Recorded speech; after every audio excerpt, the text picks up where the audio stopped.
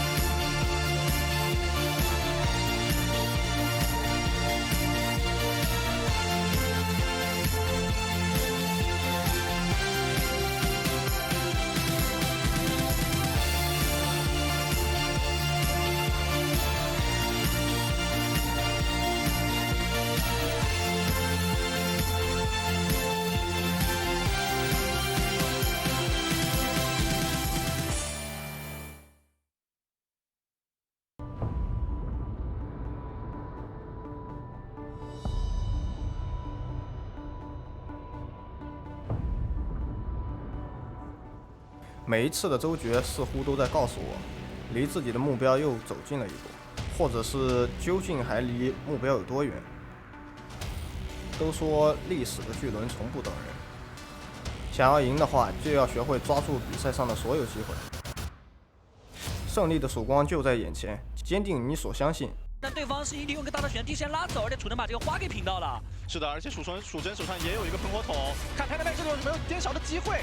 好在是做了一个安全跳的动作，蜀真这一波非常细节。楚真带着这个喷火筒在决赛圈还到最后一次线。全新篇章，我依旧信心十足。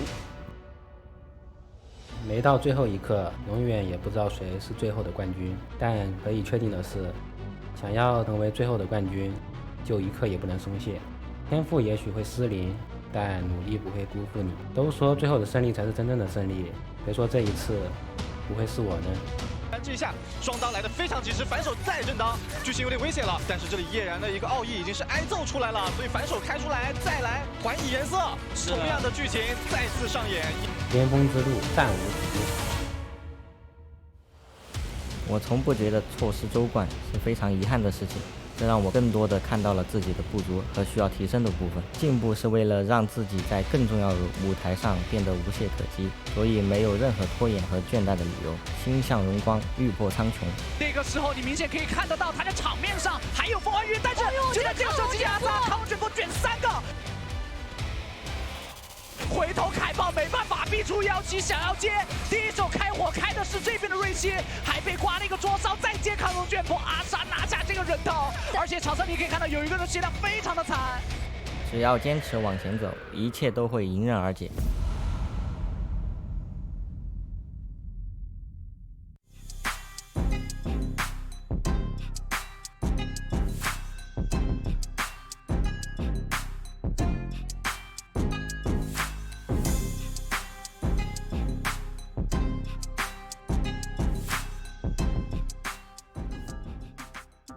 What's going on, ladies and gentlemen, and Naraka fans? I hope you guys are doing well. Welcome back to the Naraka Blade Point Pro League Season 2. We're on to our fourth bi-weekly. Sorry, our fourth bi-weekly. God, Dobby, where has the time gone? It has been insane. We have come through so much, and we are in our first week of our fourth bi-weekly. We are going to finish things up next week, and then we head over, of course, to our repechage, aka the losers bracket, and then every single team heading to World Cup is going to be decided. Man, the year has gone by so fast in terms of the Pro League, right, Dobby?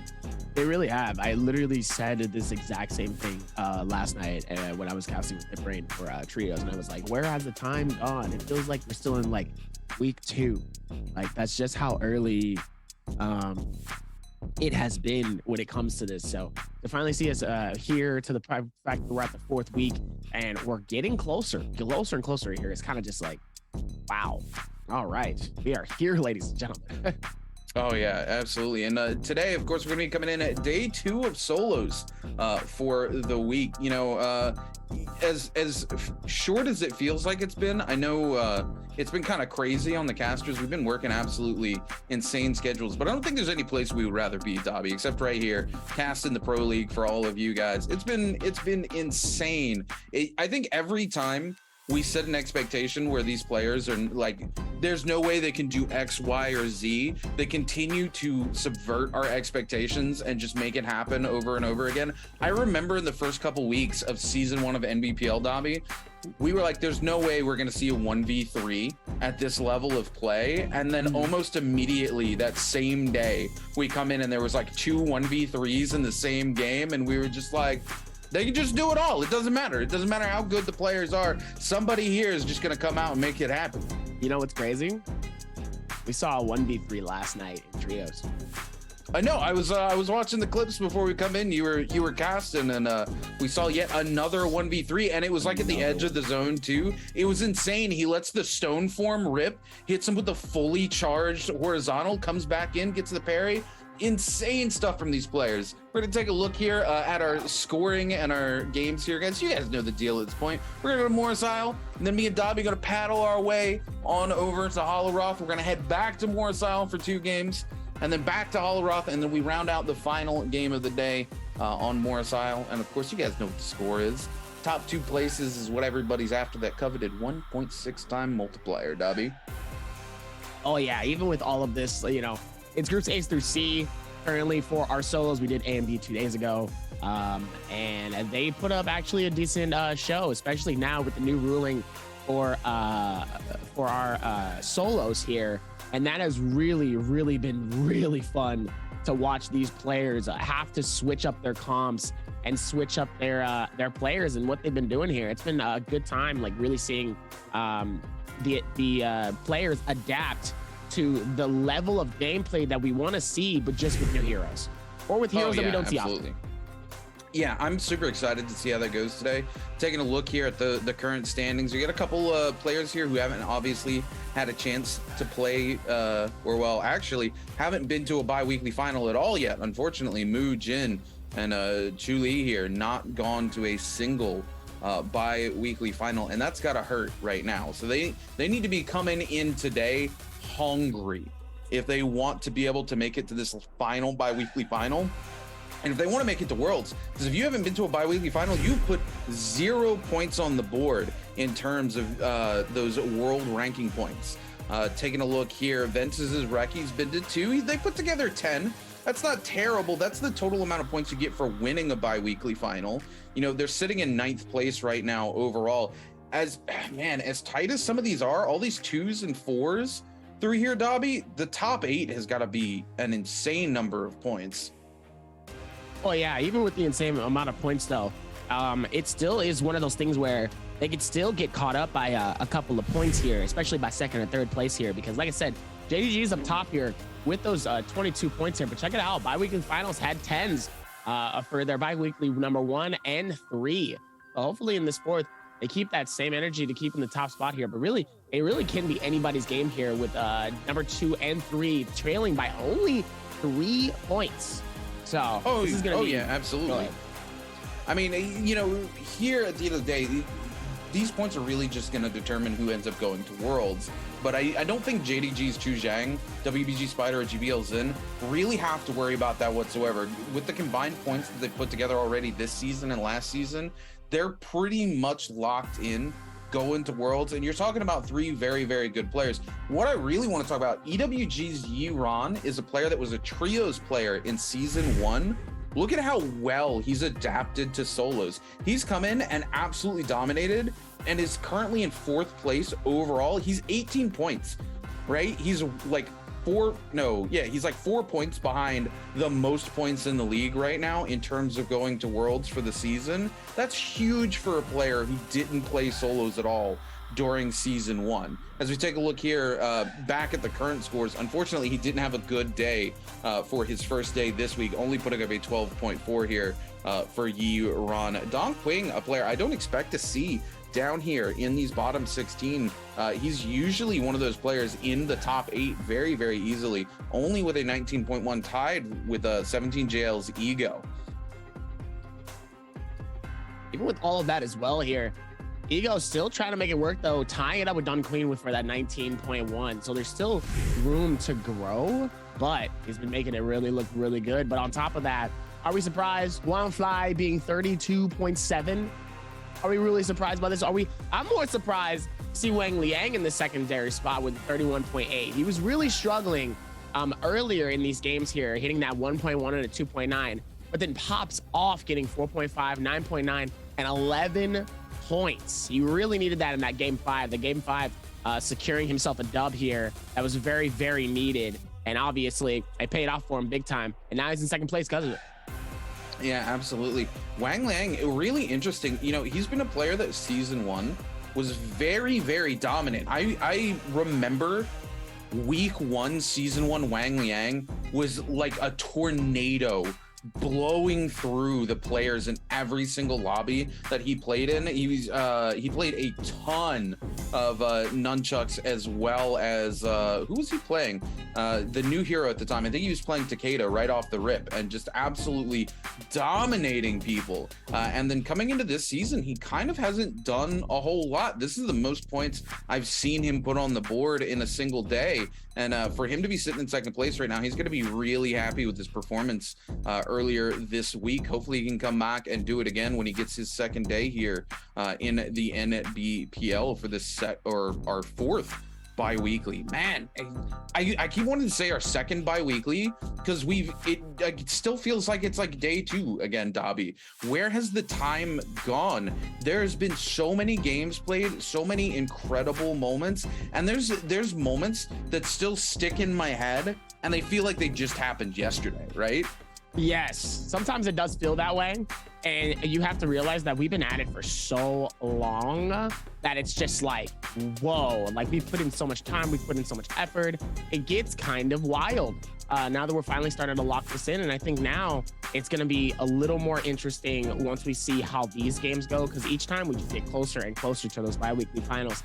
And you'd love to see how people can be able to react and do a little bit more with these solo games here, especially now knowing, like I said before, for the people that don't know, you have to play 5 different comps for out of the 6 games. So you can't play the same character twice. That means that every person is only allowed one character. So if you play him once, you gotta time him right. And that is the beautifulness of this new pick here. It's been forcing a lot of these players to really do something different here. And that's what we love to see, is the variety now. We're finally able to see the switch. And we're finally able to see how these players can really handle different comps in different situations. Oh yeah, absolutely. I'm excited. I didn't get to watch day one. I was recovering, as it were, unfortunately, and I saw some of the highlights and things looked absolutely insane. I want to see. I'm gonna make some predictions, being I didn't get to see day one here. I think we're gonna see a lot of Tumulk. I think Tumulk actually has always been super close to coming into the solos meta and just finding that space. And now that they have to play 5 heroes, I think we're definitely going to see him. I definitely think we're going to see Takeda. We're going to see Tarkas. And then, of course, we're probably going to see a lot of Zping, Yodohime, and Justina coming through for these hero picks. But it's going to be interesting.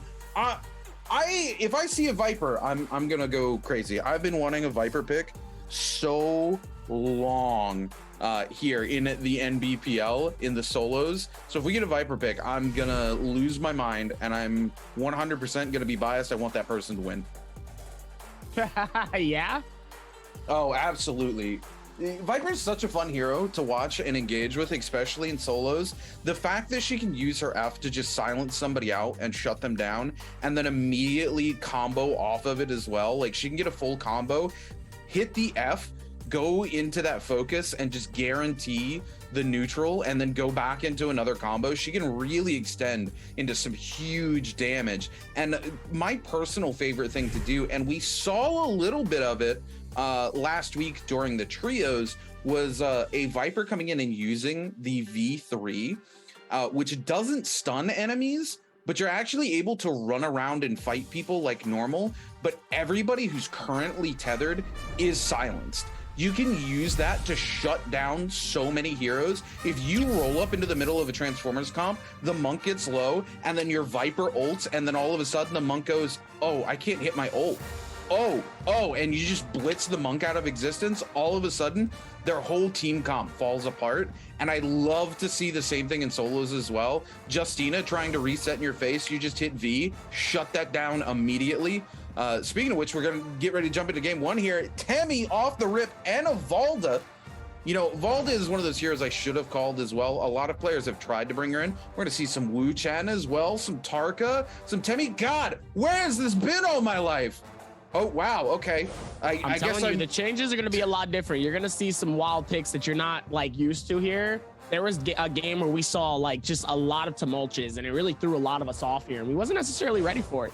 But you're gonna see, you know, you'll see the usual Justina, you'll see the usual Yodohimes, but you definitely will see some very, very surprise picks here. And for our first game, here goes the first surprise, is that Tumulch is gonna be the main source and the main face for our game number one, as it looks like Shadow Jade Mine is finally, after a couple of days actually of trios and a couple of moments of really seeing a lot of these players land in the center sections. We're finally able to see some people land in Shadow Jade. We're finally able to see some people in Wreckage Plains a little bit. I don't think there's a single team. All right, LXY is maybe landing in the far left corner of Celestra here. But after that, all of the little small areas to the left side, Winfield George and a couple of the other small little areas is going to be, you know, still a main popular area for a lot of those players here, as we're going to lock in for our first game of solos here. And Tumulch is the name of our first game. You know, it makes a lot of sense, right? If you start seeing Tumulks in the lobby and you decide, hey, I need to play Temmie at some point today, it makes sense to go ahead and play it in this game where there's so many Tumulks around, because you're just able to cancel out every other Tumulk's ult with your own. So you just go ult for ult, and then the fight continues as normal. So as long as you've already taken control of that fight in that situation, which you would hope you have at that point, you can just ult, cancel theirs out, and then they have even less options available to deal with you, right? So it makes sense when you see other players locking into Tumult to go, okay, hey, this is going to be my Temmie game. I can lock people down. But I'm sure there's going to be a couple other players who have the opposite philosophy, right? They're like, ooh, look at all the Temmies this game. Now Now, next game, I can come in and all these players can't play Temi again. Now I can lock in and nobody can cancel my ult out. This is Tumult's time to shine. So it's going to be interesting to see when we get to that game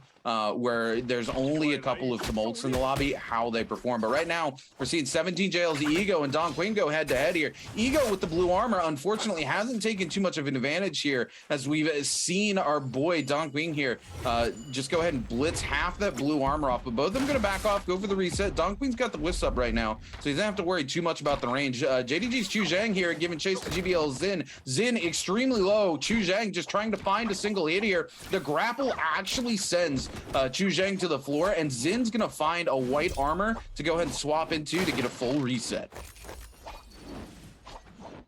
Even with that, though, it's still going to be going through the rotations as Chu Zhang is going to push in and keep the same pressure onto Xin. Xin is going to force the Arctic, but it decides to use it as a fake here, as Chu Zhang is going to continue to push forward here, trying to catch Xin in a tight section here. And it looks like Xin actually stuns himself, trying to go through the maneuvers here, but it looks like he's still able to keep himself alive here, as the first ulti we see coming in is a miss from LXY, and LXY immediately gets parried as Spider is going to push in, pop the ulti, get the freeze, and immediately gets the finish. Spider coming through and immediately getting that dusted finish here, and it looks like he's just standing there like, wow, I cannot believe I just let that happen to me. That's unfortunate. Meanwhile, Spider back at it again. Julie wants that action with the purple, immediately catching him inside of this corner here.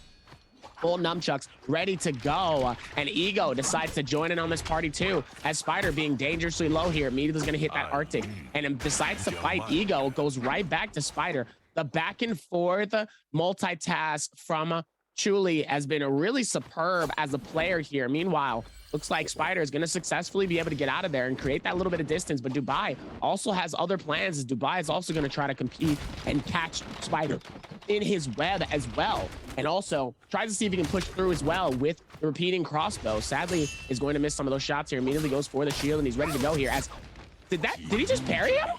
Yeah, so WBG Spider actually parries Chu Li. Spider falls off the roof during the parry animation, and then we see Dubai just immediately follow it up with double Abyssal Aura and completely wipe the armor off of Chu Li. Huge for Spider, right? Because all attention was on Spider. Now that Chu Li goes low, everybody else here immediately turns their attention to Chu Li. Spider gonna just be able to get the full reset and get out of here. Chu Li still being hunted down by Dubai here. He's gonna go ahead and force the ultimate here, immediately use it aggressively to just turn straight onto Dubai. Dubai gonna turn around with the wisp though. Chu Li goes extremely low, 1 HP in a dream as everybody takes pop shots. The teleport comes out. Chu Li might get away, but Dubai doesn't want to let it happen, just barely misses connecting with the musket. Chu Li still holding on for dear life. Dubai swaps it to the repeating crossbow, just needs to find one, can't make it happen, and it's gonna be Reki who comes in and secures the elimination.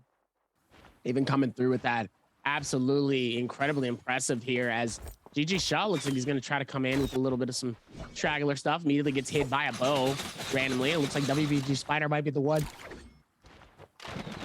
that claimed that one, as immediately gets hit by another one here. GG Shaw's going to have to be careful and get out of there. He's dangerously low here. I don't know exactly what he's been doing, but he's going to have to run. He's in a very dangerous situation here, and the only way out of here is getting away as quick as possible, as GG Shaw will retreat using his ulti here.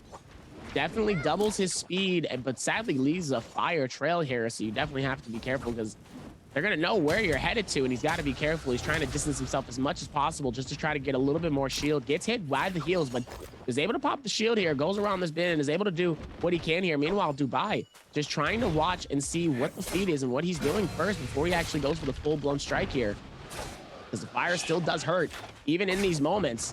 Definitely does not want to get caught by that. Meanwhile, the right click's connecting onto Dubai by GG Shaw here, telling him to back off. Immediately, it's a bow. Beautiful hits, and now Dubai has no shield, and now they're eyeballing Dubai, as Dubai is now dangerously low here. Don Quinn is going to push in, keeping that pressure, making sure that he doesn't use any of his shield at all here, and GG Shaw is full shielded up, ready for the next fight.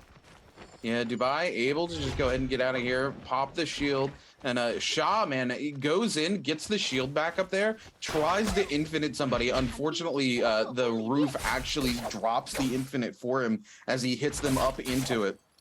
and then immediately just backs out, takes the reset again, and goes down. Wolves Kai Bao here. Oh no, the terrain, the little bit of hay there actually stops Kai Bao from being able to connect with the charged vertical there after freezing out LXY. And Kai Bao now with no ultimate charge left as LXY gives chase, looks to find a reset here, is able to get one shield pot off and is actually above LXY in terms of HP now. So LXY going to take the opportunity to go and reset it as well. Baoda Swankfly here, going to pop that ultimate, right?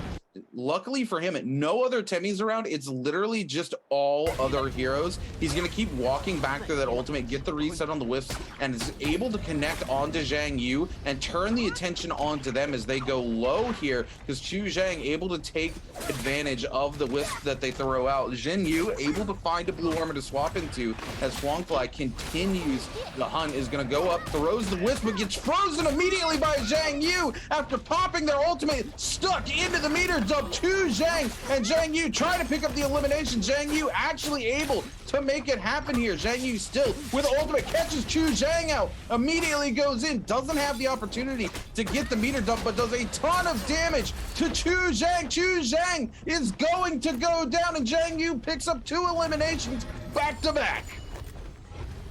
Zhang Yu immediately able to get those 2. That's massive for him, as now he claims 3 in his first place.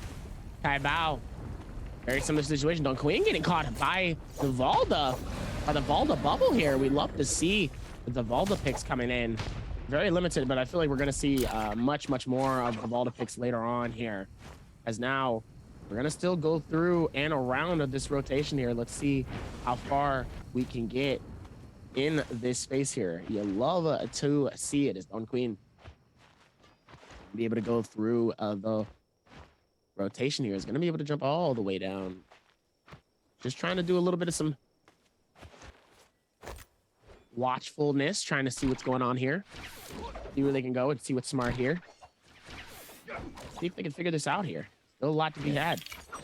Ego on the move here as well. A lot of these players down here by Soul Jade Bond. We see a lot of action coming through here in solos fairly often in this very particular spot, right? There's a lot of places you can move around, and there's a lot of loot to be had here. So we very typically see these fights break out here. Zhang Yu trying to turn around on Reki, just pumping the damage out with that flamer though. Just doing all they can. We're gonna see Zhang Yu forced to pop the ultimate here. Is gonna burn 3 charges immediately, holding on to 1 charge as they try to get away here using those grapples, creating enough distance so that Ego couldn't grapple onto them is actually going to serve them pretty well here, so Ego can't get extra distance from those grapples. But Zhang Yu needs to be very careful as they have gone super low. They're going to hit the bell here. Dubai on the other side, Chu Li down below, and Ego not that far away either. But Zhang Yu able to get the full reset, sitting topside here as Celestra looks to be where we're going to see quite a few brawls start to break out,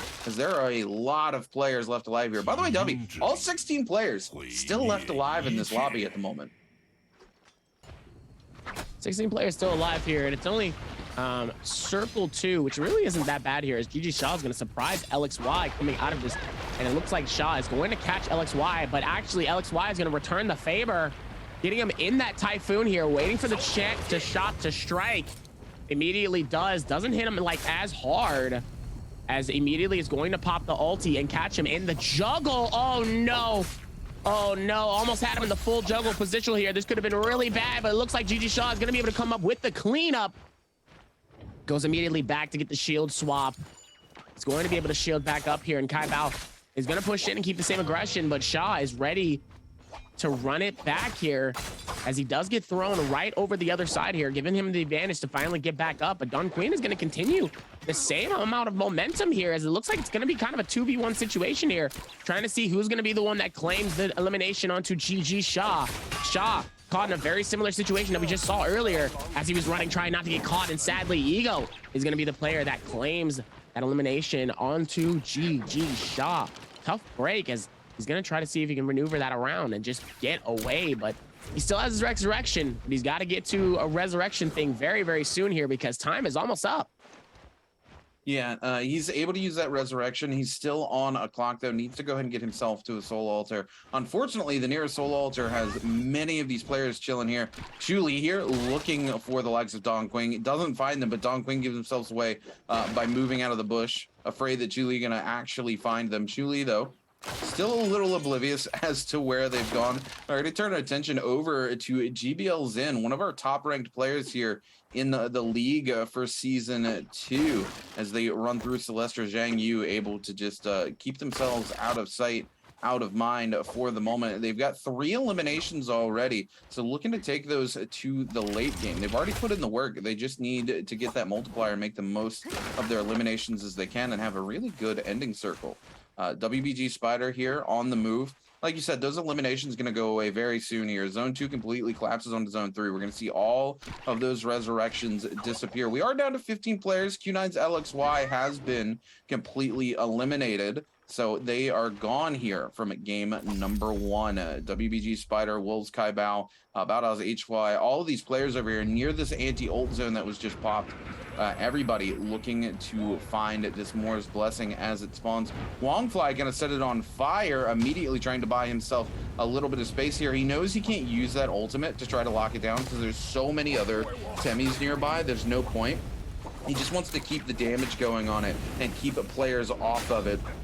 Now, as we see Ace's Jin go very, very low here to the likes of the Flame Breath, as well as Spear from another player. Reki just going to immediately turn around. Jin is going to get knocked up here, and they're going to get eliminated by AOW Zhang. Zhang caught up in a wisp, though, going to throw some wisps of his own as he moves away from Ventus's Rexy, throws the wisps, unable to connect with it. And I'm not quite sure who is able to get the Moore's Blessing here, but everyone starting to scatter means that Moore's Blessing's probably gone, Dubby. That is unfortunate coming in.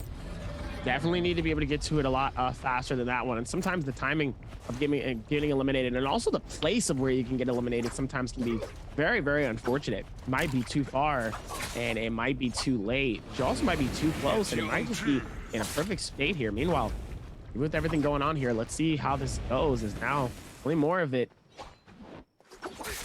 gonna get let out, as now Rexy is going to push in on Huang Fly here. Huang Fly, number 1 on our leaderboard so far for our solos here. So let's see if Huang Fly can keep that same energy that he's been doing so far throughout these past couple of weeks here. Is now we're gonna be able to find out, as Rexy, Huang Fly, Yeateron, and Spider are all nearby, trying to see who's gonna be the one that strikes.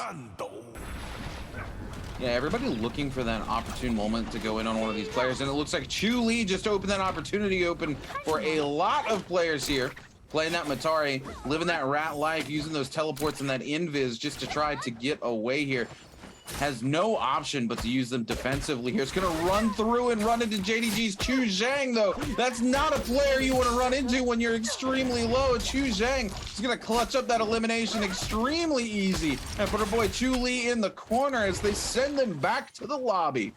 GBL Zin now forced to pop the frost scores. Multiple players come through trying to lock them down. They are going to be able to get away here, except Rexy wants this hunt, is going to go ahead and throw that Flame Breath down, do quite a bit of damage to them there. Off the back of that burn tick. Zin gonna go topside, still looking for the reset. Chu Zhang, Rexy, Don Quing trading blows in the bottom, but the zone very quickly pushing forward, gonna force all these players out of the bottom of this temple here in Celestra, and soon Celestra will be completely engulfed. And these players are going to be forced to move here to the western side of Celestra.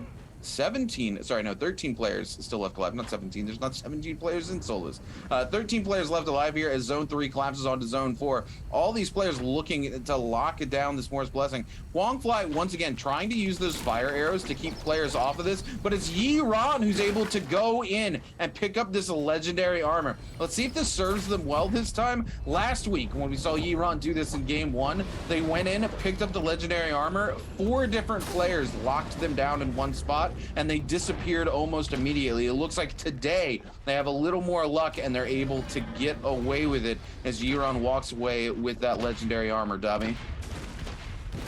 Even with all of that as well here, Don Queen still trying to use that max amount of cannon length here to try to see if he can land any shots here.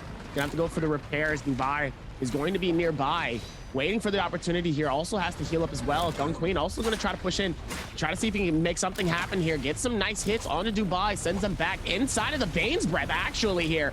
And it's going to force him inside of it here. He has to be very careful because they both can get caught. Just barely out of, Dubai didn't get caught by, no, Dubai almost gets hit by that one, but sadly it's not going to be enough as Don Queen immediately is going to parry Dubai and then shut him down. Oh, that's just tough. Dubai getting caught by the Bane's Breath here, and Don Queen just hands off, hasn't been hit at all yet.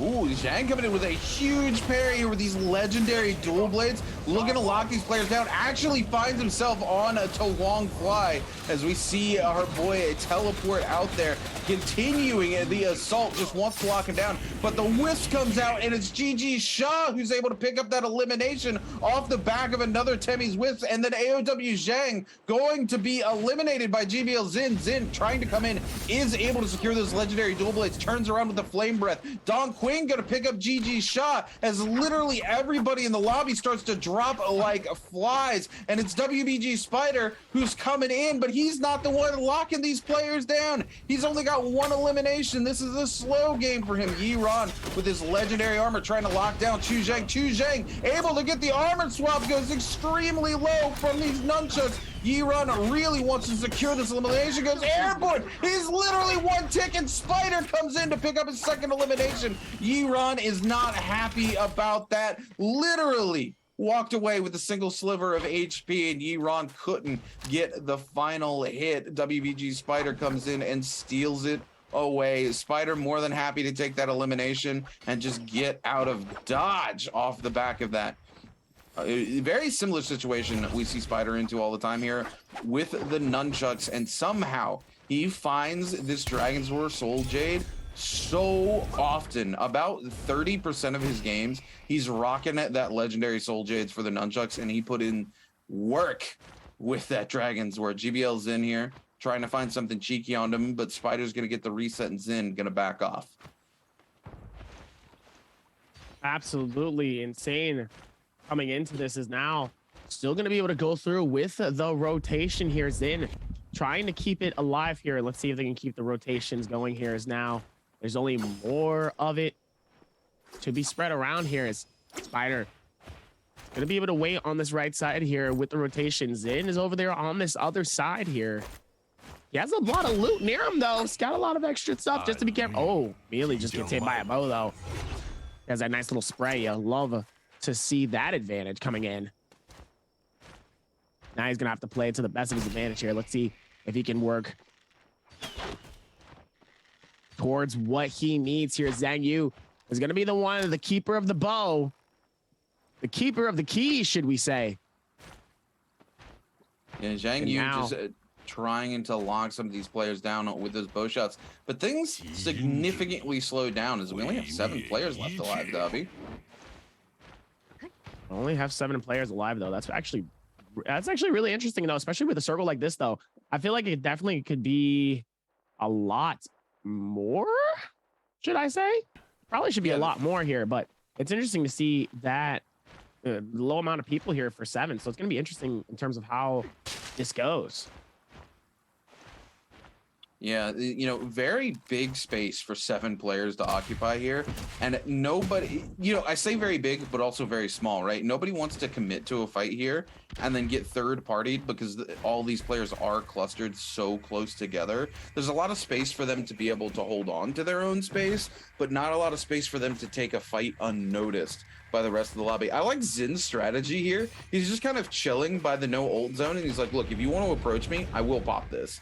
He's like, I will turn this into a nightmare scape for everybody where we're all just fighting without our ultimates. Don't make me do it. Just threatening everybody with this little statue right here. As we see Zhang Yu holding on to the hut here. WBG Spider trying to get him away from that space. but also just trying to hold on to his own space. Doesn't want to walk into that situation where he can't use his ultimate all of a sudden, because this circle is starting to get very small as we are now down into zone 6. And I don't think too much action is going to break out here for the next 30 seconds while we wait for zone 6 to start to collapse onto zone 7. Once we're down to that final super small little circle, we're going to see some of these players start to be forced to come together and take those fights, Dobby.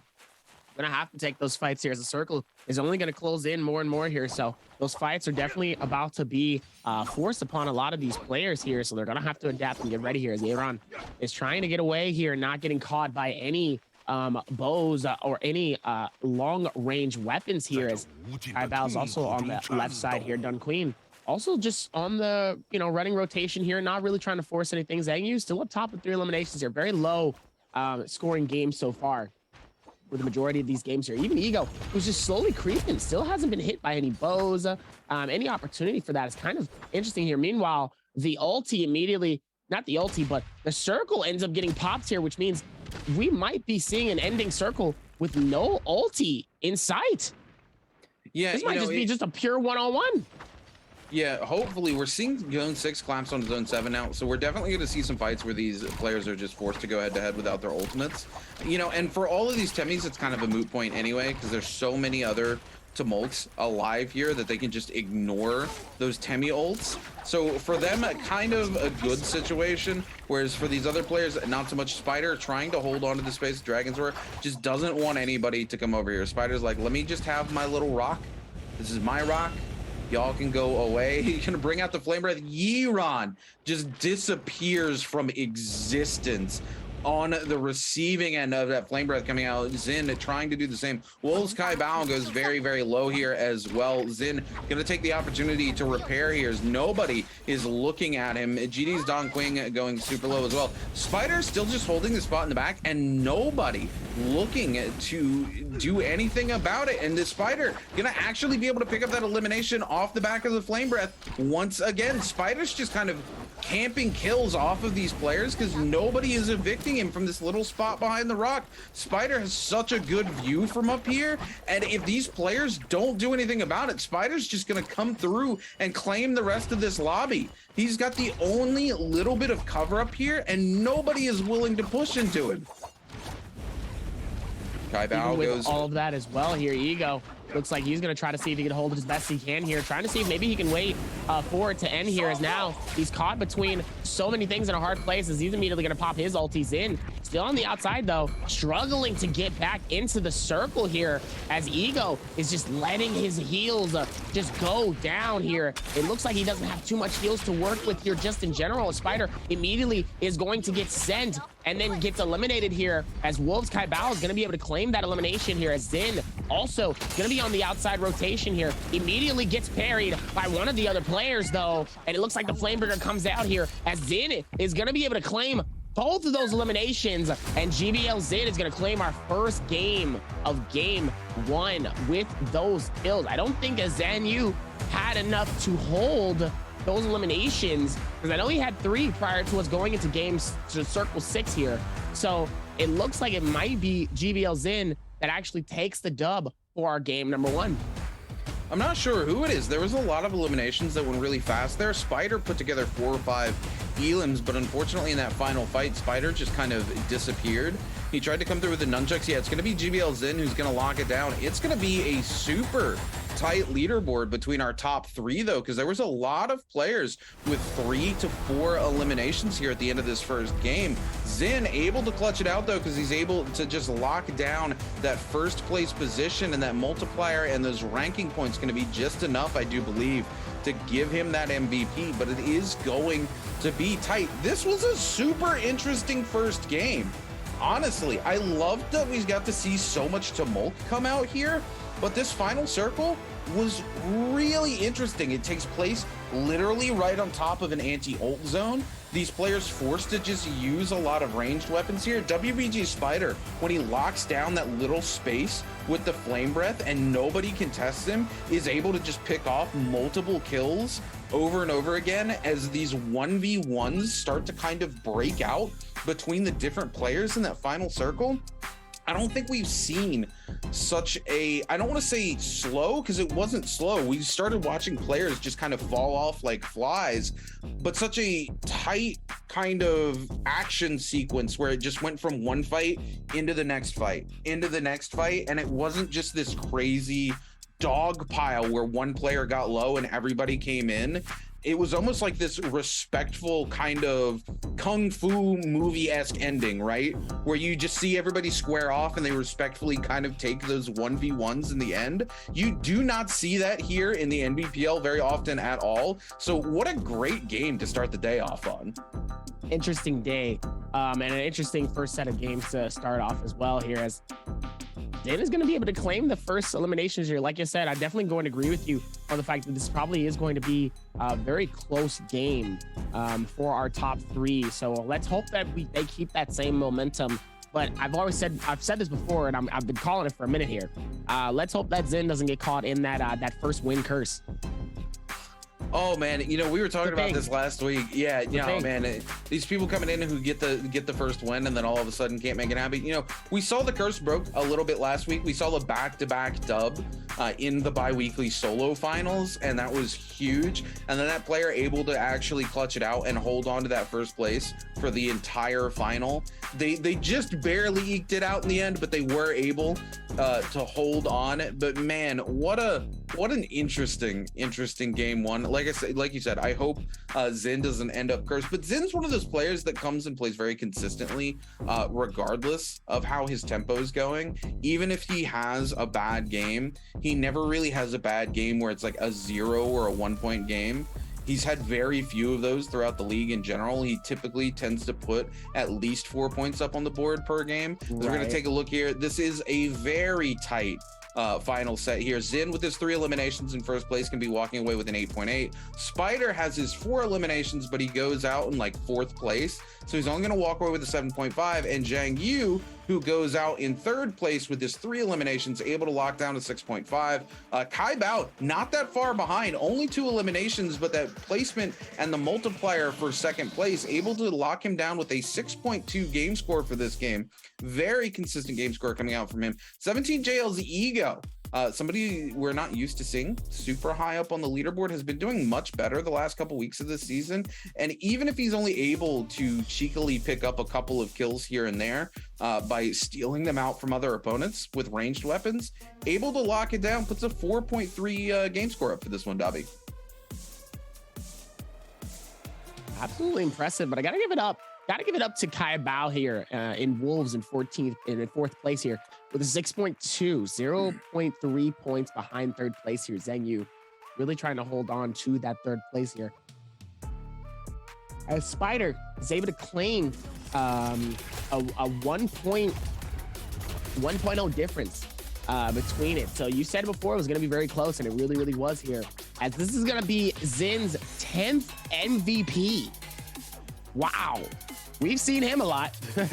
Yeah, look, Zin just plays Zin a lot. He plays so consistently, man. Even in games where he's not walking away MVP, he's almost always top 3, top 4, right? I think there's been 3 games all season where he's walked away with like a 0 to 1 point game, right? Every other game, he's consistently in that top 4 range, putting points on the board, or just being the MVP, seeing as he's, you know, been MVP 10 times this season already. That's actually a pretty huge number. I'd be interested to know which player currently has the most MVPs total, because 10 double digits seems like a pretty tall order for any player, Dobby. Very, very tall order here. Is, you know, it looks like the tall order has been made though. So he did it.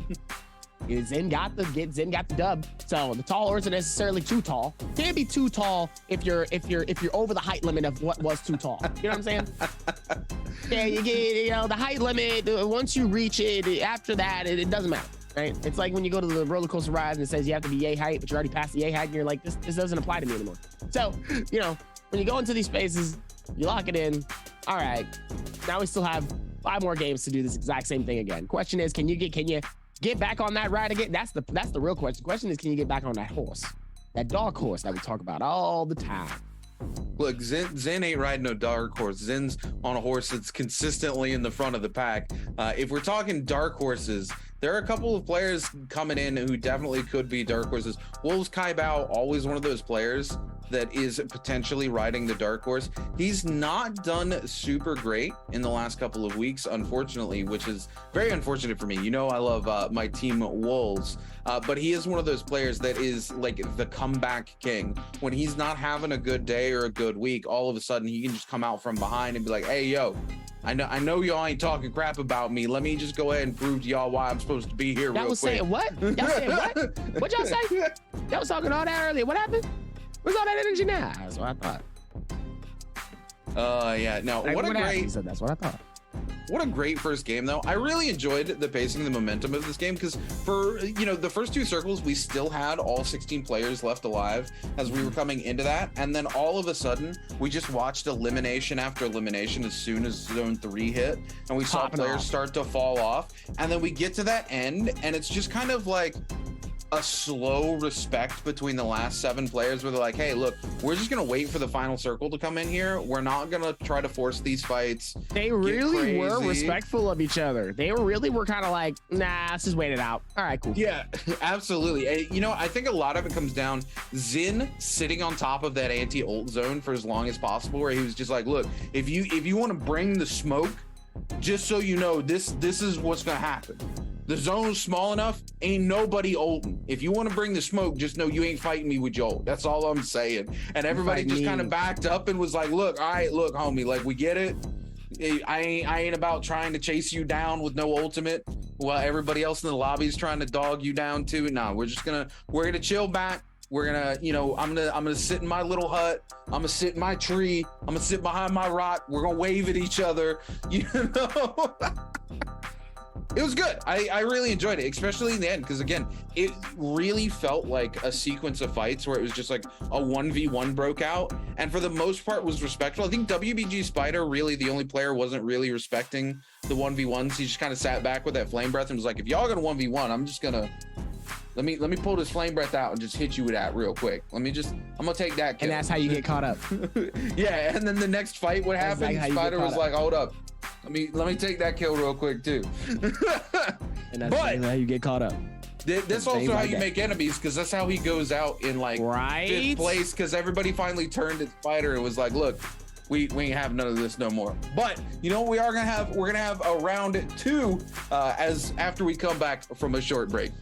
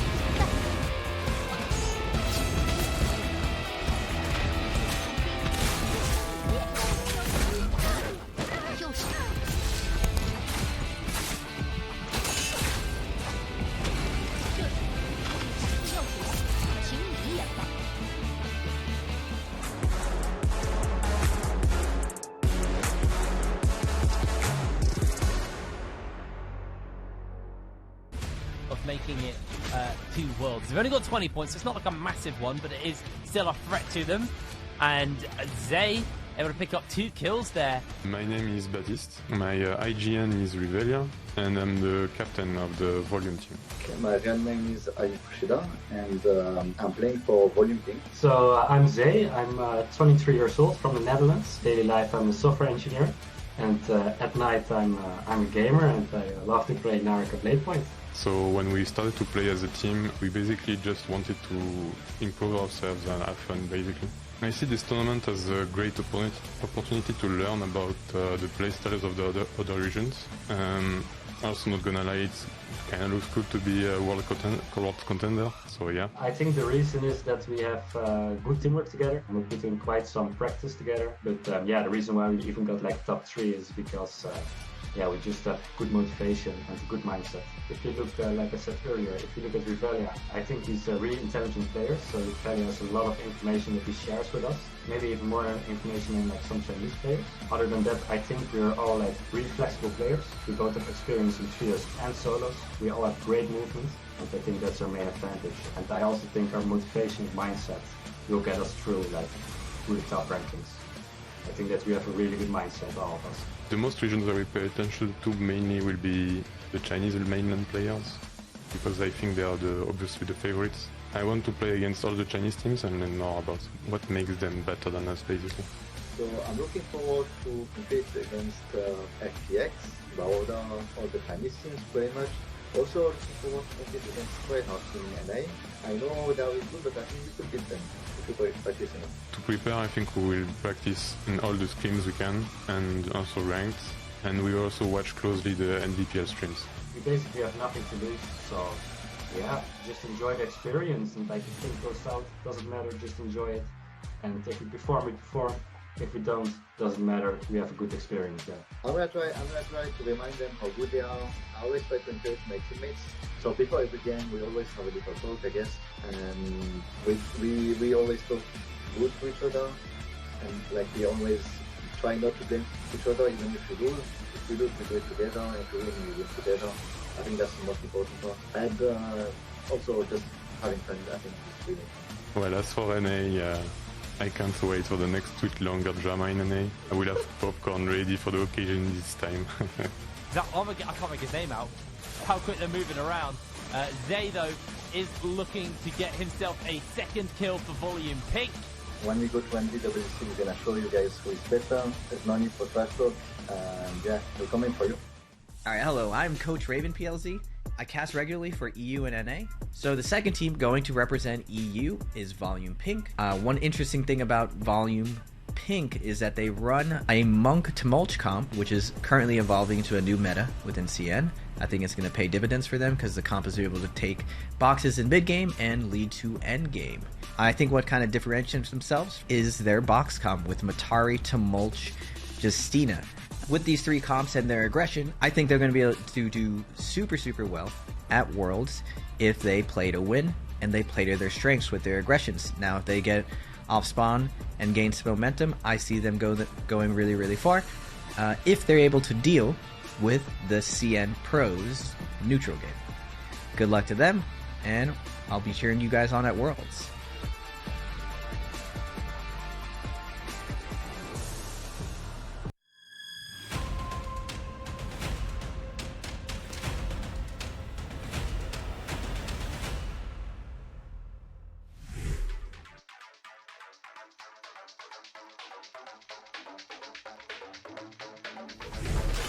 Love to see it coming in though, as Xin Yao is gonna be able to try to see if he can claim. Oh, but it's getting claimed. No way! Sorrow.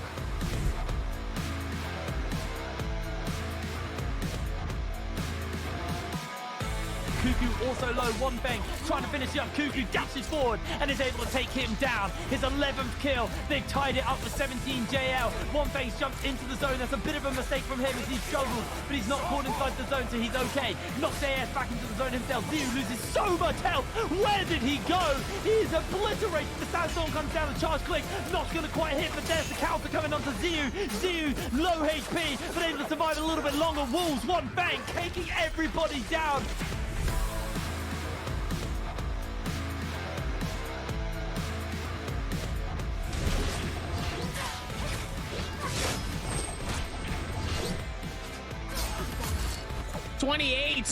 Trying to hold off here, creating a little bit of that distance here. He's going to wait for the skill rush here, trying to see if he can get the nice little bits of impact.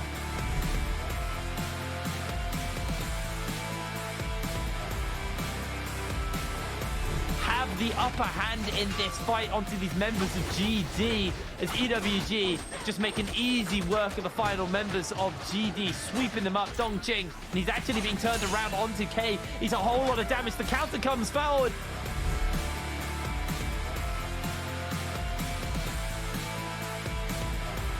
I don't think AL is gonna think twice before he ends up pushing again, because he ends up getting eliminated, and so does Liziu.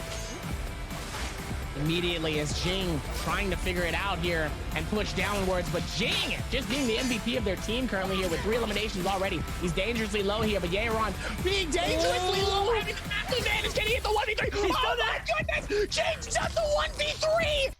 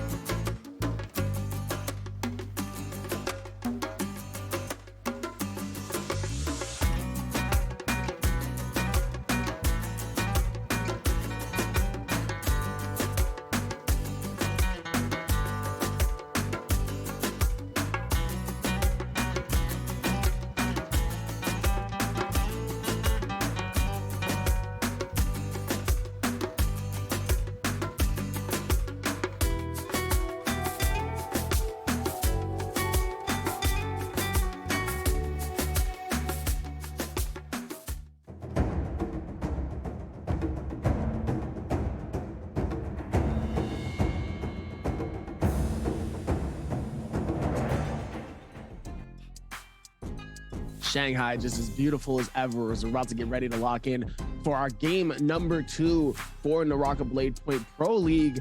What's going on, ladies and gentlemen? Welcome back to the channel. I am your host, Davier, and I'm accompanied by my main man, my sidekick, my fellow brother, as always, RuneKeeper TV.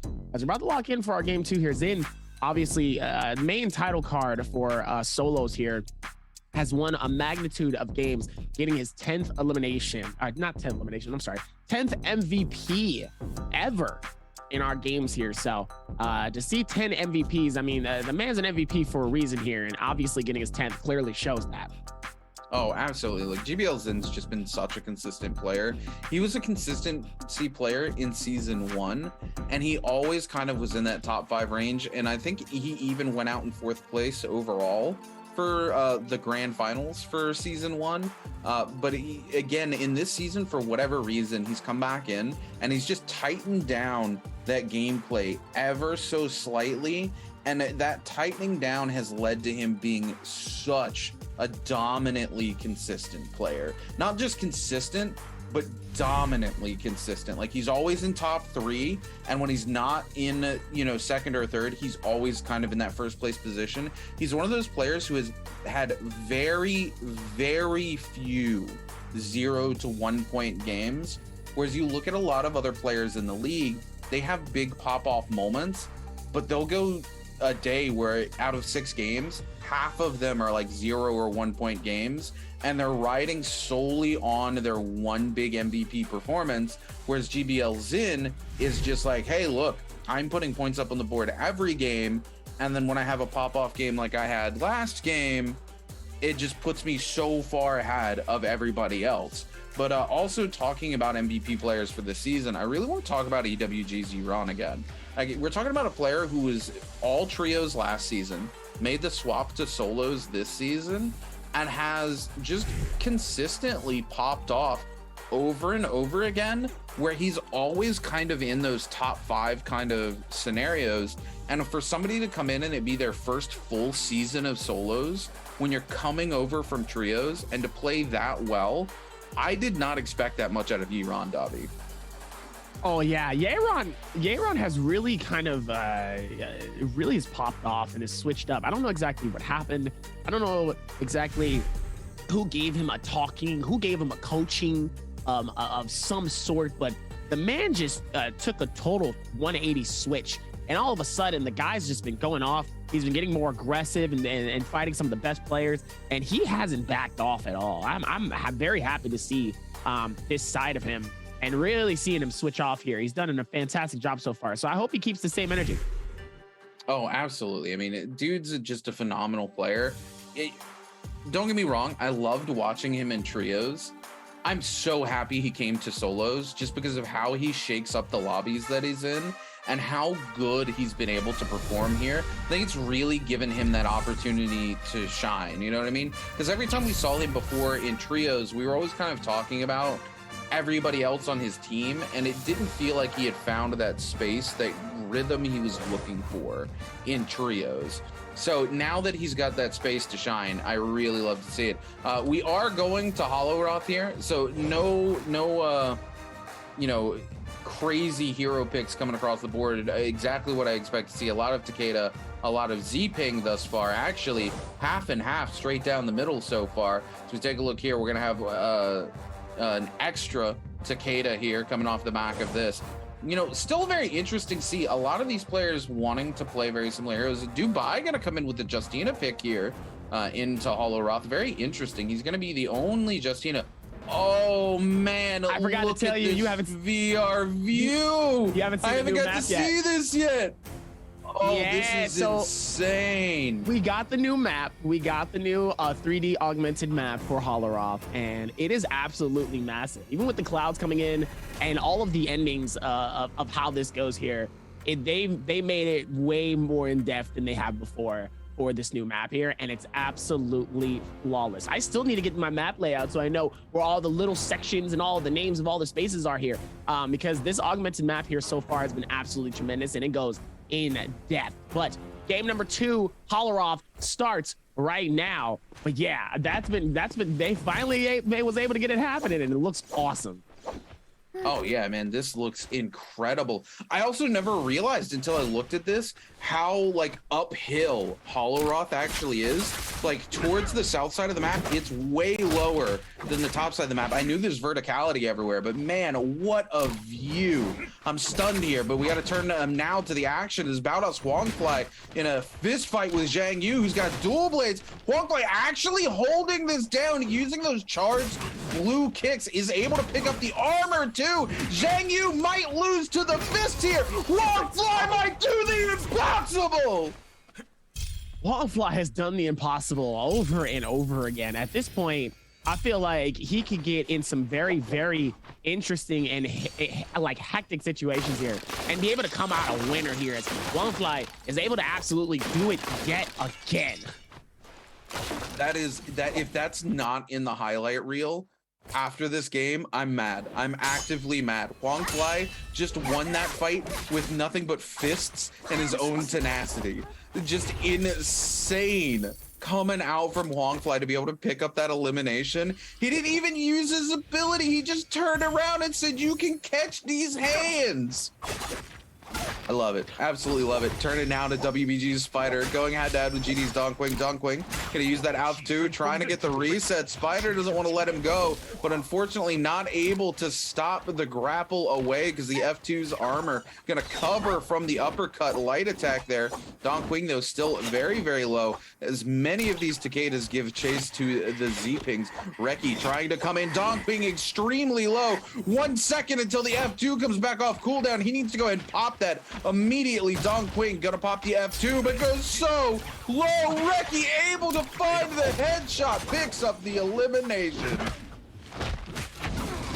Not only was able to find the elimination, but Spider's gonna be able to get the throwdown and immediately get the finish off of the next player as well, as Spider's gonna be able to claim his first elimination and absolutely decimates him and just makes it, oh, that was impressive to come into this and made it actually really, really smooth too at the same time. You love to see how they're able to clutch this up and make it all the more look good here in these spaces. Now, they're gonna be able to lock this in for another here. They're going back to it, and Huangfly sadly gets claimed as LXY is gonna get the second elimination of his games. Like you said, Huangfly, another player that has been doing amazingly well here, nabs up the Takeda though. And this is one of those Takeda games here, as like we said before, still a whole lot of action and insanity coming into this. Is now we're gonna be able to go through with the rotation. Immediately catches Chuli with the Reza. Massive damage coming in to Chuli. And now Spider's gonna be able to push onto this. Pops the Takeda, is gonna try to see if maybe he can hit him. It absolutely does. Gets him very dangerously closes here. He's able to go through with the movement. And this is the problem with oh, never mind. I was gonna say, this is the problem when it comes to fighting the Zipping. The Zipping can just heal. And then Spider said, nope, sit down. Absolutely, with all that destruction. Where do you think you're going? And I was like, okay, never mind. My bad. Yeah, that charged right click on the spear there, the overhead with the blue, just eats through the Z-Ping shield and does so much damage. But speaking of Z-Ping, we see a little Z-Ping on Takeda action happening again here, but it's the Takeda on the run now, and he's at quite the disadvantage. He's going to turn around with the ultimate, though, trying to take back control of neutral and says, look, I just want to go ahead and win this fight if I can. Pumps out a ton of damage onto Zhang. Is going to come around with it again. Every time Zhang comes around this building, he's more than happy to just come through the F, lock them down with the long sword there. Zhang only a single tick left on that shield. The scale rush going to come out, not going to be able to secure the hit here. Honestly, if I'm Reki, I feel like I would have turned on this fight. Zhang's walked into it so many times. He could have easily won this, I feel, when he had his ultimate available to him. Unfortunately, he does not now, and he's going to have to take the Z-Ping head on. Is able to catch the grab there. Z-Ping going to pop the F2. Reki with the full reset, though, keeps the fight going. Turning our attention now to GG Shaw and WBG Spider. Spider a little bit on the back foot, goes for the grab, but needs to back off because he wants to find that reset. Shaw goes for the parry, mistimes it. Spider, however, does not connect. He's going to go for the ult, and it's ult for ult here as Spider goes head-to-head with GG Shaw.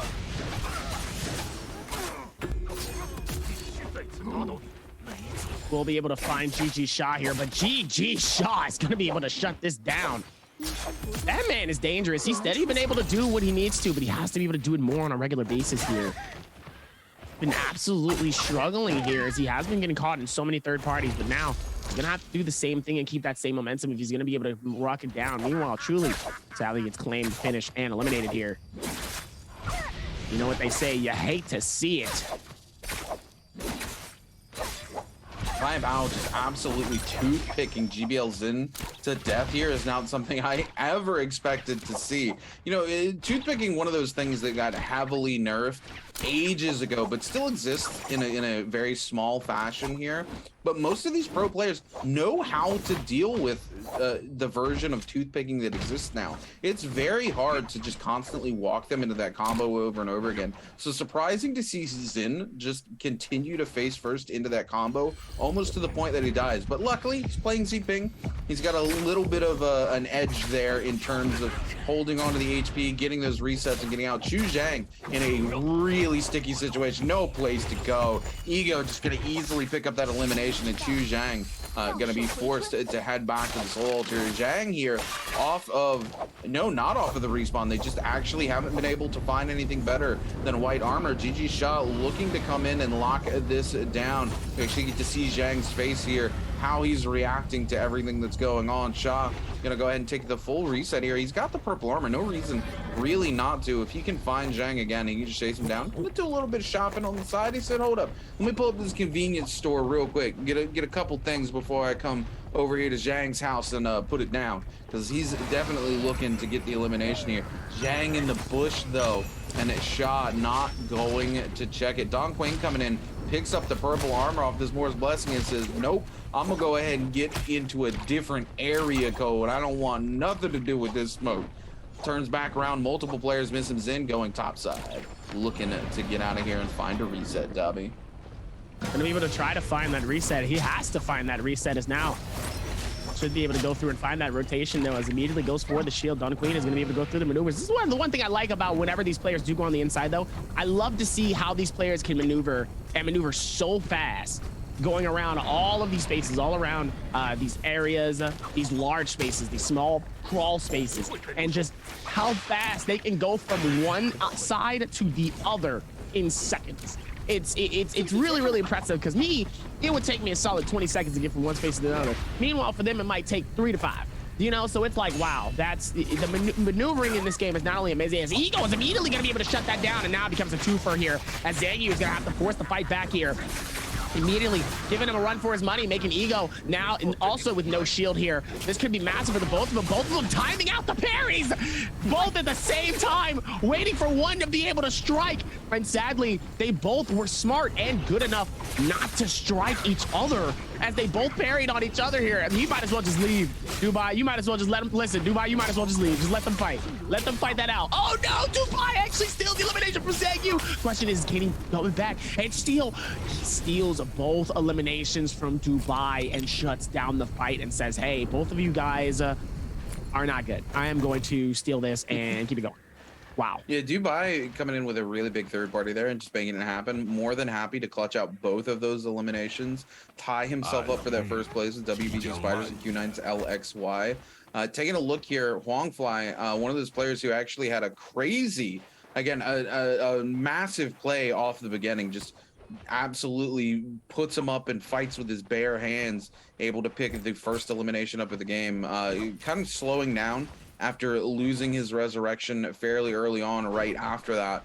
WBG Spider here also losing his resurrection after picking up a couple of eliminations. One of those players that is kind of coin flippy, typically starts to slow down after he is eliminated early, so it's going to be interesting to see if he's able to find his momentum here in this game. I know he's been trying really hard, talking about his coach trying to keep his mental together, because it is the mental that affects him. Hopefully his coach has been continuing to work with him on that, and he can just continue to find his groove regardless of if he's lost that resurrection early or not. GG Shaw here coming in on the JDG's Chu Zhang, trying to lock them down here, but we're going to see the charge left click come out from Chu Zhang and send Shaw flying. Both of them with the ultimates pop. Huangfly coming in for the third party as well. Shaw goes extremely low. The flip into the ultimate, but it's LXY out of nowhere with a pistol that picks up the elimination. Huangfly has got to be so mad right now. He had that in the bag, and LXY takes it away from him from nowhere. Oh my goodness, LXY popping the no ult zone as well. Gonna cancel out both Takeda's ultimates that are in there, and now LXY able to find the reset as Chu Zhang has become the target of EWG's Yi Iran. Chu Zhang so low, pops the ult, but it's not enough as LXY picks up another elimination. What is happening? Q9's LXY has been a player who's consistently at the bottom of every game I have seen all season, and now all of a sudden he's like, yo, what's up? I'm here to play finally, Dobby. A whole lot of action and momentum happening here. Meanwhile, oh my, I'm sorry. Where did that even come from? LXY again! Where did that even come from? What is happening? LXY decided to just turn up, clearly. He decided to just switch it up, as Nangi was going to be able to keep the same action right in front of Dubai here, immediately getting massive slashes with that dual blades. But the Justina is going to be able to come through, and Kai Bao is going to be able to slip them right through the cracks here, as it looks like Kai Bao is going to claim the elimination onto Dubai here after all that work. And then now he has to be able to dip out and retreat. 5 eliminations coming in from LXY. LXY is just showing out. I have no idea what happened. A bit of a difference right now. Yeah, again, LXY has been a player who's consistently at the very bottom every single game this season. He's not even made it to a bi-weekly final. He's 5 eliminations right now. Where did he come from? And most of them have been pistol shots from downtown. Not a bow shot, not a musket shot, a pistol shot from literally football fields away. What is going on with Q9's LXY today? Did he must have had his coffee. He must have drank his energy drink before he showed up. He's like on point. AOW Zhang here, a little bit on the back foot as WBG Spider, GG Shaw, and Wolves Kai Bao all trying to chase down this elimination. Zhang gonna be forced to pop the F2 here. Shaw goes a little low and is looking to find a reset of their own. Spider trying to keep that momentum we talked about going. He's picked up that purple shield now and wants to continue taking fights instead of slowing down like he's done in the past. So clearly able to lock that down with his coach, able to find that confidence again regardless of whether he has that resurrection or not. Yiran coming in, absolutely blitzing down Jin with the dual blades, able to pick up that elimination, and it's Yiran versus Q9's LXY. LXY was looking to pick up another cheeky third-party elimination there, but doesn't find it, as now they're turned on by 17 JL's Ego, and Ego puts them into the wall. The F2 comes out from Q9's LXY though, and they're going to find a little bit of an escape. Ego wants to continue this chases. We see LXY just continue to get this reset off the back of their F2. We see WBG Spider and the kill feed pick up the elimination on the AOW's Zhang. Now the Flame Breath coming out from Yiran as well. LXY going very low. They've already popped their ultimate. No F2. This could be it for LXY. The F2 comes up, but they are so low, and every one of these players is hungry to pick up this elimination off of them. LXY just trying to hold on to any space they can here, trying to use that charge left click, does not want to walk back into this Flame Breath by Yiran. Yiran able to find just a little bit of damage on him. LXY is going to go down to the Flame Breath though, and those 5 kills unfortunately not going to make it to the late game as they are eliminated in 8th place. We are down to 7 players left alive, Dobby, and it's only Zone 3. Love to see it. 7 players here. Usually we don't get it like too often here, and hopefully we should be able to get it more here. But now let's see where this momentum goes here. 7 players alive. Still more to come. And now see if they can go back towards this rotation. Spider is going to find his next prey, and that is Yiran. The question is Spider going to be able to catch him in his web, as Yiran is going to try to retreat as fast as possible here. Spider's going to keep up and keep that same momentum. And it looks like he's just gauging, and he's just getting closer and closer, not giving him a chance for him to get towards, not getting him a chance to get right into the last little bit of that. I don't even know what they call that. What is that? You talking about the aerial rift that brings them up there? Aerial rift. Yeah. The aerial rift. Yeah, so if you jump on top of those, they just send you absolutely flying. Zin here, not sure why they did. Oh, because that one was going away there. But yeah, those things just send you so high up in the air. Zin able to secure that legendary armor here. More than happy to take this fight. Gonna pop the F2 back off a little bit as Yiran shows up with that Flame Breath. And these Flame Breaths absolutely putting in work. Yiran able to pick up their 3rd elimination earlier onto the back of Q9's LXY, which is super unfortunate because LXY right now, even though they're eliminated, have quite a big point lead on these other players who only have 3 eliminations. Ego goes so low. EWG's Yiran looking for them. Ego able to make a little bit of a swap-a-rooney here. Able to get 1 pot off, but now EWG's Yiran going to find them. We're going to see the swarm come out, and Zin shows up as well. Ego is not in a good situation here. They are extremely low, able to lock down Zin, but here's the thing, so many players here just able to pump out damage. There's going to be Yiran with the Flame Breath, able to pick it up again, and now we're down to only 6 players left alive. Meanwhile, Spider still able to hold it together here with those 3 eliminations, doing what he can. Yiran up top with 4. Sadly, LXY does get claimed and eliminated earlier in our games here. Dawn Queen and Zin, sadly, with 0 eliminations, are going to need to do something here with these next final circles. Start with the rotations here. It looks like Zin is going to be able to use that first one and immediately hops back up. Wow, look at that. He's going to be able to go for the repair of his swarm. Jumps back down immediately outside of the clouds here. Is able to see clear opening here. Could be massive if he hits them. Let's see if he's going to be able to get the lock on here. Oh, sadly, it looks like he does get a little bit of some hits, especially from that far away. That's actually a little impressive. Not gonna lie, that's a little impressive. Yeah, the travel speed on those rockets is not very fast when you're this far up here. I like Zin's positioning here. He's just got like the ultimate high ground up top, and he's got the cloud as well coming up from the box that just buys him cover from every which direction. Look at this. He's just kind of chilling up here on the rock. Nobody's gonna know Dawn Queen's up there. Dawn Queen's just like, this is my house. Don't worry about it. I'm not going anywhere until the zone forces me away from here. I live here now. I I live here now. I pay rent. What you mean? Yeah. EWG's Yiran doing the same, right? He's just like claimed this rock. Little put his flag down and he's like, I claim this land in the name of EWG. This is our rock. There are many rocks like it, but this is mine.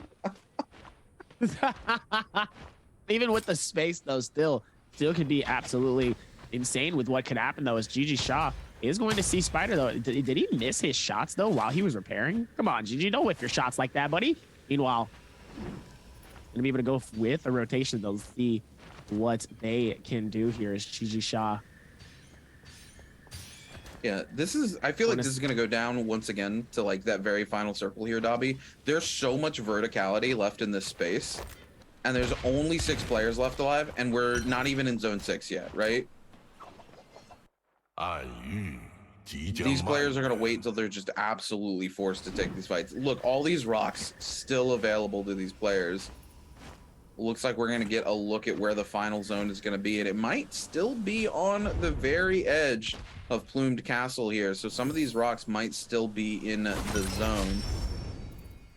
Zin just super vertical right now. I love that one little tiny rock. That's where I would be, Zin. I would be grabbing on the side of that like Don Quing was doing. Oh, Zin falls down though, gives up his home. Zin just evicted himself, Dobby. Oh my, no he did not. Yes, he did. If you don't, oh my God, I can't. That's unfortunate. How you gonna be able to evict yourself out of your house? How you gonna get fired on your day off? Huh? How you gonna get fired on your day off? Meanwhile, they're all up top here. This is just looking like a Mario Party right now at this point. WGBG Spider and Dun Queen up top. At this point, how do you cast this? They're jumping, they're hopping. They're trying not to get hit by the bows. They're hopping. They're trying to maneuver. Zin is just hopping. That's all he's doing. He's just hopping. This is just GG Shaw is trying to throw Kobe's. Oh! Wait a minute. Connects that shot. Sends Zin flying over the edge.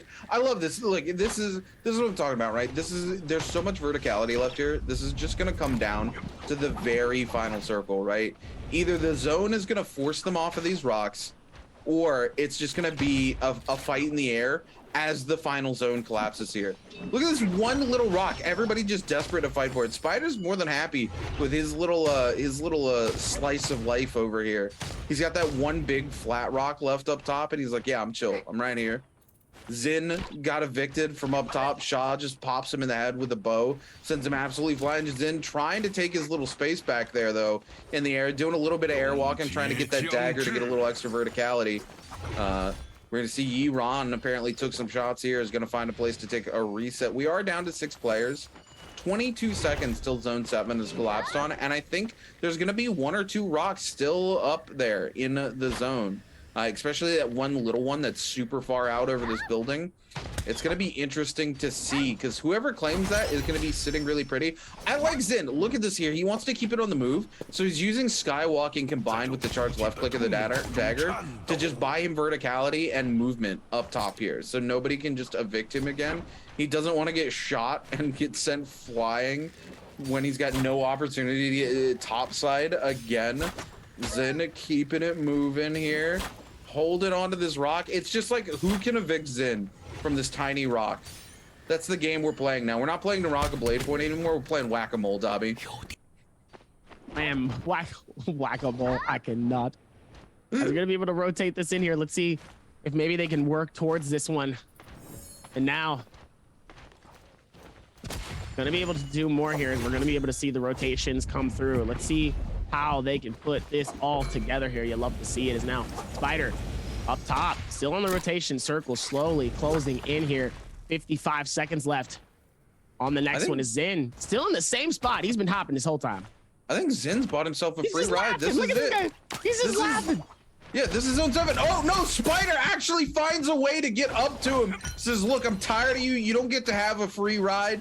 Nobody gets free rides in my lobby. WBG Spider. Nobody gets free rides. Nobody gets free rides. He said, look, I might be Spider, but I'm not Spider-Man. Don't nobody get one for free.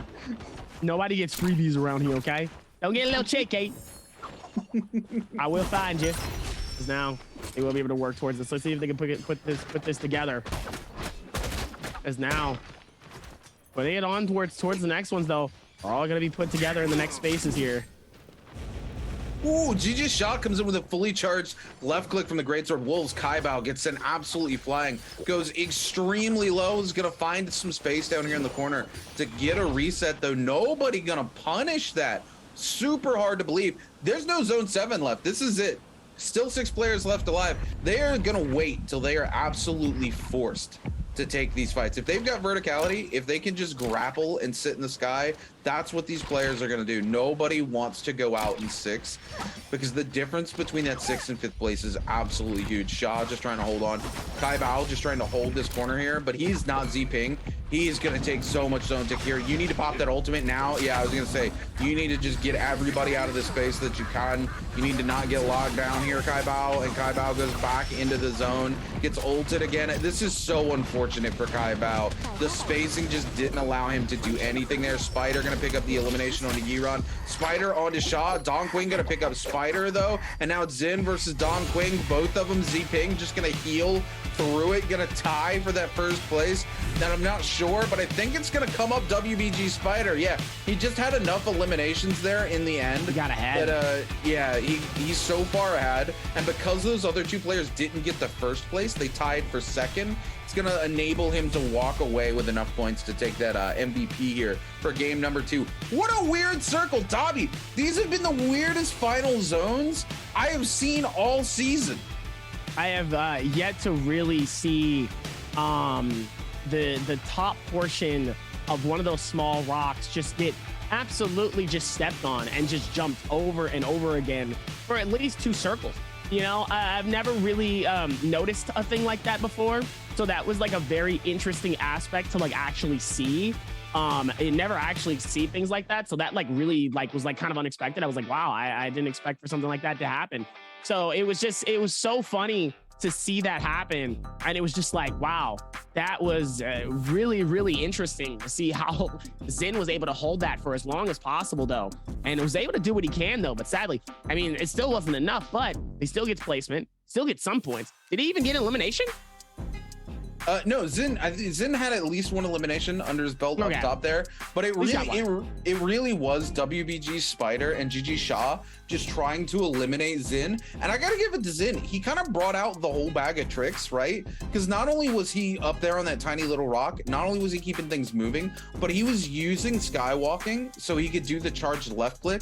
And then knowing he gets the extra verticality from the charged left click off the dagger, uses that to keep it moving, but makes it so he doesn't fall back down to the ground and just constantly kind of like keeps it going in this helicopter motion around this tiny little rock up there. And it looked like he was going to get a free ride there for a second because he got up there and it didn't look like anybody could actively get to him. And then somebody jumps skyward. WBG Spider sees the opportunity, grapples to the person that's above him, gets up in the air and is able to re-grapple and has just enough distance to grab GBL Zin and says, no, not in my house. Nobody gets a free ride here. Evicts him off the side of the rock. You're not wrong. And then what's funny is it just comes down. Wolves Kaibao, super unfortunate situation for him. He's playing Takeda. This final zone did not play to these Takedas at all. This final zone played to all of the Z-Pings. He got inside that one little corner, comes around, and is forced to pop his ultimate just to get back into the zone. But it doesn't matter because all the Z-Pings are skyward, and he's just like, there's not really a whole lot I can do here. He fights to keep himself in the zone as long as possible, but he's just already taken so much zone tick damage, and the positioning hurt him so bad. Unfortunately, you know, he held that little spot inside the house there. I don't want to say hut because it's like a full-on concrete building, but had the zone just been like an inch further to the right, he would have been golden because nobody could have gotten to him and he would have been in zone, like smack dab in the middle of it. Unfortunately, it was not that inch, and you can't really predict where the dead center of that circle is going to be when there's so much stuff around, and it just unfortunately for him gets him eliminated way earlier than he wants to be. We're gonna take a look here. WBG Spider off the back of those 5 kills is going to be walking away with a 9.5 game score. Big game for him. Yiran though, 4 eliminations and that tie for first, or not tied for first. He's actually in 3rd, I do believe. Goes out in 3rd place, still able to pick up a 7.1. Alex Y though, I want to talk about this. LXY went out in the middle of the game, Dobby, but off the back of 5 eliminations, still able to put together a 7-point game. I mean, still 7 points are going to be absolutely massive, especially LXY though. Able to hold it, even though he gets eliminated way early. Those 5 kills got enough to give him that 7 points. Just sly of 2nd place almost. He could have got a 2nd place actually, if Yiran would have done just a little bit less here. As we look at this, and even Zin, even getting those 3 points are still massive for him to keep that consistency going, as you said before. But the Takeda does win in this game. Even though the Zipings were alive in the final circle, the Takeda will be taking it home, though, as we're going to see Spider's 8th MVP for 18k damage, 5 eliminations, and nothing but blue Soul Jades on him. 3 attack Soul Jades, 2 ranged resist Soul Jades, and 1 melee resist Soul Jade. I mean, just nothing but, wow, nothing but blues. Yeah, he was just able to clutch out enough eliminations in that final circle, honestly. He was able to position well enough on the Takeda, right? Because he was on the outside, Wolves was on the inside. If the circle had just been 2 inches to the right, it would have been the opposite story here, right? Wolves would have set himself up for success. But Spider calls it. He's on the outside. He's able to pick up those eliminations as players are forced down. He gets eliminated a little earlier than he would like to, right, but it doesn't matter because he was able to pick up those eliminations because of the position he was in.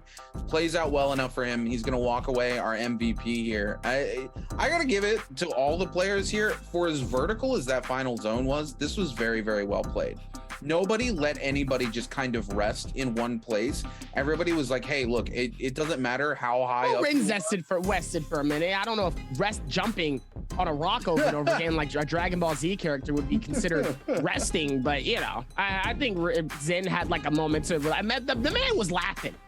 Okay, the man was giggling in the middle of a tournament, just full blown teeth out, just cracking a smile in the middle of him jumping like he's about to get ready to pull out like the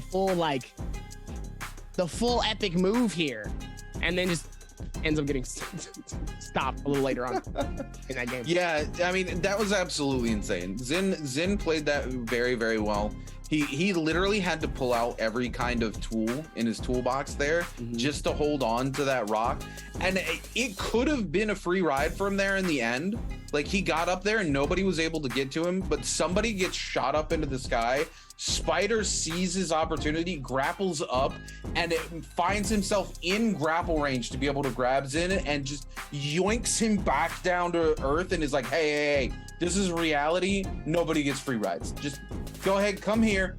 We ain't playing this game. And then almost immediately Zin drops back to the ground, doesn't get eliminated. Somebody comes around and hits Wolves Kaibao, and everybody kind of scatters looking for Kaibao. Kaibao finds that little space under the stairs where he's able to get a reset. Everybody pushes back off, and then it just kind of slow rolls from there. Still a lot of verticality. You had the multiple levels in the building, and then you had the roof on the building as well, and then you had the multiple different walls separating everybody. So it really just didn't end until the very final moments. And even then, we still had 2 Z-Pings alive because there just wasn't enough space to force them together there in those final moments. They were just able to heal through that zone tick. Really wild, man. You know, these are kind of like the final circles that we've seen today from our first 2 games are kind of like dream scenarios for final circles, like stuff that we've been like, we would love to see that, right? We would love to see a game end and all of that. When we love to see that, we love to see that room. All those sky rocks all the way up. And then all of a sudden, we're just getting these very interesting final circles coming together in these 2 games. I hope we get to see another one in game 3. I'm quite honest. I love seeing weird final circles where it forces players to play differently, especially with the new meta, where everybody's having to swap heroes. You can't be playing the same hero over and over again. I'm so excited for it. Let's see it again in game 3. Yeah, it's going to be fun for game 3, especially going back to Holleroth. I think that's going to be another interesting fight here. Is now there has been a decent amount of Zay pings that got used for this. Actually, there was a lot of Takedas. So sadly, we'll be seeing a lot of Takedas in our next few games here. But we'll probably be seeing some Zay pings. We probably will see some Yodahimes. And we probably will see some other quality characters or heroes that will be picked for these next couple of games here. So get ready, because the metas are coming. Okay, we saw the first 2 go a little bit differently than what was expected. We saw Tumult in round 1. We saw the Takedas in round 2. Who is going to take the hero picks for number 3? Is it going to be Vipers?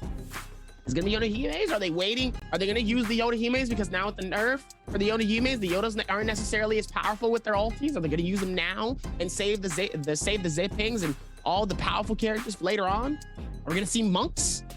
I don't know. I don't think we'll see any monks. It's gonna be interesting. We'll see Valdas though. If I'm playing Yodahime, I'm waiting till the final game of the day to bring my Yodo out. I want to see some of these other stronger characters get used up where they can't play them. You know, Yodo gets hit with a very significant nerf. The F3 goes from lasting 5 seconds to 3.5 seconds. It's the difference between being able to get 2 guaranteed pots off and now you can only guarantee 1. It's just huge. Let me say one thing though. This is a riddle for you. I gotcha. A riddle for me? I will finish the sentence. I gotcha. You got me, Dobby. I got your back. I got your back, and that's exactly how far we're gonna go. As we're also gonna get your back for another commercial. As we're gonna get ready for game 3. Send it. I need some tea.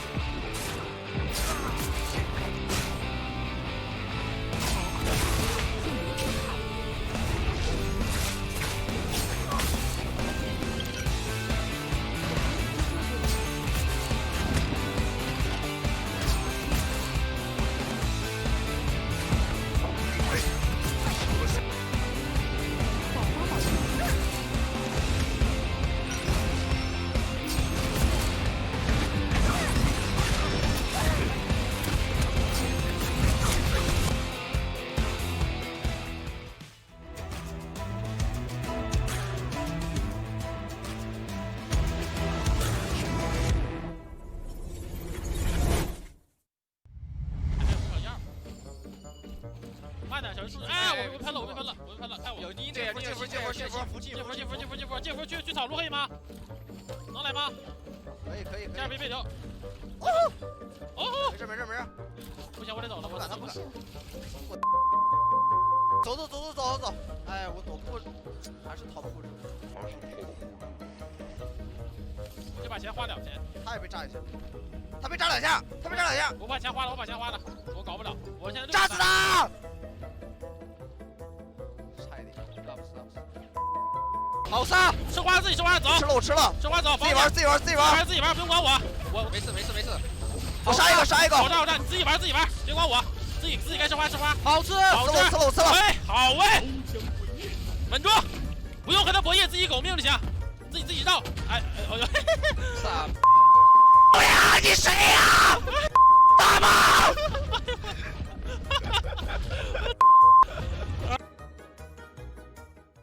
阿强，都将毁灭，敢屠魔！好踩，好推！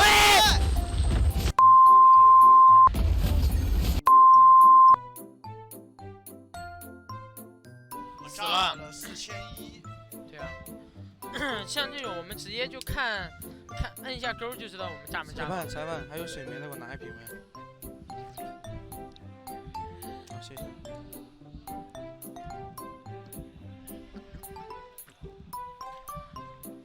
苍天笑，切了好老了。鸭子给我唱首歌，放松一下。我唱歌很贵的。哦，不然。门前大小巷，流过一群鸭。1、2、3、4、5、6、7。死了，刚说完死了，刚说完，兄弟刚说完。啊，老八对了，哎，老八啊，哦，吓我一跳，他们玩常规双变了，他们一把杀佛，一把常规佛。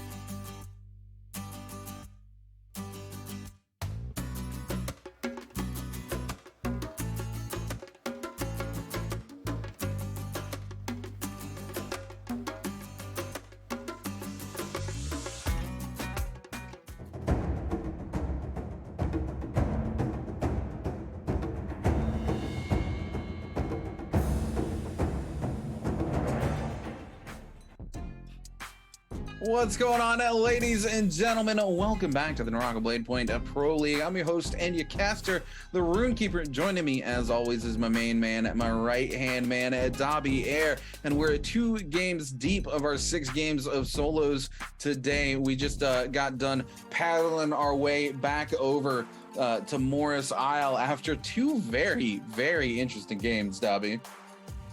Oh, it's been crazy how things have been going on here. Meanwhile, with all of this madness, though, we're going into our halfway mark here. So our halfway mark is going to be a little bit more interesting to see where the rest of these games add up here for our final games here. And like I said, I knew that things were going to be fun. I didn't expect for them to be this fun. Yeah, it's been a wacky day, and I kind of like it. We haven't really had too many wacky games recently. You know, the hero shift meta is really nice coming into this bi-weekly, where we're getting to see some other heroes, especially coming off the back of, you know, games where it was like 16 Yodahimes, 16 Justinas, 15 Zpin Yangs, right? Like those games really start to drag on and wear you down quite a lot. And you don't get to see that kind of interesting interaction that we love so much from Naraka Blade Point. Coming into today, not only have we been treated with that new hero rule where they can only use the same hero once, or sorry, they have to use 5 different heroes across 6 games. So they could potentially use 1 hero twice. But it does create a much more interesting Naraka. And then on top of that, we were treated to 2 of the wackiest end circles we've ever seen in the NBPL. And I hope that trend continues today, Dobby. It's going to be interesting to see how the trend keeps going, though, because, you know, obviously we haven't even seen the main metas yet. So obviously people have been kind of being patient and just waiting. But let's just see how this goes here and see where the next spaces come from. But it's going to be fun to see where the rest of it goes, though, and let's see how they can put this out. Yeah, taking a look at Ace's Jhin here. This is, you know, we haven't talked about Jhin a lot this season, and I want to say Jhin is one of these players I expected significantly more out of, because his season 1 performance was so much stronger than he's been this season. He's had a very unfortunate go of it here in season 2, and I don't think he has been able to recover from that performance, and it's clearly getting to his mental as he continues to have bad performance after bad performance. Here we go. We're going to see a ton of these Temis coming out. A lot of these players are going to be bringing, it's going to be their second Tumult coming out, which means they are not going to be able to play any other hero twice. We're going to see a couple Yodahimes coming out. We're going to see some Justina, some Tarka coming out from Chu Li. Love to see that. Yodahime, Justina, man, I love 4 different heroes here coming down on the slots. Love it. A couple of Justinas, a Yodahime, a Valda coming out from Zhang Yu from Team OC. Love that as well. Taking a look here, Dobby, tell me about this map. Oh, yeah. Even with how people are still landing here, it doesn't change the fact that people are landing where they normally do. It doesn't look like there's really anybody landing in Celestra. 2 players are going to be inside of Shadow Jade Mine, that's Dubai, and GBL's Zin. Very rare to see Shadow Jade Mine really get the people landing there, but nobody in Sunwing Rest, nobody in Stillside Temple. The funniest thing that I always find out is you should have saw what happened in Trios yesterday. There were 2 people landing in different areas that literally had no loot, and people were able to grab whatever they can find and immediately start fighting teams that had nothing. And I'm like, there's so many open spaces that y'all can go and find really, really great loot, to be quite honest with you. And you decided to go to this small little 2x2 hut in the middle of nowhere, praying that maybe there's a spear. Like, what are you doing? It was the most backwards thing I've ever seen so far in Naraka. You know, there's two schools of thought, right? If you're trying to be an aggressive player, you want to drop into this sort of spaces, because if you're lucky and you're able to pick up that loot, you pick up 3 eliminations off of the rip as a trios team, right?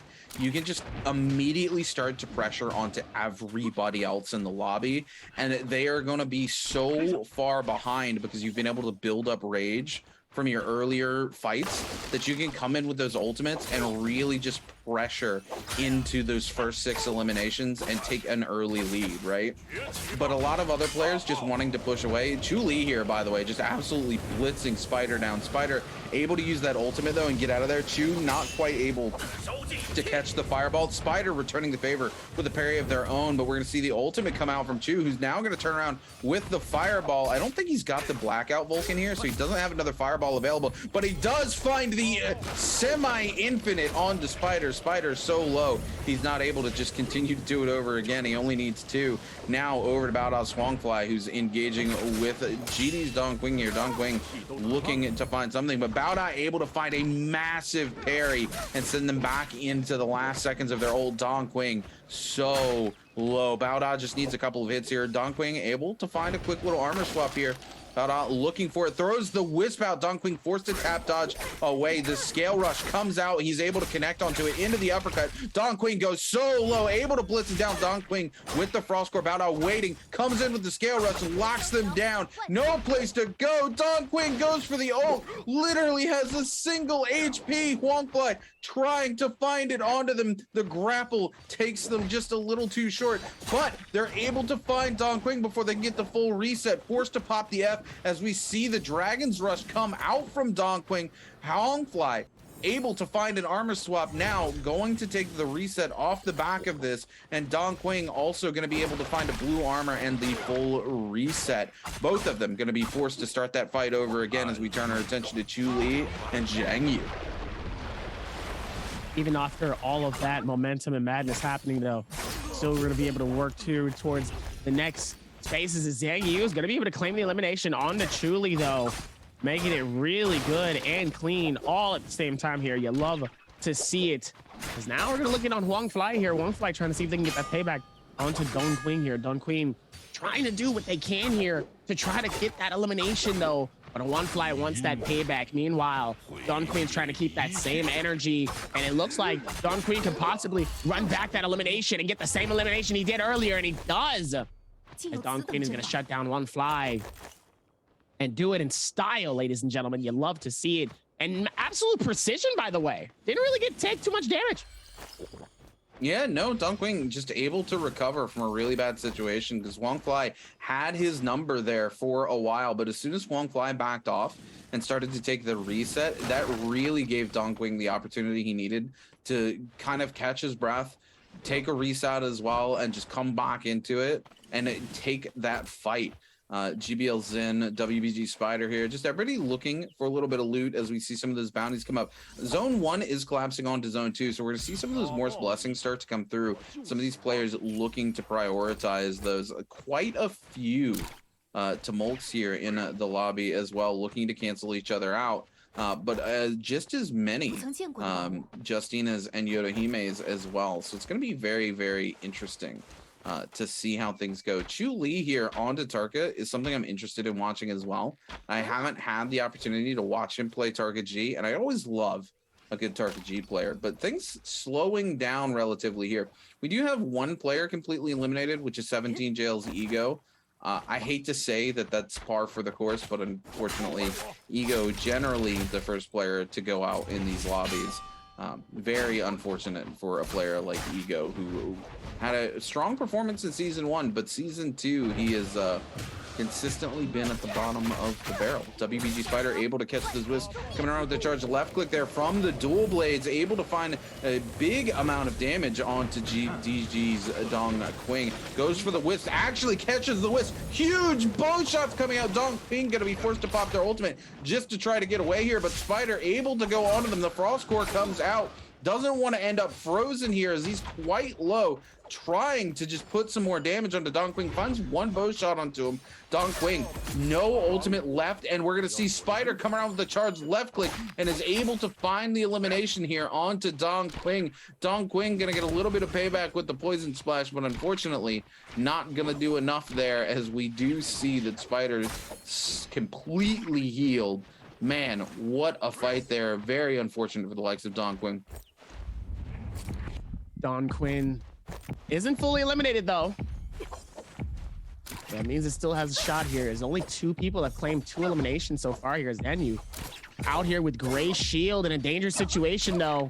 Does have some heals and shields, so he should be able to keep the same momentum coming into it. So let's see if maybe he can hold on to it and keep it alive here. Is now we're going to be able to go forth and keep the same energy coming into it. Meanwhile, Zanyu sadly does get fully eliminated and claimed by Juan Fly. Juan Fly able to run that back as well here. He's able to get that elimination the way that he wanted to. Is now going back up towards the top of the order here. Let's see if they can figure out what's next here. Is they're going to be able to go through forth to the rotations. Jin, Chuzing, Spider, Rexy, all nearby here. Chuzing trying to keep the same energy, pushing on to GBL Zin, and claims the elimination here with those dual blades. Gonna have to back out immediately. Has the gray, so that gray shields are very, very low tier armor here. Definitely needs to get at least a blue or better, but immediately goes to Morris Blessing and finds a purple. Immediately gets the find and the things that he needs. Finds purple dual blades. And ladies and gentlemen, yeah, Chuzi's back in the game. Yeah, I was gonna say Chu Zhang there. Talk about an upgrade. Literally slides in, picks up an elimination, turns around, is able to go pick a Moore's Blessing up for free. Talk about a momentum shift for the likes of JDG's Chu Zhang, and Chu Zhang needs it. Chu Zhang's typically one of our top tier players here, and he's not been able to string together anything for himself here today.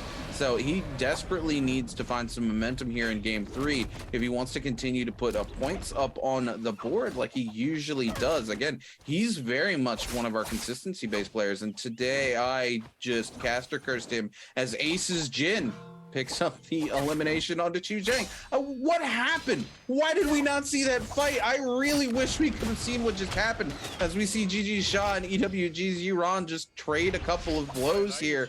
We see the likes of JDG's Chu Zhang just eliminated by Ace's Jin. Jin, again, what is with our low tier players today, Dobby? The players who are usually at the bottom here in the season, able to just string together elimination after elimination in these last couple of games. Then they end up back up top here, and all of a sudden they're a massive contender, and it becomes one of those things where things can get a little bit more interesting, and it's kind of crazy how things can go. You love to see it.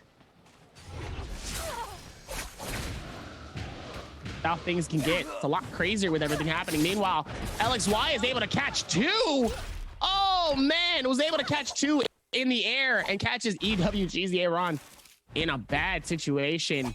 Can only get worse as Yeron can still get pushed onwards, as now Yeron is able to get a massive amount of distance and get away. Doesn't look like he has to worry about too much here. Yeah, LXY continuing the chase here. He's got plenty of grapples to make that happen. Yeron able to find an armor swap, though. LXY, unfortunately, actually cuts one of his grapples short, and it looks like he's going to have to either back off of that or overcommit to that if he wants to pick up that elimination.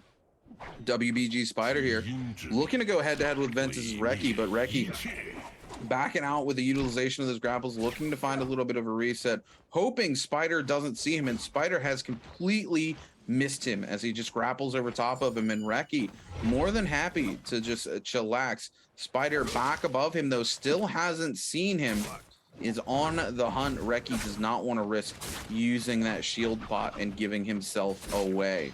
Now AOW Zhang going head-to-head with GG Shaw. Shaw coming with the charge left click from the dagger, throws down the Wisp, but is unable to connect on to Zhang. Zhang trying to find the connection with the charge left click on the dual blades. Make something happen here. Is able to get the uppercut combo with the dual blades. Follows it up with the little bit of the combo. Now Zhang going to be forced to walk through this. Uses the F3 to buy himself some cover in and out. The thing is, he does not have any energy to tap dodge when you walk through that. Puts you in a really bad situation. Sha able to get the reset off the back of that ultimate because Zhang not able to move through it at the same speed. But Zhang instantly turns things back around, and Sha now in a really tight situation as he doesn't have that ultimate available to him, and Zhang is continuing the aggressive hunt here, looking to pin down Sha. Sha's just looking for anything. Is going to armor swap out here into the white armor, but might swap back as he gets the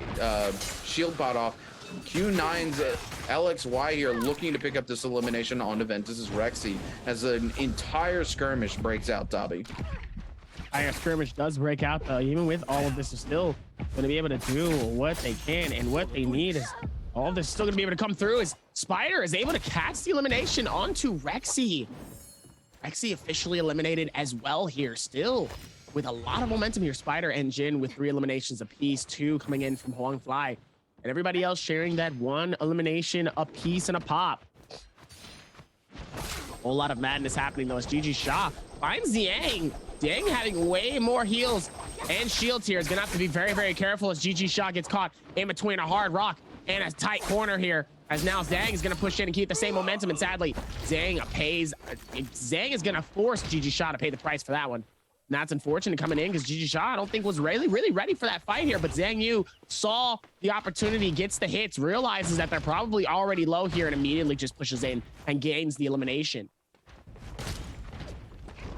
Oh man, NPG's Dubai up top looking to find something here. Needs to be careful though as a Bane's Breath getting ready to come down on him. All of these players looking to come in and secure this Morris blessing, but it's Yiran who's able to slide in and pick up that coveted purple armor off the back of Dubai. Unfortunately, comes back in and accidentally swaps back into his blues, forced to come back in and take the purple again for the second time. But Yiran not only gets away with it once, he gets away with it twice like a thief in the night. He slides in, picks up the purple armor, and just gets out of dodge. Now turning our attention over to Baoda's Huangfly and JDG's Chu Li. Chu Li going over to the box, looking to see if there's anything there for him. If he can find an armor swap, unfortunately, there's not. He's only got the 1 fireball. His ult is running, so Chu Li gonna be forced to just go ahead and back completely out of this engagement here because he needs to find a place to reset. He's got nothing left in the tank except for half of his ultimate. LXY trying to find something onto the ballista, but not able to make anything happen. WBG Spider setting himself up for success right now. Has got all the gear he could ever want here. 3 eliminations under his belt, and continues to bring the momentum off the back of an MVP from game number 2. Looking to find a little bit of a reset here, get a repair off onto his bow and take this ballista for himself. But I think off the back of picking up this ballista, nobody's going to push into him and give him the opportunity to put in work with it. So Spider really just holding on to a little bit of space here. We are down to 9 players left alive. It is zone 3 getting ready to collapse onto zone 4, and many players from the lobby already eliminated. Almost half the players already gone here in game number 3, Dobby. Even with that as well here, they're still able to do what they can here. Made it really good though towards the ending space here. So now let's see if they can keep that same momentum coming into it. Is now gonna be able to go with the rotations. Is now there's only 9 people alive within this surrounding circle here. Still a whole lot of momentum and madness coming into this, but man, it's only getting better though. So let's see how they're gonna be able to maneuver this. Is WBG Spider near Jin. Oh, Jin almost hitting those shots though. Love to see it. Now Spider looks like he's gonna wait his opportunity to strike at Jin. Looks like he misses it. This is the advantage that he needs. Is Huang Fly just waiting for the opportunity to see if somebody comes down there, but it looks like he's not gonna be able to find anything. And so Huang Fly is just gonna wait in style and just see if maybe he can be able to find something, but it's unfortunate though. And it looks like One Fly does find somebody, and that's Spider. Looks like Spider was trying to find a place to maybe hide, maybe try to repair or get some heals or something, but now he definitely needs heals more than ever now, as it looks like he was able to find a shield swap and dip away as fast as possible. As now Yeron looks like he's going to be able to find Zhang on this other side here. Immediately goes for the Flame Bringer. Yodahime ult comes out at such a beautiful time, though. Really helpful. It's Yeron with a little bit of it as well, as now immediately Zhang gets pushed outside immediately. So look at the scale rushes coming in from Zhang, trying to keep the game alive here. Oh no, he's going to come into one small tunnel and he can't come out of it. He's going to try to hold it. Pops the F3. Beautiful defense, getting himself into that tight corner here, creating just that little bit of a distance where Spider can't really come in and really claim the elimination and get the kill, as it's just enough. He should have been able to heal a little bit more, though. Sadly, it's just not enough here, as he will keep rotating in, trying to see if he can not get caught up by a bad situation here. But let's see, as One Fly is going to be able to claim the elimination off of Spider, gets the poison, now immediately has to start healing. And it won't look good for One Fly if he ends up getting eliminated seconds later. Yeah, now taking a look over to Ace's Jin. Jin able to string together a couple of kills for himself here in this particular game. Actually has the ballista because we did back off of it as Dubai begins to push him with the bow here. Jin more than happy to just maintain the high ground. Don Quing bringing the ballista out from the tunnel. Says, look, I'm gonna hold on to something here. I don't want anybody pushing onto me. I want to hold this space, looking to find anybody he can. But here's the thing, this particular ballista does not really give you a great line of sight onto a ton of these players who have all this space to hide. Dunkwing actually going to get shot off of the ballista, I do believe, by Ace's Jin as well. Turns back around, is able to find a shot onto NPG's Dubai, actually, though. Zhang going into the corner here. Dubai going low. Both Zhang and Dubai trying to find that reset. Jin also trying to find something with the ballista here. Sees the other ballista, and Don Quing might be in for a rude awakening. If he gets shot off that ballista and Jin is able to continue tracking him, there's not really a lot of spaces for Don Quing to hide where he's at right now. Dubai gonna come down below, looking to just hold on to a little bit of space here. Happy to have coverage from that ballista.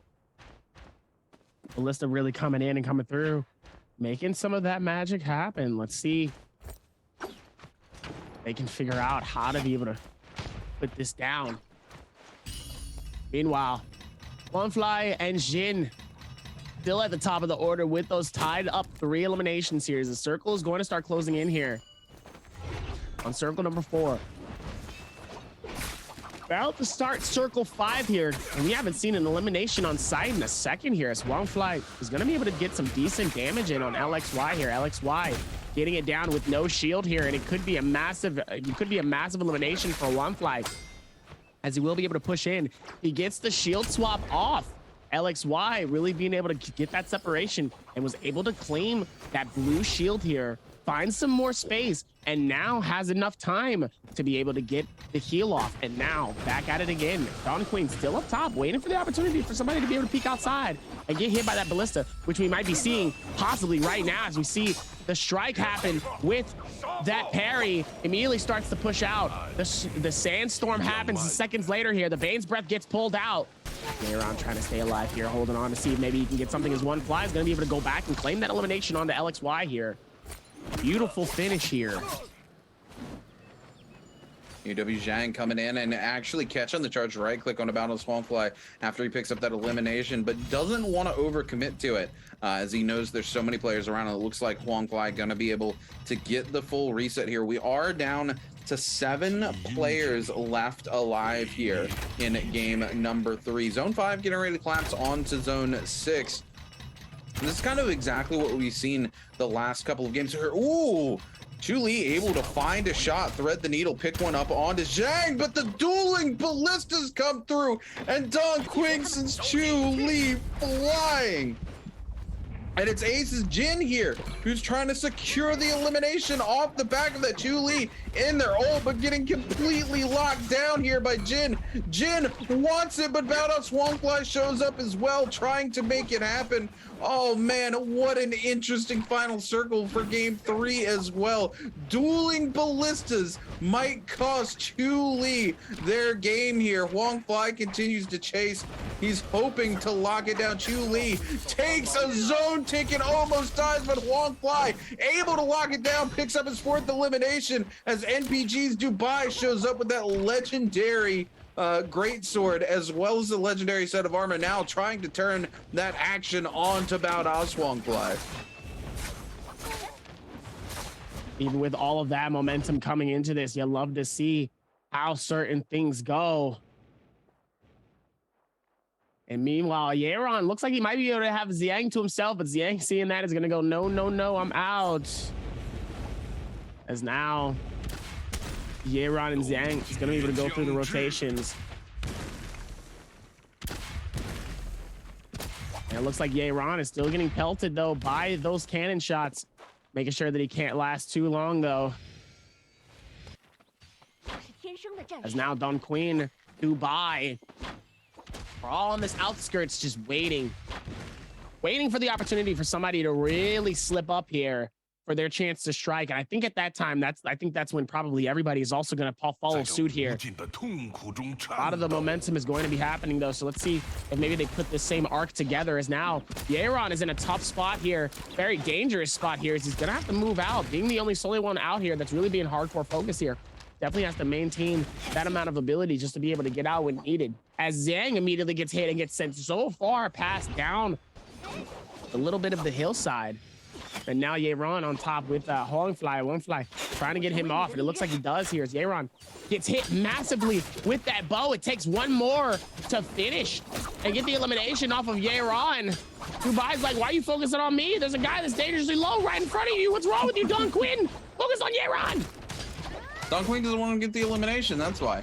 He's just trying to hold this space here, throwing that universe slash out. Unfortunately, we are only going to see Dubai able to get one pot off because of that nerf to the Yoda. He may have 3 here. Dubai just wants to hold on for as long as possible, wants to get that big ultimate off here in this final circle. Badass Huang Fly still sitting at the top of the order with 5 eliminations, 6 players left alive. There's only 36 seconds until zone 7 collapses and there's going to be no zone left whatsoever. NPG's Dubai getting barbecued here by EWG's Yeron. Somebody get Dabi a number 2 with a Sprite as we see the fire come out. Don Queen goes airborne. He's 1 HP in a dream, but it's AOW Zhang able to pick up the elimination with a cannon shot. Dubai so low, holding on for dear life, does not want to let anybody get a hold of him. Goes topside. Will he be able to get the pot off here? Somebody gonna let it happen. He does. He gets one off, throws the F3 down, goes for another one, goes for a third, doesn't quite get the third, cancels it out at the last second. But now it's a 5-man brawl breaking out between AOW Zhang, Badass Huang Fly, Aces Jin, EWG's Yeron, and NPG's Dubai just holding airborne for as long as he can. Huang Fly sends Jin into the zone with a charged left click from the dual blades here. Zhang looking to capitalize here with that huge soul jade from the dagger, and Huang Fly gets sent flying. He's got to get back very quickly if he wants to make something happen here. He's going to pop the ultimate, but Huang Fly stuck out in the zone. Is going to take a ton of damage. Zhang going to pick up an elimination onto Yeron. Dubai onto Huang Fly, and it's Dubai who comes out on top in the end. He was able to find a reset at the top of the hill, able to take the first place, and he might have been able to pick up enough eliminations in the end to come out on top, but it doesn't look like it. It's actually going to be Badass Huang Fly with 5 eliminations going out in 3rd place, who's going to be our MVP here for game number 3. So Huang Fly really played that to the best of his ability here, and was really able to do more than what he really needed to here. He didn't have to necessarily force stuff. He didn't have to fight certain things. He didn't have to push certain things the way that he needed to. All he really had to do is just keep things going. As now able to keep the momentum going here with everything going on. I think they were able to keep that same pace towards the very end and didn't have to force it until he absolutely had to. Was able to get another elimination and was able to go, yo, that's totally fine. We were able to get it, and let's get it going. And he made it look good. Yeah, really unfortunate. I think Dubai actually could have had a much bigger game here, except for that Dagger Soul Jade coming out, sent him flying so far into the zone, right? If he hadn't got sent flying in that particular moment, he could have thrown his ult down and locked multiple of the players out into that horrible final zone tick.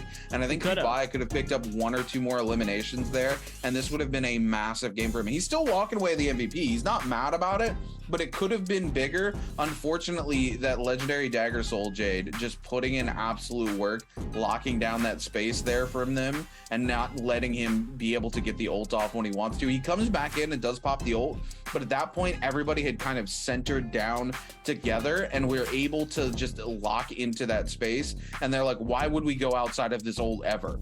Like, we're here, we're in the zone. Yeah, no, unless you knock us out, we ain't going nowhere. Dubai goes out, Dubai able to pick up a couple of eliminations, including Baoda's Swangfly there. Gets himself probably second place, I would assume. He's first place, picked up 2 eliminations in that final fight there. He's probably feeling pretty good off the back of that. He went really low at one point in that fight, was able to find that one little ledge on the top side, and for whatever reason, everybody just stopped looking at him, and he got that pot off. He got the first pot off. His confidence goes, okay, I've got one off. I can throw the F3, guarantee the second one. That's what he does. And then he's like, cool, I'm good now. I just need to wait for the right moment to get a ult, and I win this lobby, and that's exactly what he does. Exactly what he does within these areas here, and he made it look good. Also with just timing and just thinking about it and being punctual with everything, and also just knowing when to strike, because sometimes you can strike a little too early and you might end up being the one that gets tossed between 2 to 3 people. And you know, you definitely don't want to be in that spot, because I know Zhang Yu was caught in that circle for a while, being the one that, you know, one person was up top with a bow, the other one was down below with a cannon, the other one was also trying to ricochet and go around all the players just to get to Zhang. He's like, Zhang was in a tough spot there, but he ends up coming through with a 9.4, 0.1 point behind Huangfly. Huangfly able to get that 9.5, obviously because of the dub, but AOW Zhang, even with all of that madness, even with all of that insanity and getting caught by so many of those players, he still was able to come through with a second place finish. Oh, absolutely. Great for Zhang. Dubai here, you know, I didn't realize Dubai didn't have any kills going into this final circle. He had a 0 kill game up until the very end. So he's got to be super happy with the fact that he even took 3rd place here, was able to pick up 2 eliminations there in the end, and combined with the first place finish, gets a 7.2 here. Ace's Jin here only puts up 5.7 points. And I'm not sure, but I think this might be his highest scoring game all season, is a 5.7. So I know he's not happy with it, but also gotta be happy that he's putting more points on the board than he usually does. EWGG Ron a little bit lower than we're used to seeing him here. He still put points on the board, you know, that 4.5, but it's GBL Zin who goes out, and this might be one of those rare games where he walks away with a 0-point game, Dobby. Super sad to see from the likes of GBL Zin, but also towards the bottom of the ladder here, 2 other players we don't usually see, GG Shaw and JDG's Chu Zhang. You know, I looked at one point like Chu Zhang was going to come back in the end there. He turned back around, picked up an elimination, went to a box, picked up purple everything, and then he just dies on the kill feed almost immediately after. We don't even get to see what happens.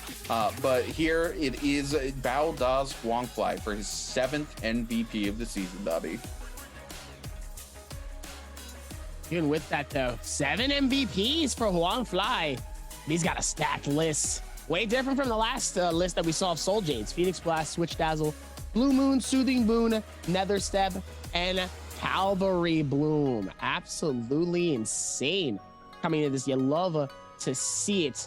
And absolutely insane though, with 18,000 of that damage coming in specifically just from, and I mean, holy, just from dual blades. 25,000 damage in total, and 18 of it came just from the dual blades. The dual blades, like I said, are the SMG of a fighter game, and I'm going to continue to say that, but they have done a fantastic job of that, and they made it look good throughout the entirety of these games. I'm still impressed with what they've been able to pull off here with these games. They've made it look good throughout these 3 games of solos that we've gone through so far, but still got 3 more left. You know, I really enjoyed this particular game, and you know what? I'm going to enjoy it even more when Jaeger breaks it down for us, because we're going to go to a quick interview before we cut to a break and come back for game number 4.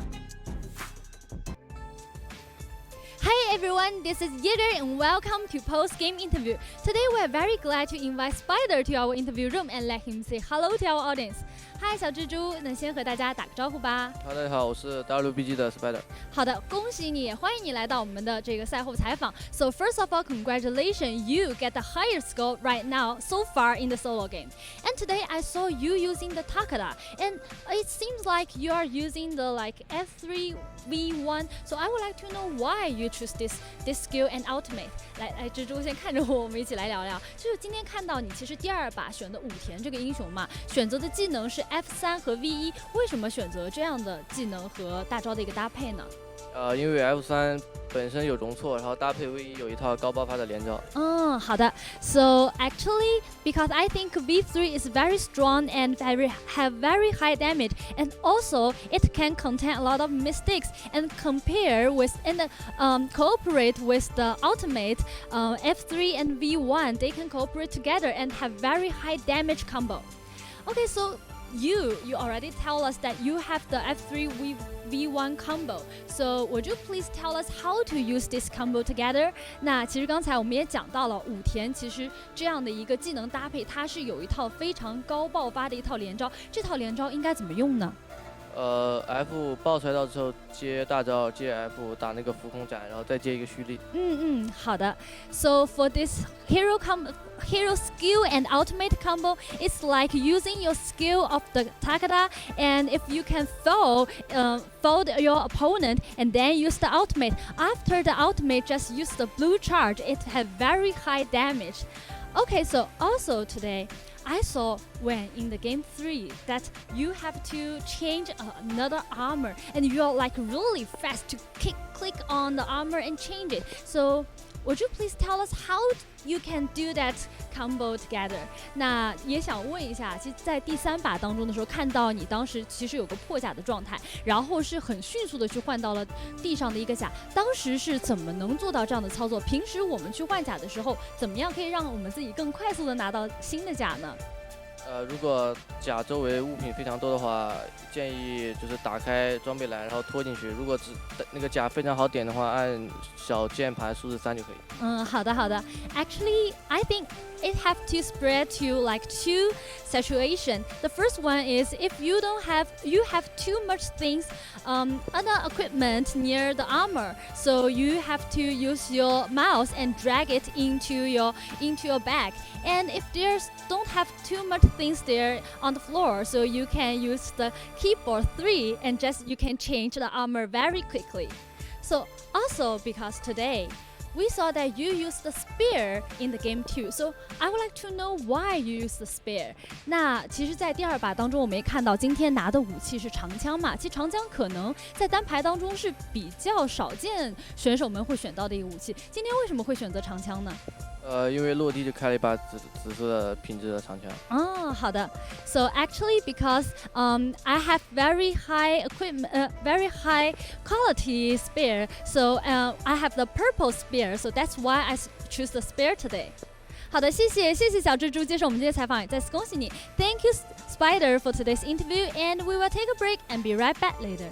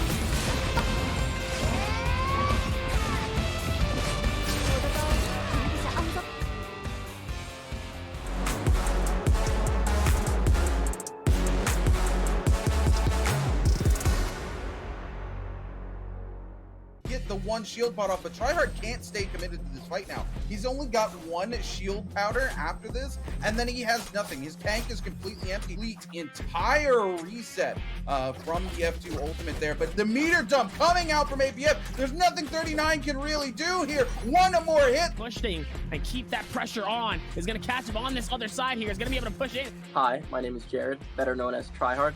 My name is Sean. My in-game name is VL Hypernova. I'm APF.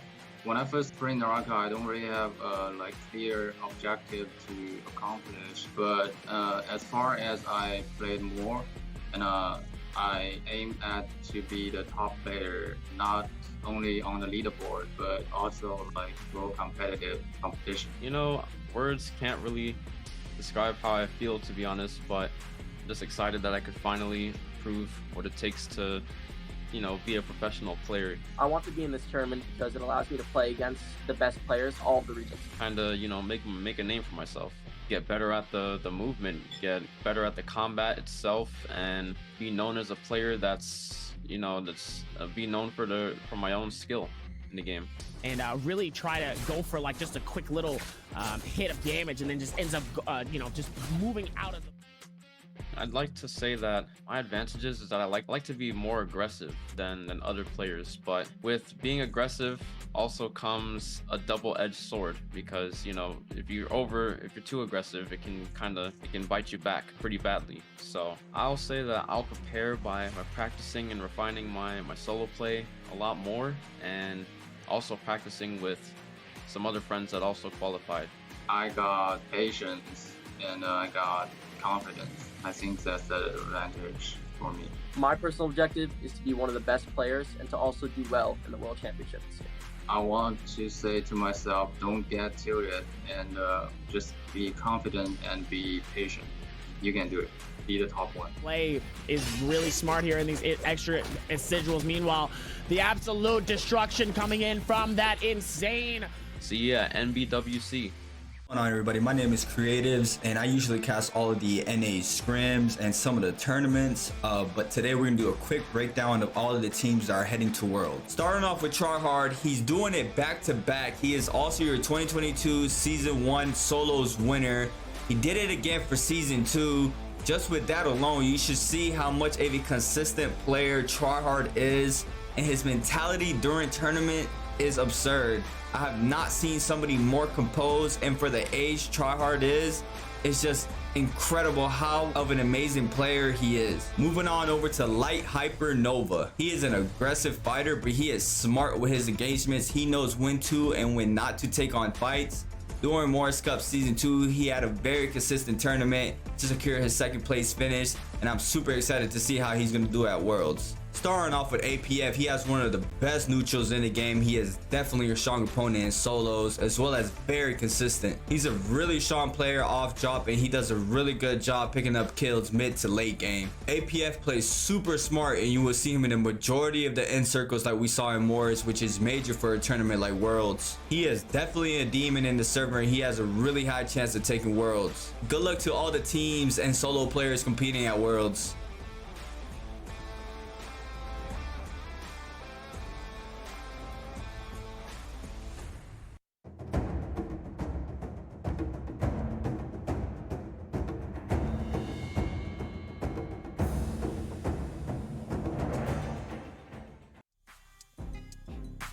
Ladies and gentlemen, welcome back.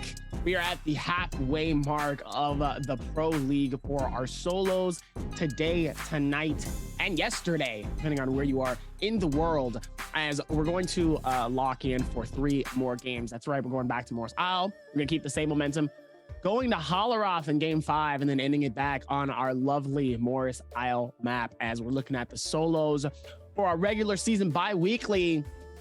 And obviously, numbers have been a little bit different for some of these players though, but as we look at our 9 through 16, this is where the difference really starts to come in. Spider with that 21.1 really coming through when he needs it, putting himself in 12th place here.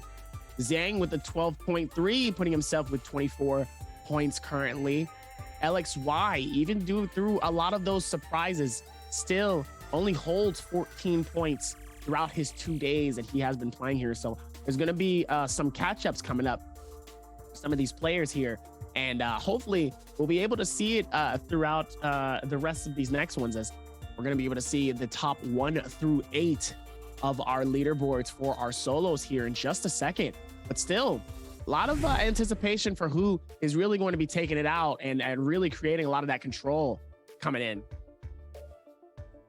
Yeah, taking a look here at our top 8. No surprises here. Baoda's Huang Fly. You know, he got to have his first day yesterday, able to put together another 11.7 points already today. Baoda's Huang Fly is another one of those players that's been really consistent and has been stringing together quite a few MVPs for himself here. You know, holding on to that first place now over top of Wang Liang. Already had, you know, 1 point over top of him coming into the day, but continuing to widen that gap. He's got 3 more games to put points up on the board. The question is 2 30-point days going to be enough for Huang Fly to really lock this down and hold on to that 3rd place? He needs to come into these last 3 games and really kind of put that pedal to the metal. I would love to see him walk away with like a 50-point day and hold on to a big lead for first place, because he doesn't get to come back for day 3 of solos. He only gets to participate in these 2 days, so it is do or die a little bit for Baoda's Huang Fly in these last 3 games if he wants to hold on to a significant lead, Dobby. I think there's a shot here, as long as he keeps the same momentum. But like I said, there hasn't been an insane amount of eliminations coming in when it comes to these games, but the point difference has really been substantial depending on where you place. So it's less about keeping the same momentum, but more so, can you survive till the end? And then can you pop off? Because you can pop off kind of early and it's kind of like, it might be different in terms of like how certain things might go. So we'll see exactly how that momentum is going to be and kind of like go from there in terms of like what's better. Yeah, it's also interesting to take a look at players like JDG's Xu Zheng. It's technically his first day coming in here for this particular bi-weekly, but he's all the way at the bottom with only not 0.2 points put together. This is not the Xu Zheng that we've seen all season. JDG's Xu Zheng has been a player who's always at the top of the leaderboard. He's one of the top contending players. Even in the bi-weekly finals, he almost always comes in and puts very big points up on the board. So for him to come in and just not perform this week is very, very interesting to see. He's got 3 more games to kind of try to pull it back together here for himself. But if the trend continues, he's not going to have a very good day at all, Dobby. No, it's not going to have a good day. And that's kind of one of the things that we hope that, you know, usually you don't have to get and or see, which is unfortunate. But hey, sometimes that comes with a price. And when it comes to a price like that, you definitely don't want to pay it. And sometimes some people have to. So let's hope that they don't have to pay it.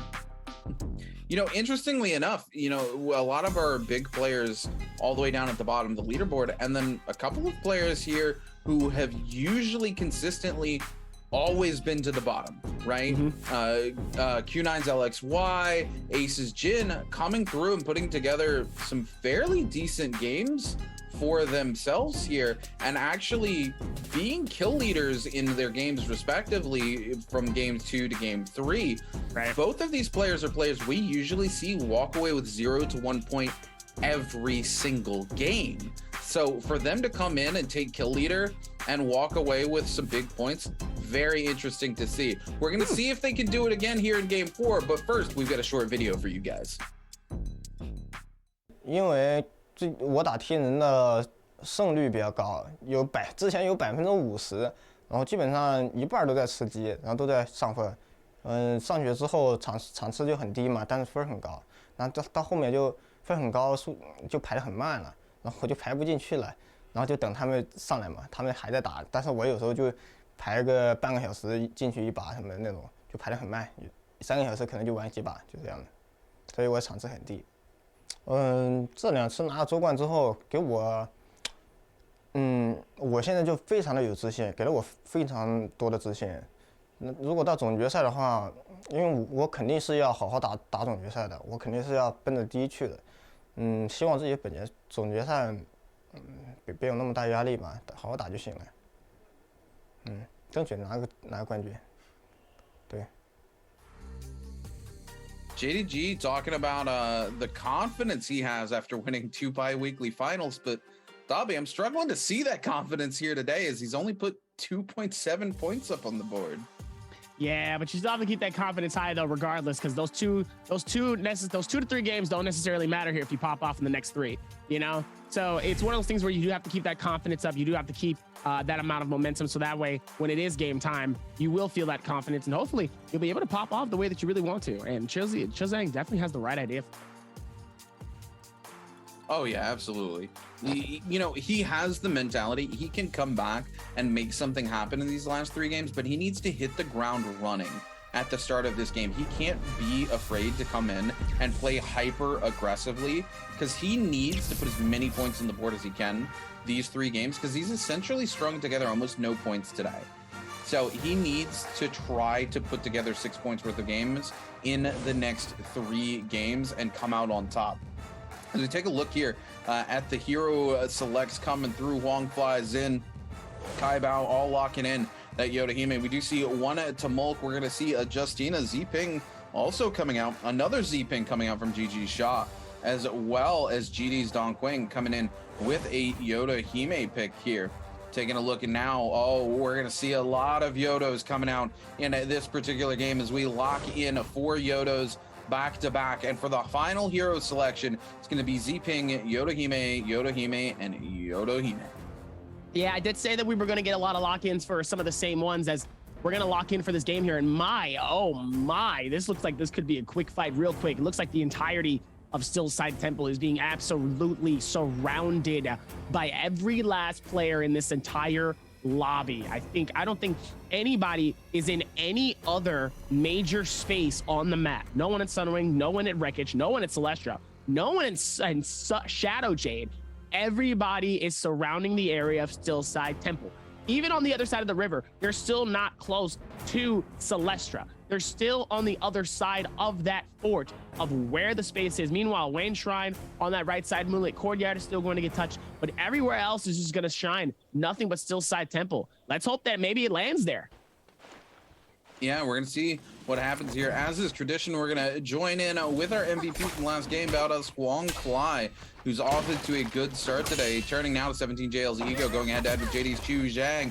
And oh my goodness, Chu Zhang going to be eliminated off of the rip. Where is that confidence? Chu Zhang, you were just talking about how confident you were off the back of walking away the champion of 2 bi-weekly finals. Man, I need to see it from you today, Chu Zhang. Turning now to Ace's Jin and Q9's LXY, going head-to-head here. LXY been on a good streak for them today, as well as Ace's Jin. 2 of our lower-ranked players having very good days, now going head-to-head here early into game number 4. Who's going to come out on top? LXY goes for the whips, is unable to connect onto it. Jin going to back off here, try to take some shots with the bow, buy himself a little bit of an advantage going to the fight. Speaking of a fight, we turn our attention now to Battles Wongfly and WBG's Spider. Who will win, the Spider or the Fly? That is always the question on our mind here. Both of them going to throw those F3s out and go for a reset as they turn the corner looking for one of each other. Wongfly comes through with the scale rush onto WBG Spider and does quite a significant amount of damage. Spider, no F3 to speak of, no ultimate available either. Wongfly picks up the elimination, and this time around it's the Fly, not the Spider, who catches them in their web. Crazy though, Spider has really come through with a massive amount of picks and eliminations though for these solo games. Has been really massive and really helpful for him in these situations though. Been doing a fantastic job of it. So let's see if they can keep that same momentum coming into it. As now you're going to be able to break those barriers, and Kai Bao and Rexy is going to be able to go through with that rotation, and let's see if they can maneuver towards the rest of it. As now Rexy is going to be able to do what they can here. We'd love to see it. Kai Bao able to dish it out and do way more than need be. It looks like now Rexy, Kai Bao is going to be able to do what they can. Even with all of this momentum though, so many dodges, so many dives coming in. Rexy really trying to establish that point. Oh, massive pistol shot right there in the face though, as Rexy is going to be dangerously low. Ladies and gentlemen, both of them are going to pop the Yoda Imes. We're going airborne, ladies and gentlemen. You love to see it as Rexy Gonna try to see if maybe they can hit him all the way down from the bottom here. It's all three of the slashes though on each side. And now they're gonna keep the same aggression landing back, but he does have that pistol advantage though. As now he's popped the F3, which means the F3 is in the air, which means he can't use it again. It's very unfortunate though. And the timing though, meanwhile, Kaibao has full one ready to go, can use it to his advantage. Meanwhile, Rexy still has to wait on theirs to re-equip into their inventory. As now Kaibao is gonna have to force the back off. They're gonna try to hit it with the pistol, sadly misses it, waits for the right click, is able to connect them all. And now, same thing with Rexy. Rexy is able to connect that dagger to Kaibao. Both of them basically at the same point of HP here. Dangerously low here. Rexy is going to get the advantage, though. And it looks like Kaibao is going to try to also run it back as well. The damage back and forth between both of them has been incredibly impressive, but Rexy is going to be able to do it with a defensive clang that takes out his HP by a very slither. Yeah, NPG's Dubai waiting in the wings, though, knows that Rexy doesn't have that F3 available and is more than happy to try to take advantage of the situation. Catches him with a charge left click, pops him into the air, comes through, pumping out massive damage with his blue dagger on to Rexy. Rexy now trying to return the favor with a dagger of his own. The F2 comes out from Dubai, the ultimate coming from Rexy, but Rexy gonna stop it early as Dubai opts to take the full reset here, and Rexy, hoping to get one of their own, is gonna drop the F3, able to get at least one more pot off here. Looks like they're gonna be able to get two just before the F3 completely expends here. JDG's Chul coming through, looking to pop on to AOW Zhang here. Zhang with the Z-Ping pick here, popping the F2, looking, oh my goodness, for the escape. Unfortunately, they actually hit the chain. Like, how perfect do you have to land that grapple to actually walk into the chain and keep it from stopping you? Oh my goodness, what an interesting turn of events there. Almost actually cost him that fight. Ventus's Rexy now still going head-to-head with NPG's Dubai here. It's decided they no longer want to participate in this fight and are going to back out and look for some much-needed resources, as they are down to a single shield and health pot of the blue variety. Over to JDG's Chu Zhang and EWG's Yiran. Even with Yeron able to come through with their amount of pushes and aggression, looks like Yeron and Shazing is able to do what they can here, as they are going to be able to go forth with that Justina ulti, and immediately hits the ulti. Goes for a little bit of maneuver just to kind of create that space, and then immediately hits that ult to get away from GG Sha. Meanwhile, Wangfly trying to chase Shazing here. Secondary attempt here on trying to stay alive here within our game 4. See if they can keep the same momentum, as now only going to be able to push this in and keep the same aggression. Let's see if they can figure this out, because now they still have more to do. Let's see if they can figure this out towards the very end.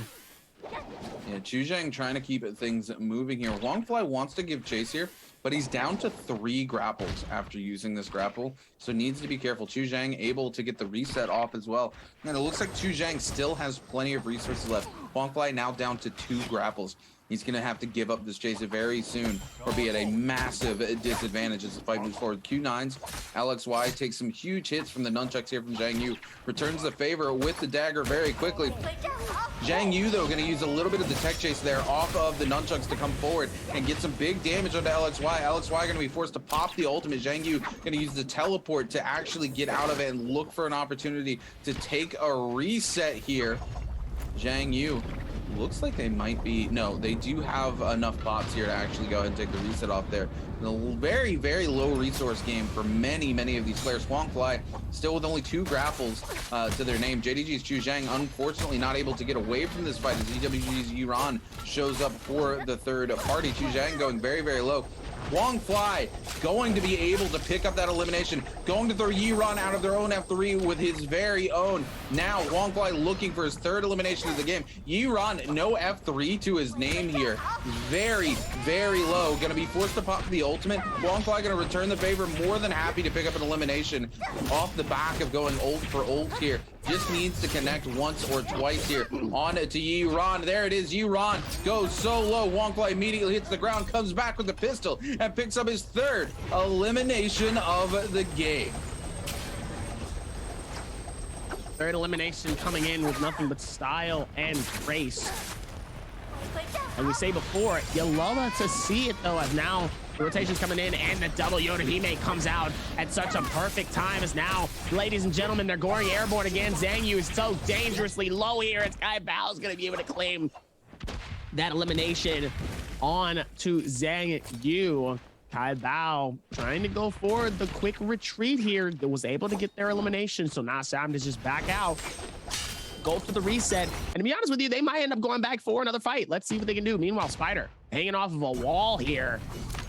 Massive rock in a hard place here. WBG Spider trying not to get caught in a bad situation. It looks like he already is. Two players trying to catch him, all within different spaces here, and it looks like they should be okay here. So now they're gonna be able to go forward with the rotation. Let's see if they can keep pushing it in. Now things are only gonna get better. See if they can keep making it happen, though, as now they're gonna be able to rotate in. Let's see if they can make it better. GBL's in here, moving across, looking to pick up a little bit of loot and get out of here. And it looks like WBG Spider more than happy to let that happen. Spider wants to go pick up some leftovers there from the Morris Blessing, but sees Don Quing, thinks better of it, and decides to back off. Spider, unfortunately, with no eliminations under their belt here yet in this game. And we keep seeing people eliminated here, but I'm not seeing who's killing them. The kill feed not coming up on the right-hand side, but Yiran eliminated from the lobby here, as well as Q9's LXY. And I don't see who's picking up said eliminations. Now to GG Shaw. Ventus' Rexy going head-to-head. Shaw coming in with the dagger, doing very little damage to Rexy. Rexy just continuing to pump out damage with the pistol, while Shaw tries to make it happen. Now coming in with the bow. Reki able to turn around and catch some huge damage off the back of GG Shaw with the dagger. A massive parry onto GG Shaw. Reki absolutely putting it down here onto Shaw. Shaw trying to stay airborne here, using that F2, popping the ultimate, wants to hold on to this reset for as long as they can. Reki does not want to allow them to have it. Comes in Shaw with that ultimate, going to regen so much HP. You really have to kill these Z-Pings twice if you want to win these fights, and Reki setting themselves up to do it. We've seen the kill feed. AOW Zhang picking up an elimination onto 17JL's Ego as well. Ego going to be sent back to the lobby here in game number 4. Shaw and Reki both with the full resets, getting ready to go head-to-head here. Shaw trying to pump out some damage with those flame arrows, make something happen, but not quite able to find the ground he's looking for here. Reki looking to continue this fight, but is trying to find that optimum way to push into it. Gonna get a couple pistol shots off onto Shaw, and then decides to push in with the dagger. Reki once again taking control of the fight. Gonna be forced to pop the F3 as Shaw takes control of the neutral. Reki gonna take the full reset off the back of that, as you see Shaw pops his F2 as well, and the fight will reset for a third time. For a third time here, really able to do what they can here, as I look at the leaderboards here, and it looks like 3 eliminations coming in from One Fly. One Fly keeping the consistency very, very high through most of these games here. Now they will be able to go through with the rotation here. Let's see if they can figure this out towards the rest of it. See if they can figure this out as One Fly just gonna try to do what they can here. Let's see if they can figure this out. And now One Fly just bouncing around, just waiting for the chest to come in. The Morris Blessing is gonna be a massive advantage for him. It looks like there's nobody really around him, so he could just get an absolute freebie right now. This could be a massive freebie for him. Uh-oh, here comes Rexy. He's going to be nearby also as well here. Let's see if they're going to be able to do it. Like I said, this really could be anybody's game here, especially with this. Let's see who's going to be the ones that end up fighting it. And like I said before, you love to see it, even with all the stuff coming in, the cannons, the shots, trying to see if they can get some ricochets happening here, trying to see if they can catch something going, waiting for the split, waiting for the rush. Zhang like trying to push over. Oh, yeah, Zhang Yu gonna come in with the F3 onto the Morris Blessing, able to pick up some loot here. Looks like he's able to get that armor swap into the purple. He's more than happy about that situation. And, ooh, if I'm not mistaken, I do believe I just saw Dreadful Whale coming up from Zhang Yu. He's only got the white dagger right now, but we saw how effective that played for him last match as he was able to send our boy Baodao's Huangfly flying into the zone. So hopefully he can put together good use here today. Chul going very low. NBG's Dubai nearby, looking to hunt down this elimination for himself. Pick up his first elimination. There it is. Dubai picks it up, but Ventus is Rexy waiting in the wings, comes through with the F3. Baodao's Huangfly also very low as GG Shah and GD's Dong Qing give chase here. We are zone 3, 40 seconds till we start pushing into zone 4. With 11 players left alive, Huangfly goes so low. But off the back of many of these players coming in to pressure some of these other fights, it looks like Huangfly might be able to get most of a reset off here, and he does. Just needs to find an out as many of these players turn their attention back to Huangfly, and he goes so low. He's holding on for dear life. He may be forced to pop the ultimate. Doesn't get the opportunity though, as GG Shah finally returns the favor and picks up an elimination on to Baodao's Huangfly.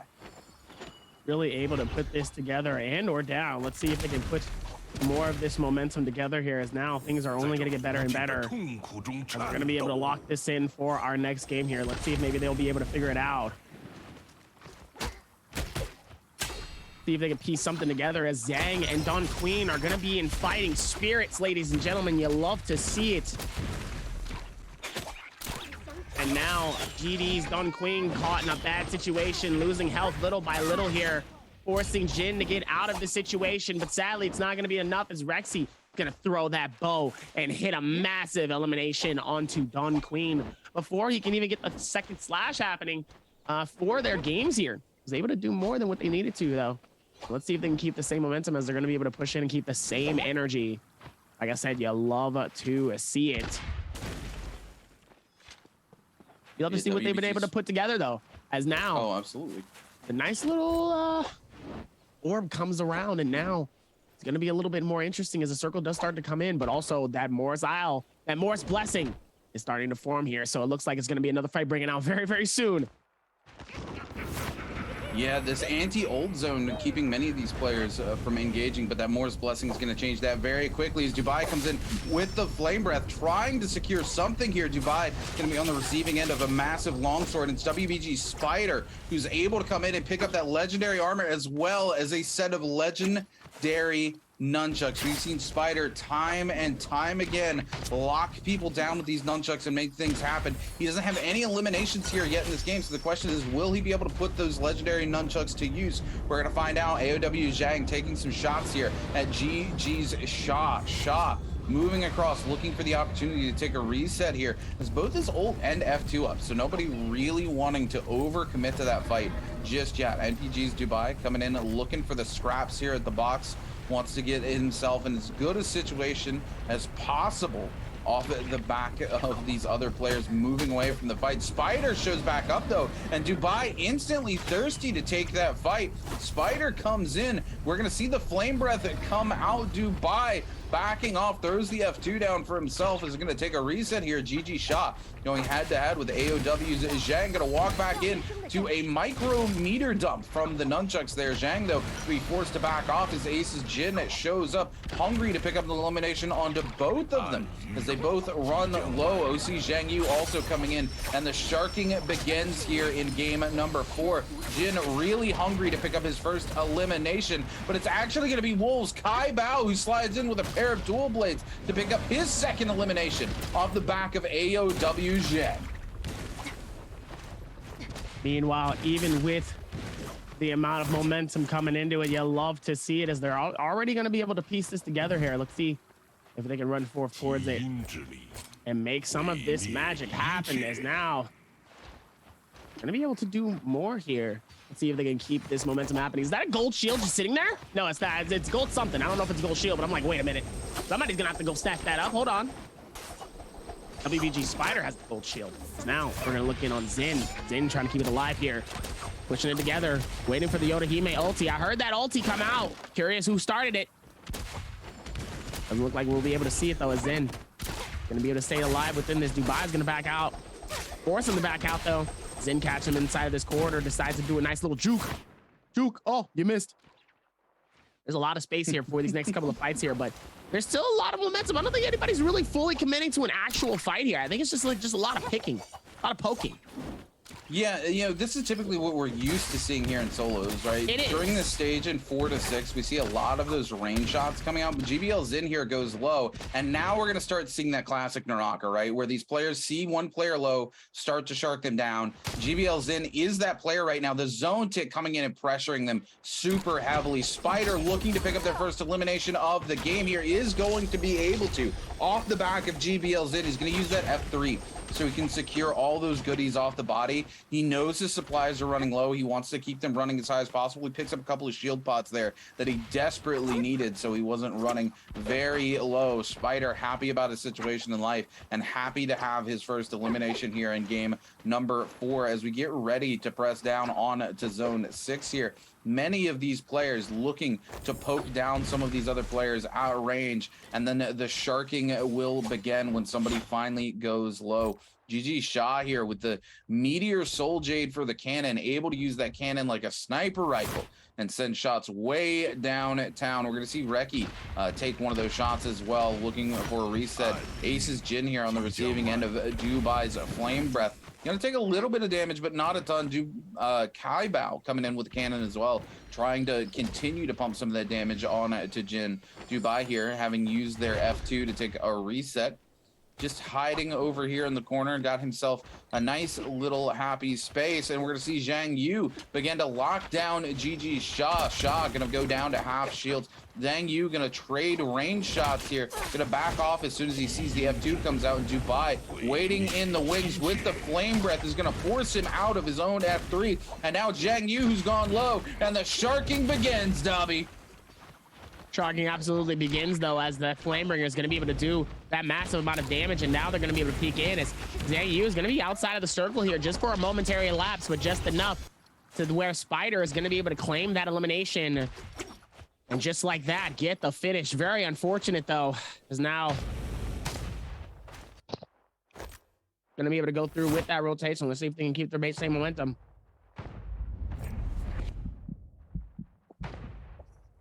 And now, Shaw, Kai Bao, Dubai, Spider.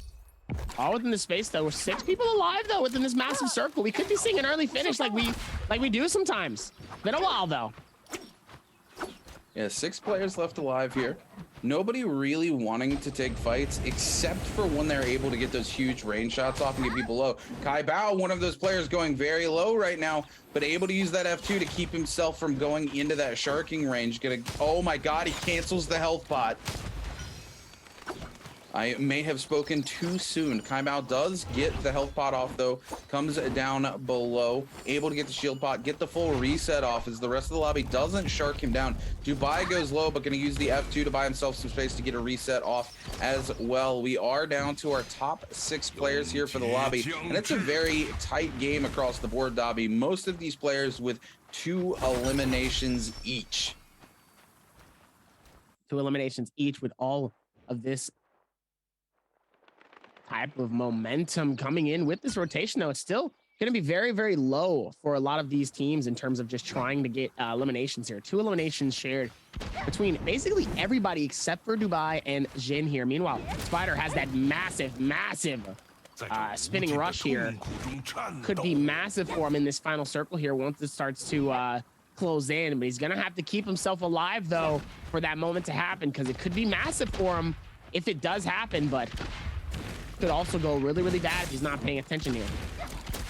This is Rexy down on the bot side here, taking quite a bit of these range shots here. That F3 going to block another cannon shot from coming through. Looks like he's actually going to be able to get this reset off here in the face of all of these players. Rolls Kai Bao trying to hold on to the space. As the zone collapses, all these players under the bridge going to be forced out. A couple players up in the trees trying to hold that space. Reki still looking for that final pot and is able to get the complete full reset here.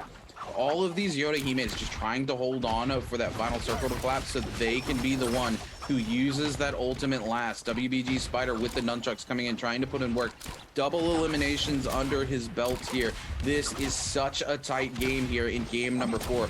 All of these players really fighting for scraps. Not a lot of eliminations up for grab with only 6 players left alive as well. Many of these players looking to try to take this high ground on top of this tree here. WBG Spider going to lose most of his shield off the back of being sent flying out of said tree, but is looking to find a reset. The F3 comes out. Spider able to get a little bit of a reset. Tai Bao goes down to concentrated fire from NBG's Dubai, and the big flame breath that comes out. Unfortunately, Wolves Kai Bao gets sent back to the lobby here, and we see Dubai tied up with everybody else in the lobby for 2 eliminations each. This is going to be so close. First place will likely be our MVP here. Aces Jin going topside, trying to get away from that flame breath, trying to buy onto some time here so they can get that ultimate to pop off. WBG Spider knocks GG Shot into the zone. Shot gonna take a little bit of that flame ticket and then immediately come back in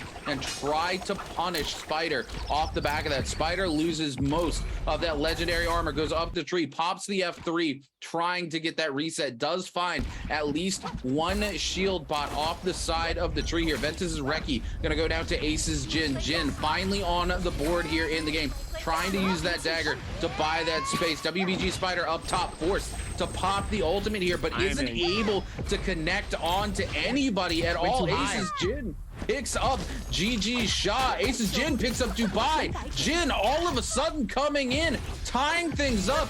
Oh my goodness, Spider picks up his 3rd elimination, takes first place.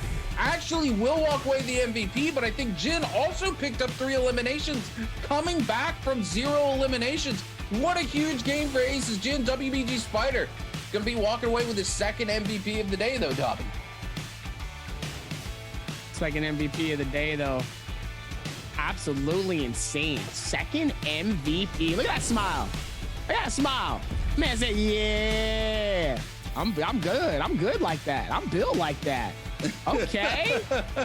He was like, I thought you knew. I thought you knew. You should have known. Remember what I told you? You should have known. That's not my fault though. That's your problem. They still, with everything else, they were able to make it look so good.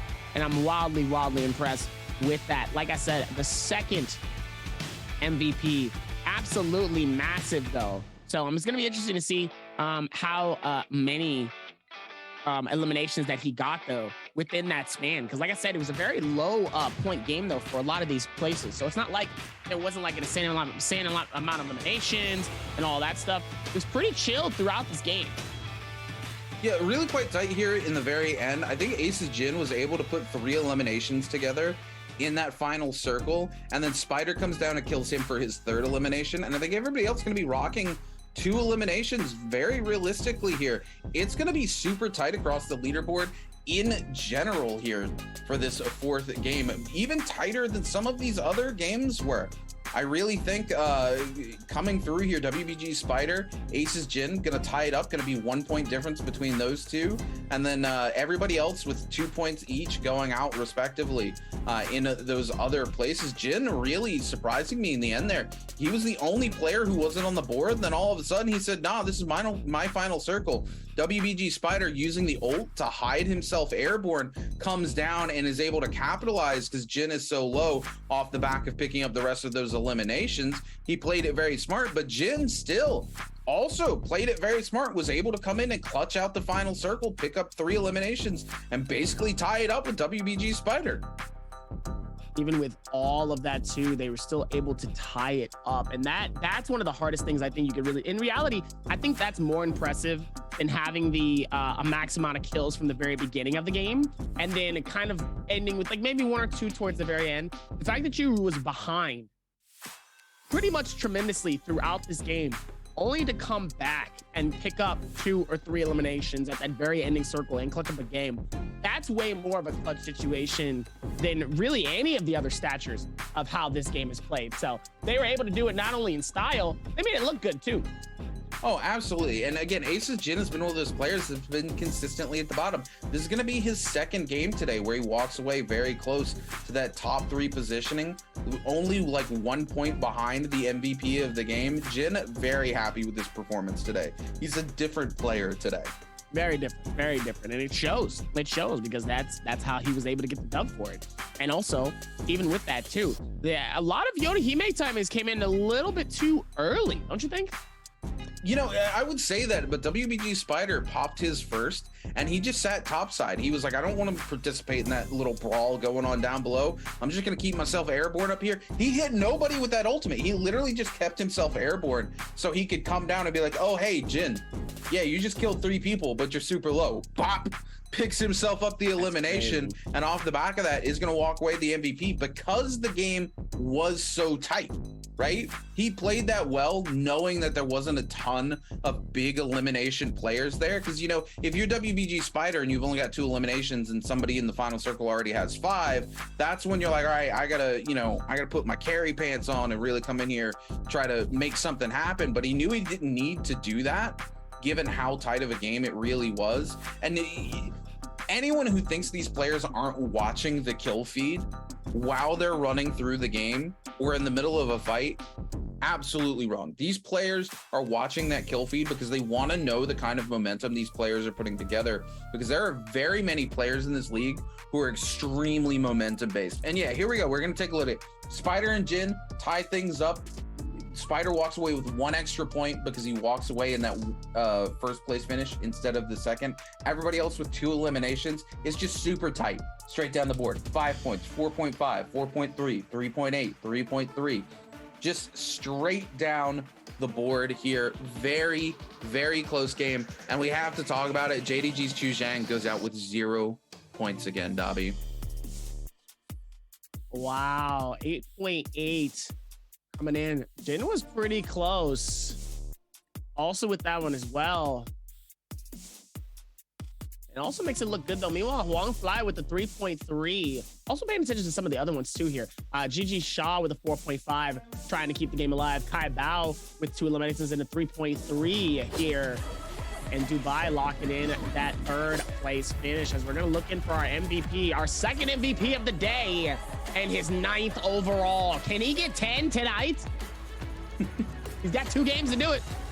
He does have 2 games to do it. If everybody can do it, it's WBG Spider, man. Spider absolutely came in and knocked the socks off of this league coming into season 2. Nobody expected him to come in and break records like he has, and he just absolutely been a dominant force here for WBG in the solos. Man, what a player. He's unfortunately chokes a little bit when we get to our bi-weekly finals.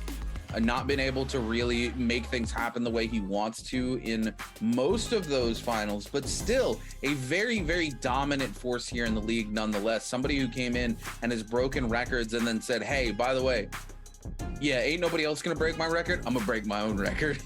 Comes in, breaks his own record next week and says, that's right, if anybody's breaking records, it's your boy WBG Spider. And he has been very, very entertaining to watch because he forces some of these players to play at a pace and a momentum that they are not used to playing, and it makes the game very interesting to watch.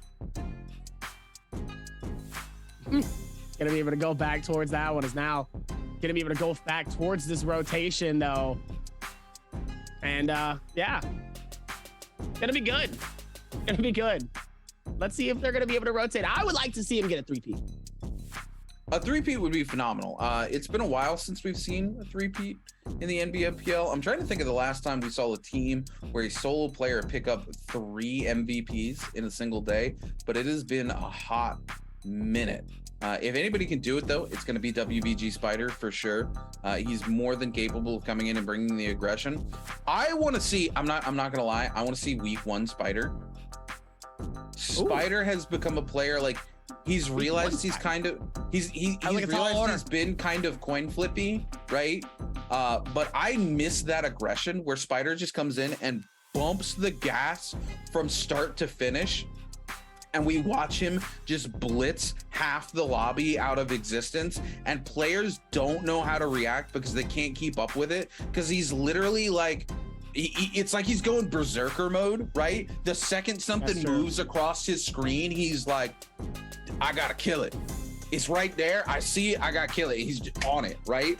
I'll never forget the moment he comes back and just absolutely dumpsters the lobby. Thanos snaps half the lobby out of existence. There's a moment he's chasing this Wu Chen.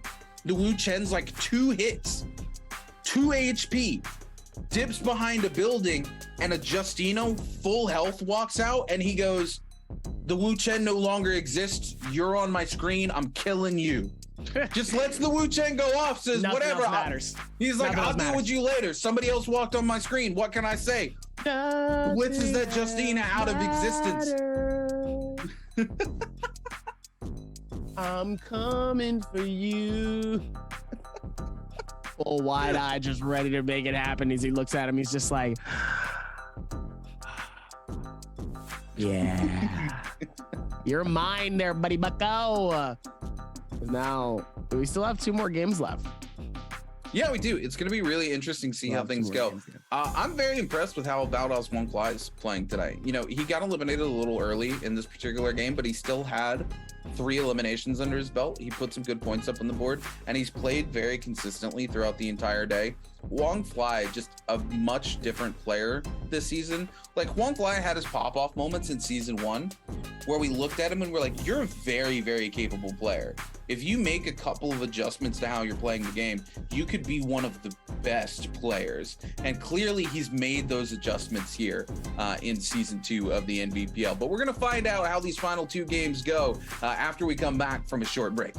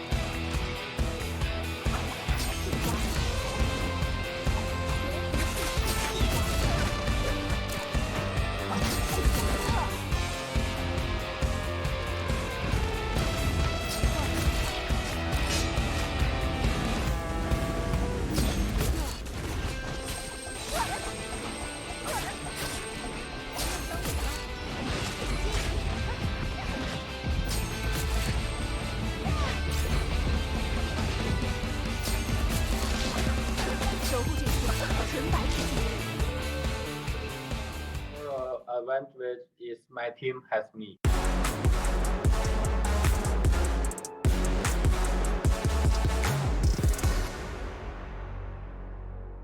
So I expect the final circle probably will be a little bit more W key than the previous game, but overall, I'm impressed with actually what we see in a bit of character growth, I guess.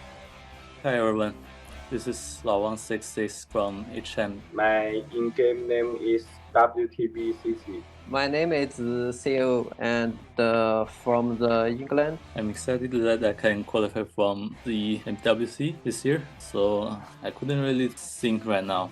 All I can feel is excitement. So I have 2 teammates from this tournament, Sisi from Spain and Theo from UK. So I recently moved from Canada to UK, so EU server is a total new area to me. So Sisi is an old friend of my roommate, and I heard they are looking for like 1 more people to fill in, so I just joined. So after I joined the team, our objective is to just get the championship of Shadow J Cup. The reason why I want to participate is I want to prove my skills in a intense gaming environment. I want to find like more challenges that I seldom can in ranked games. Because my teammates want me go. Without me, they can't win. Peach Gang now find themselves up on the wrong side of HM. The Justina ulti gonna get popped here, just trying to lock people down. We still got some time, so hopefully we can practice like a few days per week and like getting better. We will play more games. Yeah, I think that's all. So the guys who from NA, you guys all are spicy chickens. I will eat you. See you at NBWC. All right, hello, I'm Coach Nbpl. I cast regularly for EU and NA. So for the first team that qualified for EU trios, HM consisting of Lao Wang, WTB Ku, and WTB CC. Funny story about this team is that Lao Wang is actually a player from NA who recently moved over to EU. I used to play him against all the time in NA, and I still play him also in EU in duos consistently. Now, I think one of the big strengths of this team running into them in trios is how aggressive they are with their teamwork. The second you get anyone them low, they immediately back up, and they always play a very, very strong composition. Their Transformers is almost second to none, and their Attack on Titan, their Yodo, Viper, Wuchen team is super, super strong. Good luck to them, and I'll be cheering you guys on at Worlds.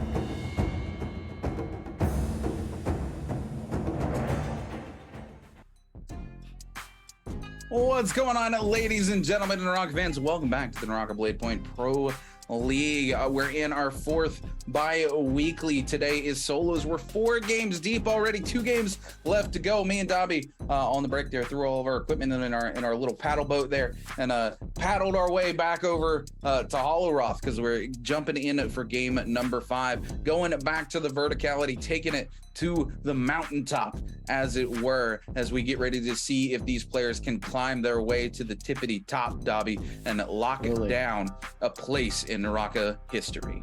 Absolutely. Still got a lot more to go, though, before we can even crown a champion here. But it looks like we're slowly closing in on that, though. So let's see how the rest of it goes, though, as we still have 2 more games left. About to start and lock in on game 5 here at Holoroth. And yeah, a lot of these solos have been playing a little bit interestingly. So I'm excited to see how they are going to be able to lock in this 5th game, see kind of what the vibes are, and then after that, go for an entirely different game for Morris Isle in game number 6. I'm excited. I really want to see something different. I think we saw a lot of the Z Pings in 1. We saw the Yoda Himes, I think, in the last game. So the question is what do we get now? Yeah, it's gonna be really interesting to see what we get going to Holoroth here. Honestly, you know what's something that's really, really neat, that these players have adjusted so well to swapping back and forth between Holoroth and Morris Cup. The first couple of weeks that this was a thing, these players struggled. If they had any kind of momentum and we swapped maps, that momentum just dissipated and completely went away. Now they act like they're not even swapping maps, right? They're just like, all right, we're just playing good old clean Naraka. It don't matter if we're on Morris or we're on Holoroth. It's not all Naraka Blade Point, baby, and we're here. And it doesn't even really affect them anymore. And you know, we've come a long way from those first couple of weeks where players were walking over traps, walking into the steamroller and getting themselves killed. And you know, these players clearly hadn't had the time to really practice Holoroth like they wanted to, given that they, you know, spent so much time practicing Morris, because for that first bi-weekly of season 2 here, we didn't have Holoroth coming into the patch for them, so they had to play all Morris. They didn't get the prep time that they probably wanted for Holoroth, and now that they have had that experience where it's just back and forth between the 2 maps, they're coming in, nobody's dying to the traps. It's just another day in the Naraka Bladepoint Pro League for most of these players. They're like, let's get in, let's get that dub, and let's get out.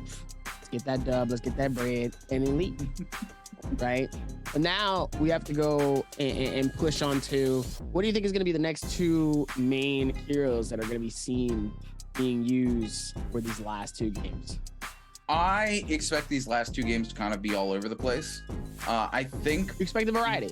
I expect a variety. I think most of our players have played the same hero twice now, so they can't do that anymore. You only get that with one hero.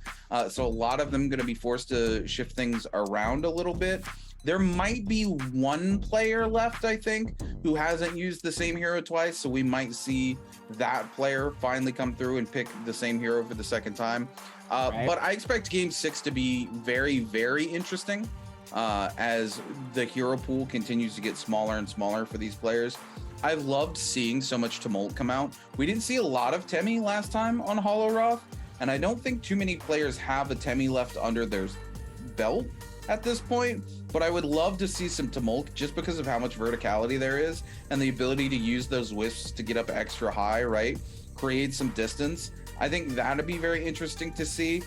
You know, I'm always a big fan when we see Valdas come out, and I would be absolutely enamored if we get to see a Viper. Well, absolutely, though. I think a Viper would be actually really fun to see here. It'd be definitely a different situation, though, if we can actually see that happen, though. But you never really know in terms of how that can happen and where people have been locking in these players here. So a Viper hasn't been too far-fetched. I've seen some Wuxians also as well in terms of their lock-ins, but seeing a Viper is also a very interesting choice as well. I want to see more Valdas. There was a all Valda lobby at one point, and I was so ecstatic. I was so excited because Valda finally got a little bit of love. Yeah, we do love seeing Valda Kui come out. You know, Valda still has a couple of those universal issues and that's the reason we don't see them coming out. You know, a lot of players, when they do play Valda coming in before this hero point adjustment came through for this bi-weekly, had that issue where they would throw their bubble down and try to reset in it like Yodahime was, and almost always got punished for it. And then also with the ultimate, unless you're really up in their face when you pop that ultimate, most players can actually tap dodge backwards and just away from the wave and avoid being hit altogether. And it feels so bad when Valda throws that ultimate out and she's not able to lock anybody down, especially in solos. But we're gonna take a look here as we get ready to lock in. Yeah, we're gonna see a Z-Ping, Matari, Takeda, Z-Ping coming out. What else do we have coming across the board? Another Z-Ping, Takeda. I kind of expected to see a little bit of this here coming back to Holoroth, because we were about 50% Z-Ping, 50% Takeda in that first game. And those are the two heroes that are favored here. So I kind of expected, yeah, these three that picked Z-Ping this game, they all picked Takeda on the last map for Holoroth. So now they're gonna pick Z-Ping. Yeah. So what we're seeing is just everybody, yeah, it's just a swap from our last Holoroth game where everyone's like, okay, hey, we played Z-Ping last time, played Takeda this time. Played Takeda last time, you played Z-Ping this time. Absolutely insane coming in, as it looks like there's going to be way more people are going to try to solve the puzzle in the very center of this map here. Let's hope that they know how to use their ABCs and try to use those turning signals. Maybe they might have an opportunity, though, if they can find it, as now looks like the left side is also going to find some decent people too within that space, but nobody in that far back all the way in the ice temples. Usually we're able to find somebody way on that back right side, but sadly nobody's going to be around there. It looks like the center space is going to be a very favorited spot for a lot of these players in our game of 5 for Morris. Yeah, there looked like there was a ton of players all going down onto that puzzle. That's going to be very interesting because whoever wins that fight comes out on top with so much loot. Yeah, we've got Dubai, Chu Zhang, EWG's Yi Ran. It looks like somebody down below already. I think it's Chu Zhang picking up the clues so they can just come up top and solve the puzzle here. More than happy to just wait it out, see who wins the fight up top and see if he can come and make the thing happen. Yi Ran down below looking for those clues now as well. Chu Zhang just trying to avoid that thorny roller, it looks like. We're going to see them use that scale rush from up here. Dubai, though, more than happy to just pick up all the loot that's up top. Waits for those players to come up. Turning now to Wolves Kai Mao going head to head here. Oh, wow. GBL Zin just disappeared out of nowhere there. Wolves Kai Bao. Again, what is happening? Zin just consistently disappearing and reappearing here. Maybe a little bit of issues. Yeah, what is going on? Zin continuing to disappear, reappear, but Kai Bao not giving up chase, wants to pick up this elimination. He's got Zin very, very low.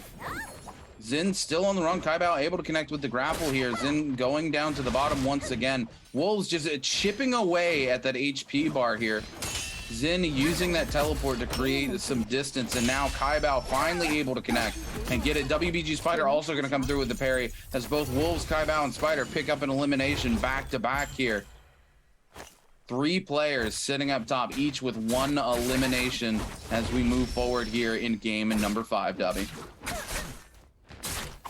Even with all of that, though, Eagle is going to try to see if he can catch Chuzeng in a tough spot. Is able to hit him with massive damage, but decides not to continue to push here. It's not like he really had an insane amount of damage on himself, so there was really no reason for him to actually force the back off here. So I'm very surprised that he didn't fully commit to it the way that I would have hoped that he would have here.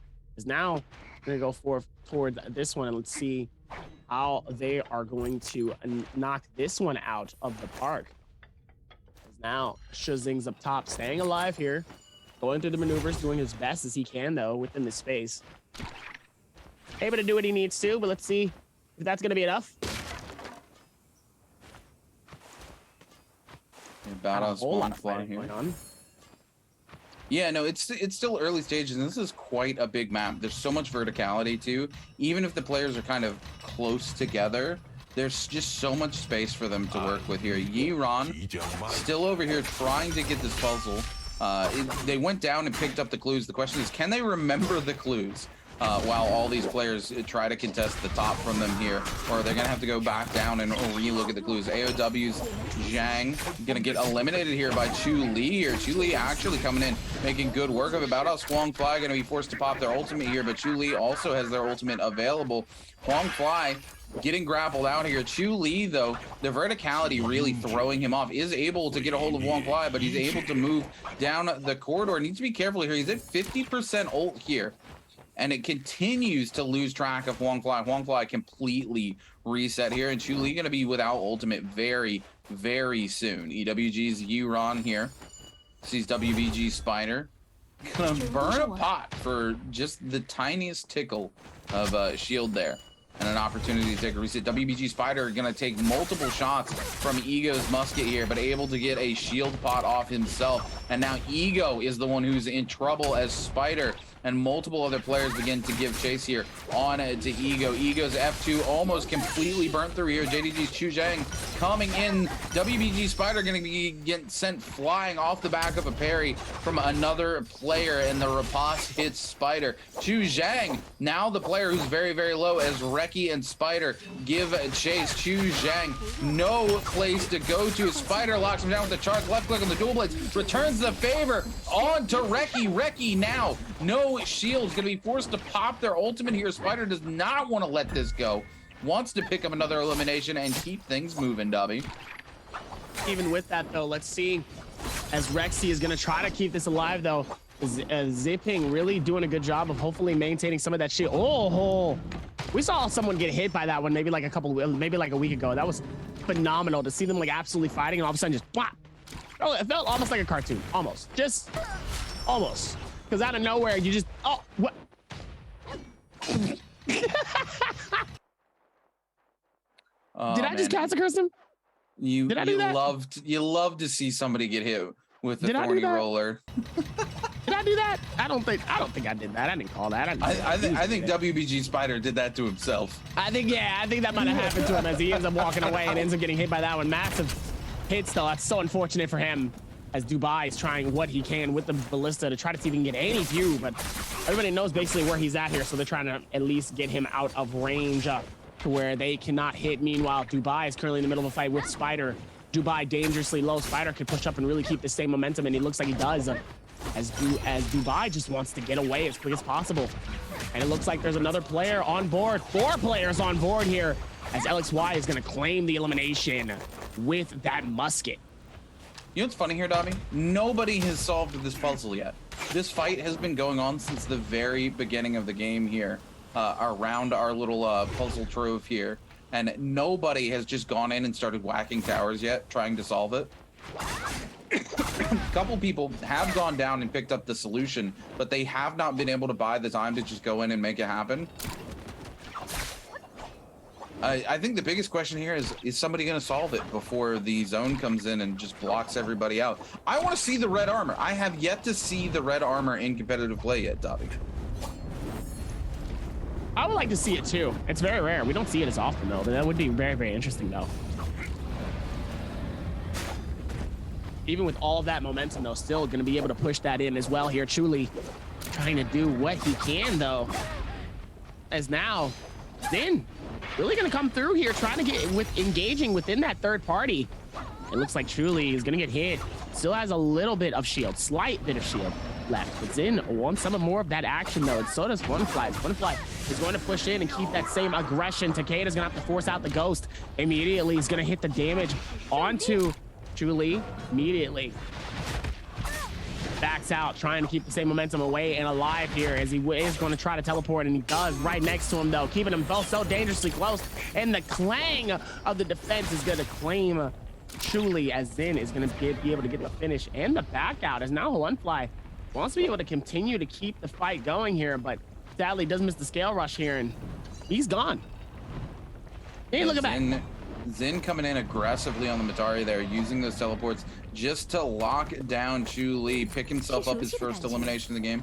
Come over here and do a little bit of light shopping. You know, Zin more than happy just to get him spend some of that hard-earned money he just got off the back of that elimination. Bao with his 2 eliminations wanted to come in to make something happen, but Zin just able to create too much distance off the back of the teleport.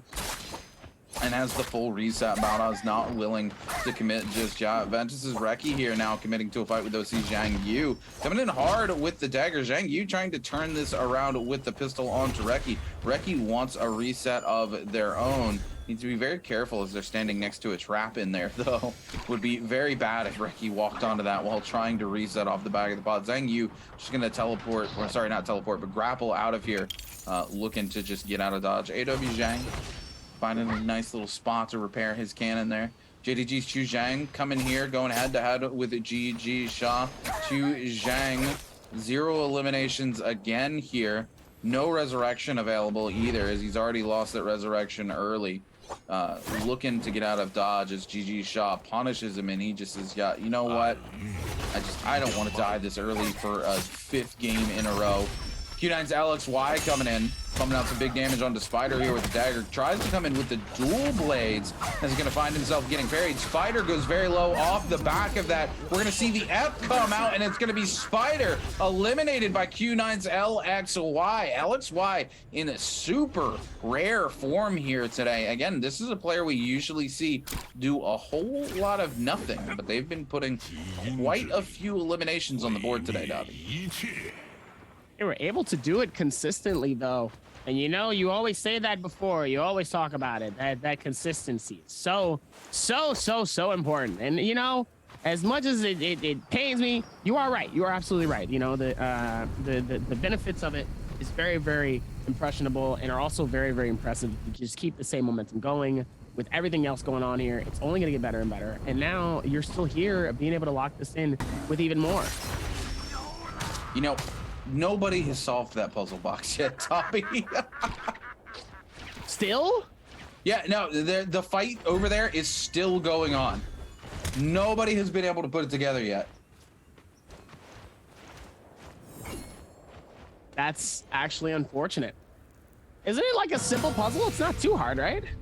Yeah, so you just have to go down beneath where that roller is on the bottom side.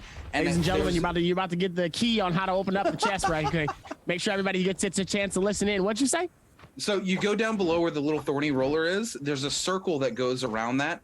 You're standing under the statue underneath. There'll be an emblem on the wall that tells you which direction that statue needs to point. So you can just start in one corner and memorize the direction of the arrows, go back up top, and hit the statues till they're turning in that direction. And once they're turned in that direction, it'll solve the puzzle and you'll get that free Morse blessing that comes up. The problem is we're in the pro league here. So all these players, nobody's had the time to just go hit the statues after getting the answer to the puzzle, because the fight's just been going on there since the very beginning.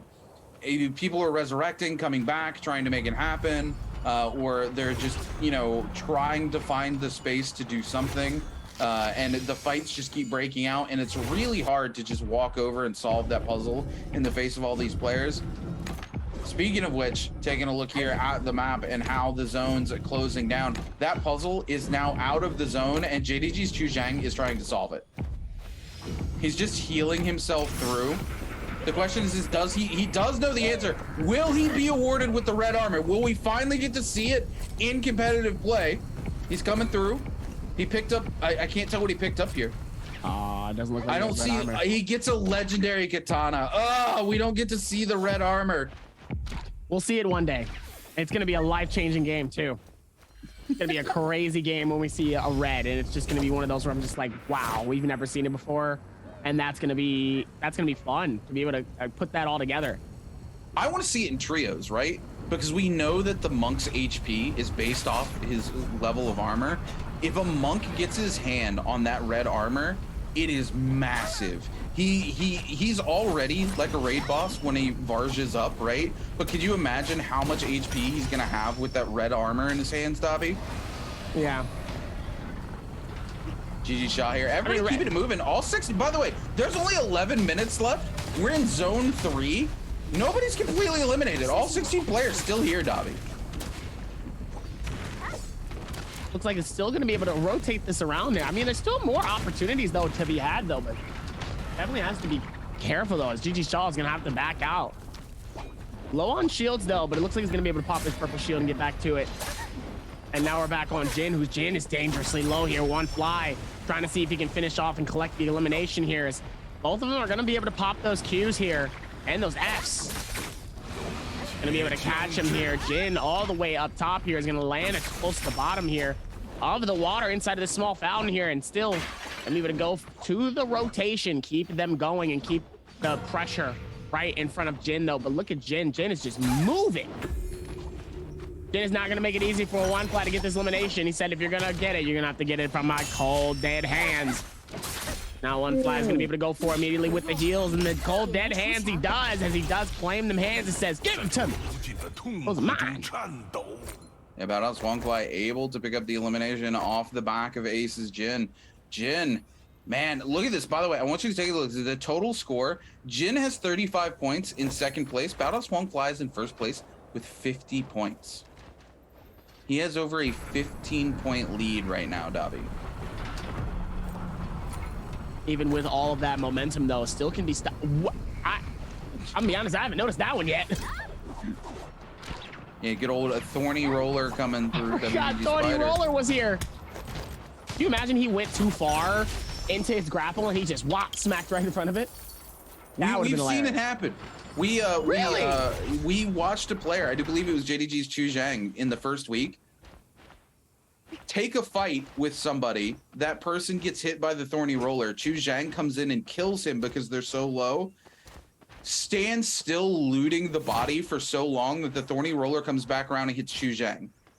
Chu Zhang steps away, pots back up, walks back in, and stands on the body to loot it again. Stands there so long he lets the Thorny Roller come back around and hit him a second time.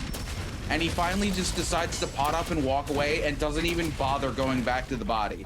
And the whole time, our lovely, lovely observers here in the NBPL watching every second of it as Chu Zhang just walks back into the Thorny Roller time and time again. Even with all of this space, though, let's see if Yeron is going to be able to find it, though. Yeron dangerously low here is going to have to go with the rotations. Going to have to try to stay alive as best as he can here. Meanwhile, still going to be able to capture it as Yeron still trying to run away. Zin trying to keep the aggression as close as possible, though. He's able to pop his Q. That Z-Ping keeping him alive and keeping the shield up and away on him as much as possible, though. Is going to be able to keep him going here. Meanwhile, GG Shah and all the other players are trying to see if they can get this. Oh, no, it looks like they've already gotten it. Somebody's already snagged it. Don't know who. Somebody got it. Yeah, and this is a super sad state of affairs, right? JDG's Chu Zhang is one of our top players here, and he's only put 2.9 points on the board today, Dobby. It's just not something you expect to see out of Chu Zhang whatsoever here. WBG Spider going super low, and the rest of the lobby very quickly thirsting. They smell the blood in the water. The sharks are here, Dobby. Spider getting a little bit more of a reset off here, off the back of that F2, is able to get the full heal together, and the sharks are gonna have to back off. The chum no longer in the water. Spider takes a cannon shot and immediately pops the F2 here. Gonna try to find that space to get the optimal reset. Lets the F2 heal him all the way. Has 2 in the back pocket. Gonna use that to heal the rest of the way so he doesn't have to burn any of those spots. NPG's Dubai sees the likes of EWG's Yiran, who goes very low. The F2 buying Yiran all that space they could possibly want here as Dubai tries to give chase, but Yiran able to avoid being hit here. The grapple comes out from down below, but Yiran just keeping it moving, Doc. Being able to keep that momentum going as well is only going to be the name of the game here, as Zin going to be able to go through the rotations and get them out of here, as well as Zin going to be able to do what they can. As now Zin is going to have to go through the invisibility, was able to get a little bit, but still they were able to find some damage. Oh, a massive hit of damage onto Zin here, and Spider is going to be the one that gets close and tries to claim it. Meanwhile, hits a disappearing act. Zin is going to try to maneuver, but there is at least 2 or 3 people around. Zin does not want to be caught by this one. Is absolutely juking the entirety of this group. Oh my goodness, Zin doing what he can, but it looks like he's been found. Immediately starts getting hit. Yiran has to get outside of the circle here. He's also in a dangerous spot as GG Shaw is going to claim the elimination onto Zin. Oh, Zin holding on for as long as possible, really trying to get away as best as possible, and did what he can. EWG's Yiran here, still holding on for dear life. He hasn't stopped moving since we last looked at him here. 17 jailed ego, able to get his hand onto this legendary armor. Q9's LXY has been able to string together a couple of eliminations for himself here in this game, continues to do well, but right now stuck in the zone. GG Shaw gonna be able to pick up the elimination off the back of a big bow shot for himself here, and that's gonna be Shaw's second elimination here in game number 5 as Shaw continues to move topside, looking for a place to get a little bit of a reset here. There's a lot of musket shots coming out. One finally connects onto Shaw as he gets that pot off. He's gonna be forced to pop that F2 if he wants any more of a reset here. Doesn't want to keep trying to shield up in the face of that musket coming from across the gap here. JDG's Chu Zhang still hold on. 0 eliminations still here this game. The only thing he was able to get out of that coveted treasure box was that legendary katana, and he's not been able to put any work in with it just yet. 13 players still left alive in the lobby as Zone 5 gets ready to collapse onto Zone 6. Many of these players can be forced to take fights that they don't want moving forward. Even with all of this too, they're still able to do some more stuff here. Now, let's see if we can put it together here. So now they're going to be able to go through with the rotations though, and let's see how much fun these players can have here. Spider is going to be able to get this fight on with Rexy here, immediately getting those shields up and keeping it going immediately into this space here. As now only more and more things are happening, and let's see if they can keep the same momentum going forward. As now they're going to be able to keep the momentum happening though. Now, even with all of their spaces, still can be caught in bad situations as Dubai looks like he might try to push in on GG Shaw here, but it looks like Don Queen caught on the outside here, trying not to get caught on the rotation though, and he ends up going around. Could have caught him in an interesting situation, but decides not to. Kind of crazy.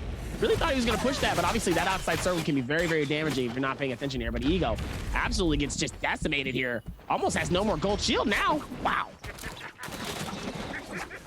Dubai here caught out on the edge, not doing well. Is going to get sent into the zone by EWG's Yiran, and the zone tick going to claim Dubai as Yiran picks up his first elimination of the game off the back of that dagger charged left click. Ventus's Reki looking to make something happy on to Yiran. Now AOW Zhang goes very low. The flame breath comes out. Chu Li waiting in the building outside in the zone. Gonna come in and pump in more damage. Zhang no place to go and get a reset here.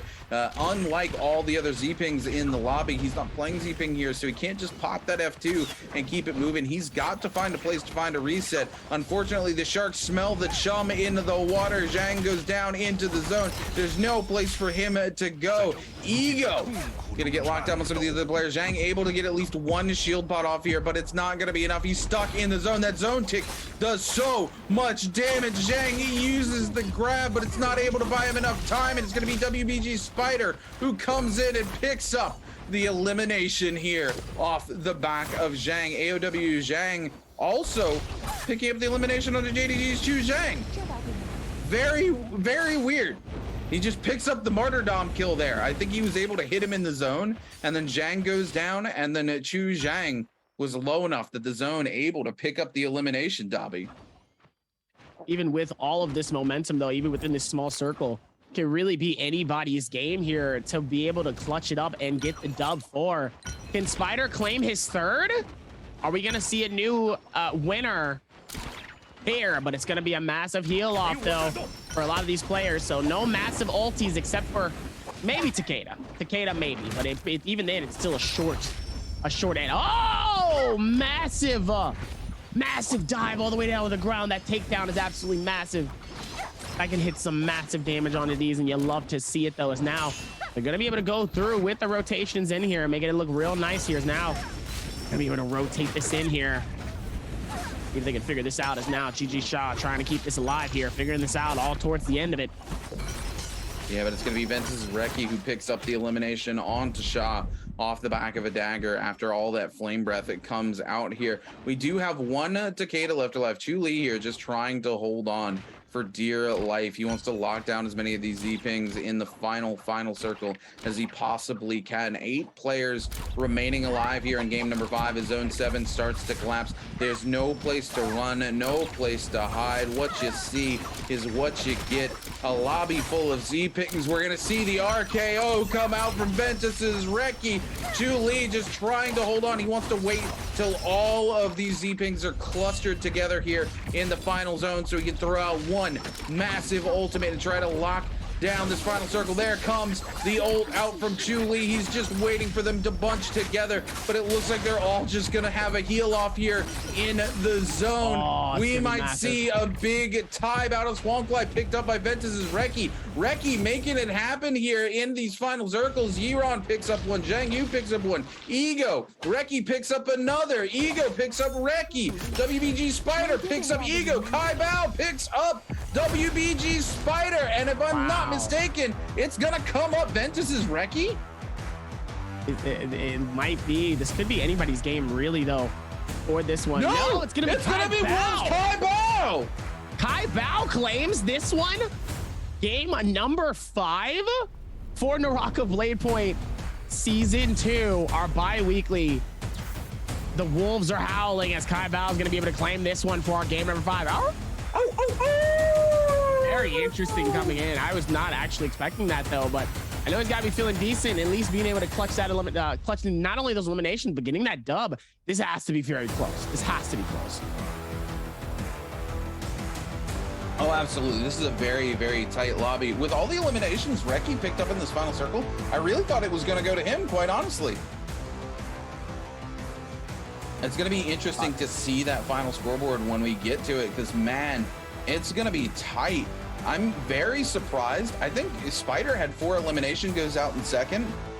It's going to be Wolves Kai Bao by just the slimmest of margins here in game number 5, and some of these other players are not going to be that far behind the likes of WBG Spider either, especially players like Ventus Rexy, who I think walked away with 4 eliminations as well, Dobby. I think coming in with those 4 eliminations are going to be absolutely massive because, like I said, these points aren't necessarily so massive when it comes to solos. They're very much under 10 elimination. So as long as they keep the consistency of at least 4 to 5, even if you get 2 or 3, that's still more. As long as you get the placement is where things get very, very, very important. And that's something you need to also keep in mind when it comes to doing these pro league games, especially like Naraka, where it's really all about getting those eliminations, but it's way more important to get that placement. So congrats to Wolves to getting those eliminations and then getting that dub, especially at the very end though, because I feel like Spider would have been able to clutch that. That could have came up a little bit differently, possibly. I don't know, but we'll have to see once the leaderboard comes in, because I'm curious how this leaderboard's going to look. I feel like it's going to be less than 5-point difference between like top 3. I feel it. I don't know why. Oh, it's going to be even smaller than that. It's going to be very, very minimal difference between first and second place. Maybe 1 point between second and third place.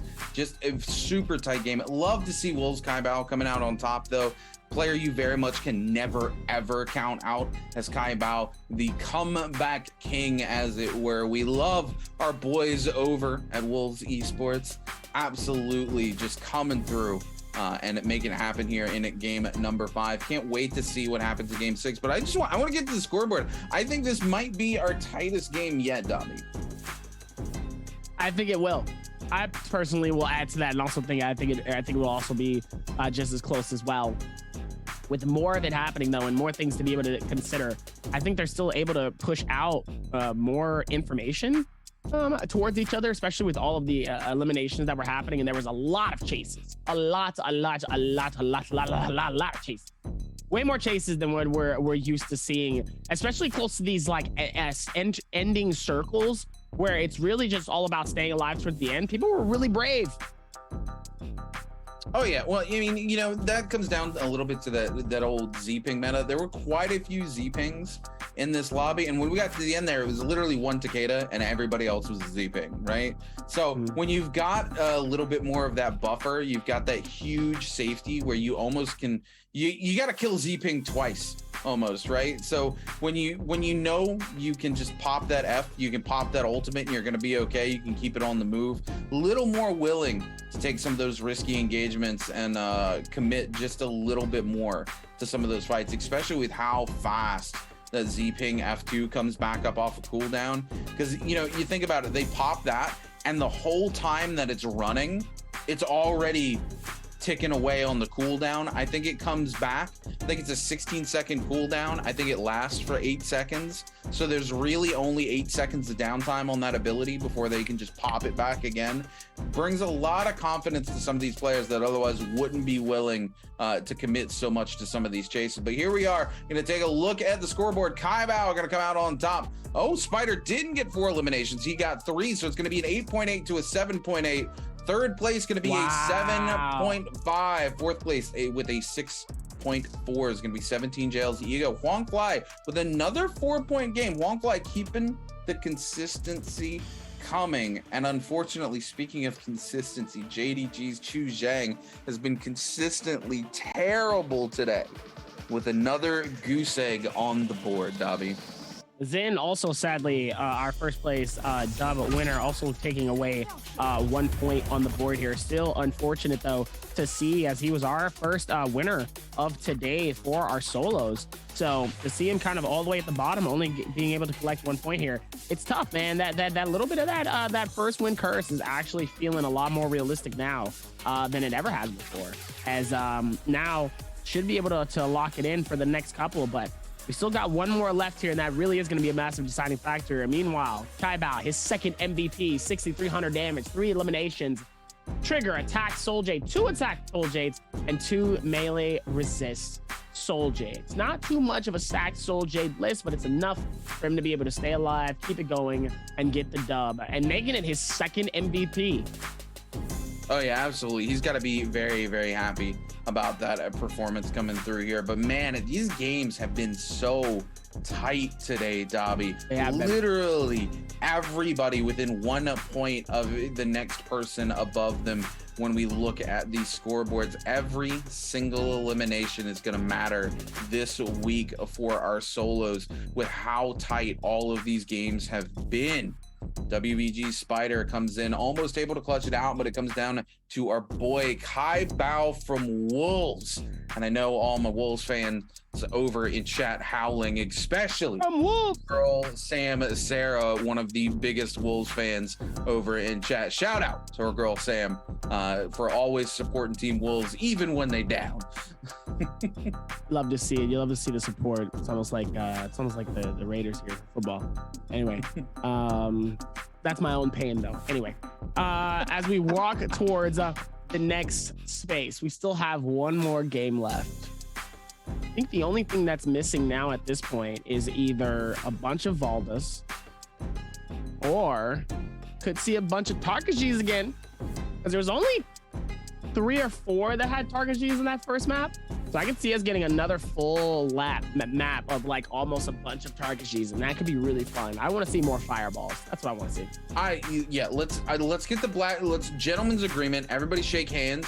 We're all running Blackout Vulcan. We're all running fireballs, and let's just go to town in this last game. I just want everything, the whole map. Burn it all down, Dobby. Burn it all down. Burn it all down. Shut it all down. It's all right. We'll make things easier, and we'll make it even more fun that way. It's like fight night, but you know, we don't talk about fight night. It's rule number 1. And we've already failed. I'm kidding. As now we go into this one, now we still have more of it. Also, we're still closing in on our finals coming in as well too. So there's still more happening here for our games here, but I'm very, very excited to see what this final game has to offer for us for Naraka Bladepoint Pro League. Oh yeah, absolutely. Game 6 is going to be a hoot. There's so many heroes that are just completely off the table for all of these players. This is the one I want to see, right? Coming into solos, the game 6 is the one where I expect things to get absolutely juicy. And you know I'm all about a juicy game number 6, Dobby. People getting desperate, the weird hero picks coming out, people doing weird stuff. I hope they're weird. I hope they're all weird. I want to see Blood Ripper. I want to see 16 target Gs. I want to see fireballs going absolutely crazy. I want to see a final circle that comes down in just like the weirdest of spots. You know what? I want to see a final circle that takes place on the beach in like Shipwreck, where it's literally just everybody on the beach and there's nothing left. Like it comes behind the ship. Party. Sorry. I mean, we did just get all those lovely Naraka Bladepoint summertime skins. We did. I still need to get my summertime skin. Right? You know, everybody in chat talking about Target G with his pool party skin there. Being the Runekeeper cosplay and stuff. I love it coming through. But man, no, it would be great. The first 2 games were such weird final circles, and I just want that for game 6. I want game 6 to just be the culmination of the weirdest stuff. Yesterday's final circles. Them trail games were weird. Trail games were weird, man. Might have to go back and watch the VODs. Hey, specifically, Hip Rain was like, what are these circles? What are these fights? What am I watching right now?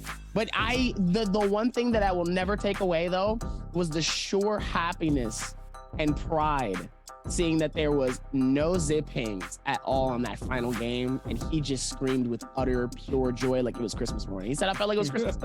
Just to see absolutely no at all Z-Ping? Oh yeah, look that one. We love Z-Ping, but we also love to hate Z-Ping. We're ready for something different. Speaking of something, we love to hate Z-Ping. Yeah. Speaking of being ready for something different, we're gonna take a quick break before we come back for game number 6, which promises to be something very different.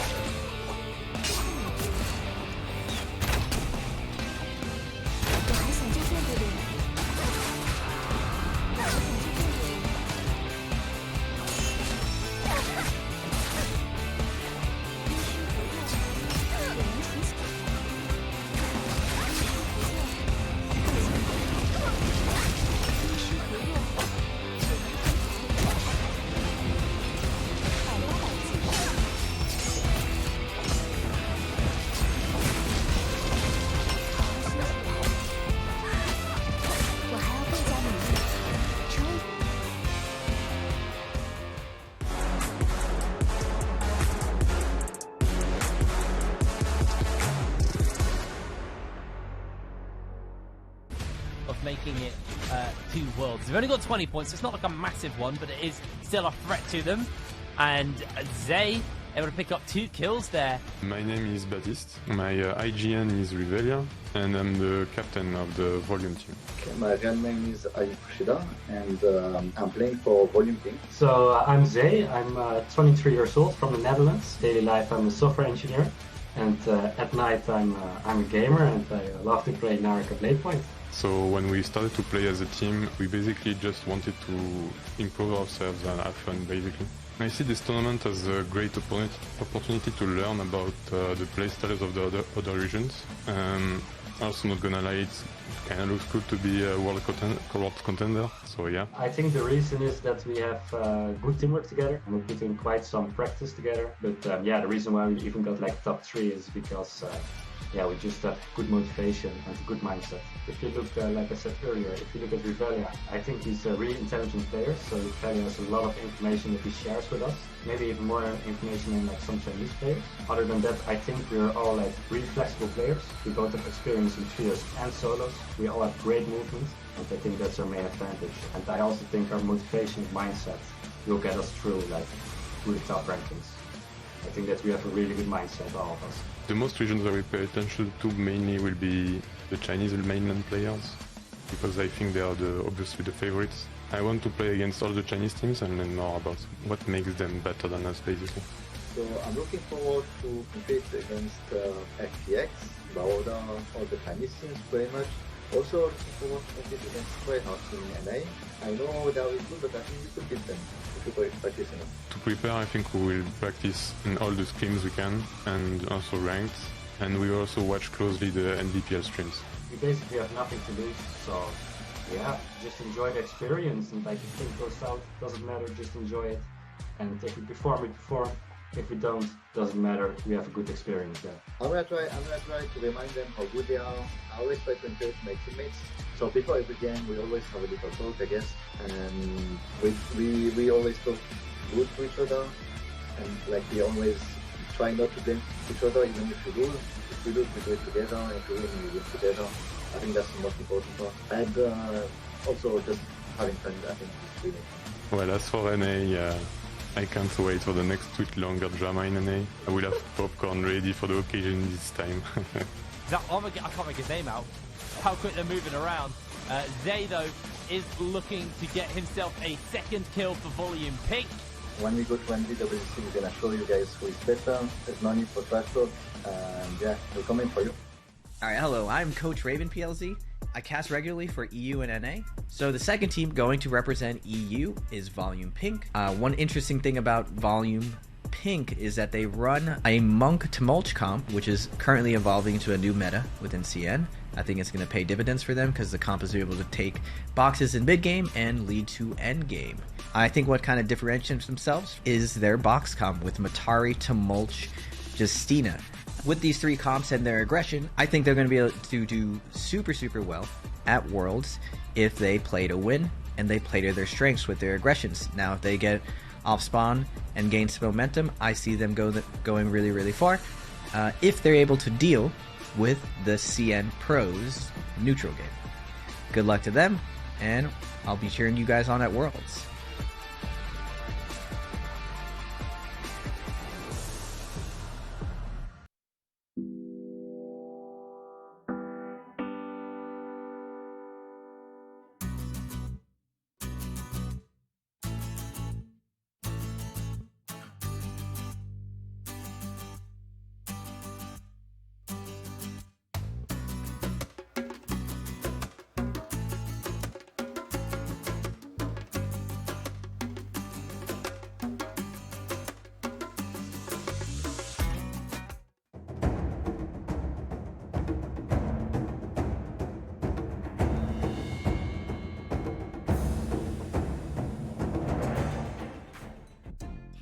Like, I can't tell. I feel like those are drones for the whale to do that and then watch it form to the actual whale and then watch it like kind of fly over the sky like that. That's got to be drones, right? Oh, hey, what's going on? Welcome back. Welcome back. I'm talking about the whale here, we got a VCR to show you. 我觉得还是有点可惜吧，因为毕竟都是第一周也是这样的。 感觉就是非常可惜，然后第2周感觉自己又有机会了，但是还是没有拿到这个冠军。觉得火蓝还是不利于发挥吧，操作难度也高，然后就是决赛圈的保命能力就是也差。就熊猫人玩这个火蓝的话，就我听他说是他的那个信仰嘛，信仰玩家。出生的话，我觉得是他就比较努力吧，然后他的实力就是我也认可。毕竟他那个天人也是第1名嘛，就是说，这个人还是很强的。Hold up, chat. Look, I love Shaw coming in, giving us a little bit of his own perspective here on how things are kind of breaking down this season and some of the unique hero picks. Talking about how hard it is to be a target in the final circle, how hard it is to survive, and how KZ's Panda Man has a little bit of an obsession, if you will, with Tarka G. And I mean, who doesn't? We all love us some Tarka action here in the Nbpl. I mean, right? Look, we all love a little bit of Tarka G here as we lock in for game number 6. You know what? Leave Panda Man alone. Here we go. This is exactly what I want to see, right? I'm ready. Look, boys, I'm looking at all of you. Bring me the weird, the wonky. I want to see the Viper. We're either going to be very excited, Rune, or we're going to be very disappointed. I know, right? Let's go. Okay, hold on. There's still Z-Pings available? What? There's only a little bit of some stragglers left here. So I can see that for those two, because I don't think they've locked in really zipping really ever here.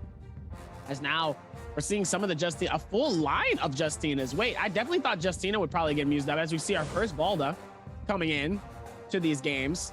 Whoa, there's no way there's this many Z-Pings left available, right? Are they risking their points? I think they're risking it. There's no way. I think they're risking it. There's no way. I'm gonna have to go back and watch the VOD, but there's no way nobody here isn't on their 3rd Z-Ping. I think they're risking it. I genuinely think they're risking it as the full side. They're all going to be landing right here. It's going to be an immediate fight here. I told you, either we're going to be very, very surprised or we're going to be very disappointed.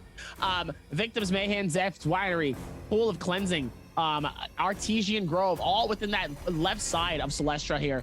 It's just going to get absolutely melted away by a bunch of different players here. This is going to be fun to see where the immediate fights happen here and who's going to come out on top and stay alive throughout all of this madness. It's going to be an interesting fight here, and how aggressive people are going to be is going to be very, very important here as we're going to lock in for our final and 6th game of tonight. Yeah, going to be super interesting. There's so many people dropping over by Celestra, and immediately we're off to a hectic start here as WBG Spider forced to pop TF2 right off the bat as Ace's Jin gives Chase Spider, one of the few players who didn't head over towards Celestra. Badass Wongfly over here gonna immediately pop a huge parry onto 17JL's Ego, follow up with the Dragon Rush into the Neja's Might, now onto the Scale Rush. Ego gonna pop that Frost Form here, one of those many Justinas that we saw coming out. Ego able to go ahead and get all of their armor back off of the Frost Core. Now Wongfly is the one who's on the back end here, and it's gonna be 17JL's Ego who's able to pick up that early elimination off of Bowdow's Wongfly. Bowdow's Wongfly really able to do what he can, though, as he is gonna be able to lock that in and keep that momentum going here. As Spider is gonna be able to go forth towards the momentum, wrap around the building, and stays around it. As now it looks like Rexy is going to find Chuli. Looks like they were currently in the middle of their fight, and now Rexy is trying to keep the momentum going, though, as they're both going to be able to push in and keep the same momentum, keeping it together all the way towards the very end here. Oh, nice grab and a slam down coming in from the Takeda. And it looks like Spider is just going to get absolutely decimated and destroyed from ASC's Jin with the dual blades. Dual blades putting in a massive amount of damage, though, for those. And make sure to pay attention, guys, as the free codes coming in from Naraka Blade Point, as they will be giving out free codes for the game. Yes, if you have Steam, if you have a PC available, and you're ready to play some Naraka Blade Point, if you haven't played it, then now's your chance. If you have played it and you've got some friends that want to play it, now's your chance as well for you to be able to grasp the codes, tell your friends, yo, come get these codes, and don't say I never did anything nice for you. Because now they're going to be able to get the rotations in, keep the vibes going here. Zhang going to be able to try to find Zen here. Zen having a hard time. And Zhang also as well here as GG Shaw dangerously close in hand. Really could be able to push in, but just decides to go around here. And it looks like it's going to monitor what's happening, though. It looks like he's going to push in on Yeron here. Oh, Yeron is going to send him back so far and says, get out of my face. That was just disrespectful right there. Zen is going to be able to go up top here. Yeron also very similar. And now it's just a follow spree heading towards GG Shaw. GG Shaw was able to pop his shield, though. So it's not like he's not that vulnerable now, but still has to be very careful though, because he definitely can get pelted, and he definitely is though by the musket. And it looks like GG Shaw might have found it with the hits, and so is Yeron. Yeron's able to find it back on GG Shaw here, and it's a 2v1 trying to keep it alive here. GG Shaw trying to do what he can here to not get caught, as Yeron's gonna back off for the quick shield off. GBL Zin is trying to continue to keep this momentum, trying to see if maybe he can get the elim immediately going up the tree here, trying to make that distance, trying to juke them as best as possible here. Was able to hit it, and now forcing to use the ulti. He does, finds a gold, and decides to back out and get out. Meanwhile, Chuzing and Kai Bao fighting their own territory here and fighting in their own space, as Chuzing immediately is going to hit the parry and the finish and dagger down all the way to send them back to the resurrection. Yeah, Chuzing finally able to put an elimination on the board here in game 6. Put something together for himself here as Kai Bao gets sent back to the Soul Altar. GBL Zin now trying to turn things around on to GG Shaw. Shaw, no ultimate available after being chased for quite a hot minute here. Is going to go very, very low at the hands of WBG Spider. Zin trying to make it happen here. Spider going to pick up the parry and the elimination onto GG Shaw. Now Zin and Spider going head to head here as GG Shaw's ghost heads back to the Soul Altar as well. Spider coming in, playing hyper aggressive onto the likes of GBL Zin. Catches the grapple, but not quite able to catch Zin out. Is going to come through and find them out here. Spider needs to lock them down, looking to come in with these dual blades to make something happen. Does catch on to Zin with that grapple, able to do a little bit of damage. Zin returning the favor to Spider with a dagger, though. The F2s coming out from both players. Spider with the dual blades looking to maybe get that charge left click off, but Zin goes flying and Spider misses his grapple. It looks like Zin going to be able to get out of this situation. Turning our attention now to OC Zhang Yu going head to head with JJHRG's Chu Li. Chu Li trying to make the best of this situation here. Swaps to the cannon to get a little cheeky extra damage off, but doesn't quite find the mark here onto Zhang Yu. Zhang Yu actually cancels their pot here before they have a chance to finish it out, so they're going to be super low here. The F2 comes out. Chu Li also with an F2. The Poison Shroom is going to hit, I do believe, Chu Li, but I don't think it catches onto Zhang Yu. Zhang Yu going to be forced to pop their ultimate now as GG Shaw comes back from the Soul Altar, looking to pick up an early elimination. Misses, no, does connect with the freeze onto Zhang Yu. Zhang Yu goes low. That's going to be it. Shaw picks up another elimination and a set of blue armor for himself here off the back of Zhang Yu. Even with that, still going to be able to do what he can here to get that filler done here, and makes it look good all throughout the spaces here. Now he's going to be able to do what he needs to. His LXY is going to try to keep this game alive for himself, but sadly might not be able to do enough here, as immediately is going to try to see if he can catch him, and Chozang is able to get the elimination on to LXY. And like I said before, make sure to pay attention because them codes are live. I don't know if you guys have those codes, but I suggest y'all go check them out. It's only getting crazier, and now that we have these codes out here, you know, it's nice to have the game. The game is nice.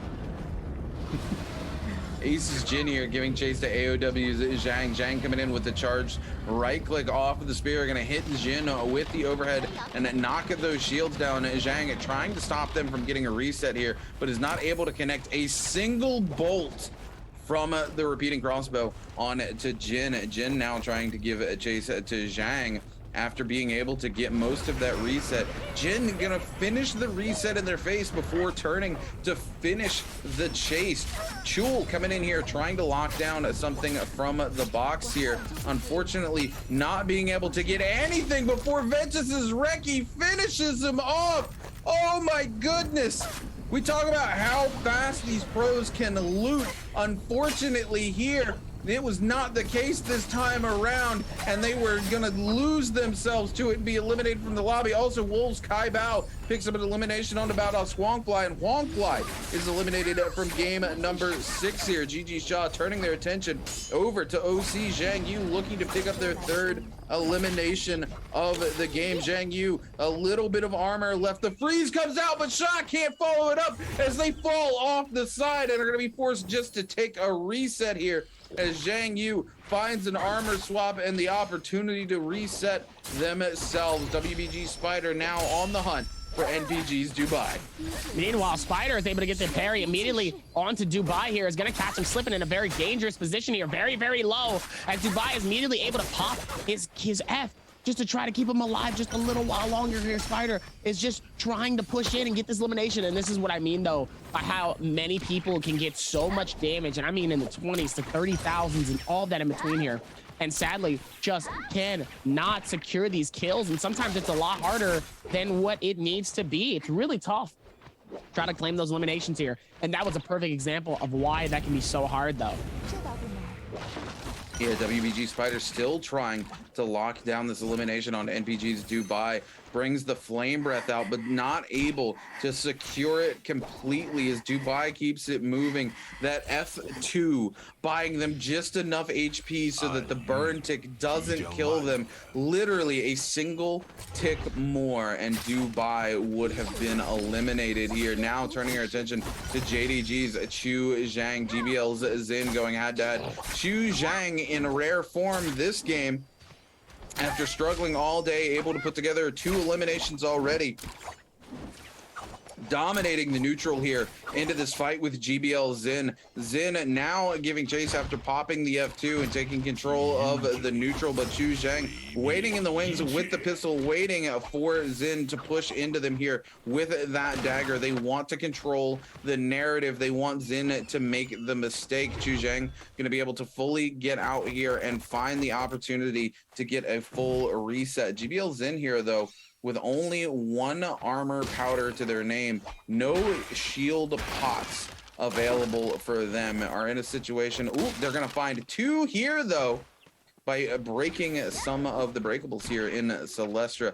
That's a lot of luck. I'll tell you, as somebody who has spent time looking for pots, breaking all sorts of objects, finding them, especially in a Mortal War where loot is turned way down, 2 of them just right there in your face, huge luck for them.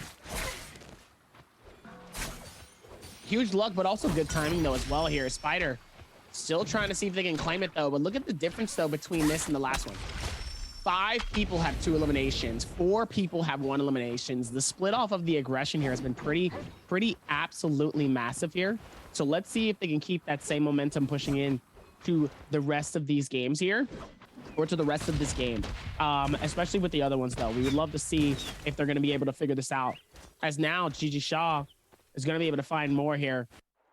Let's see if they can keep that same vibes happening though, as now we're going to be able to go through back towards Zhang Yu. Zhang Yu dangerously low here. It's going to need to retreat here, and it looks like he has enough space to do it.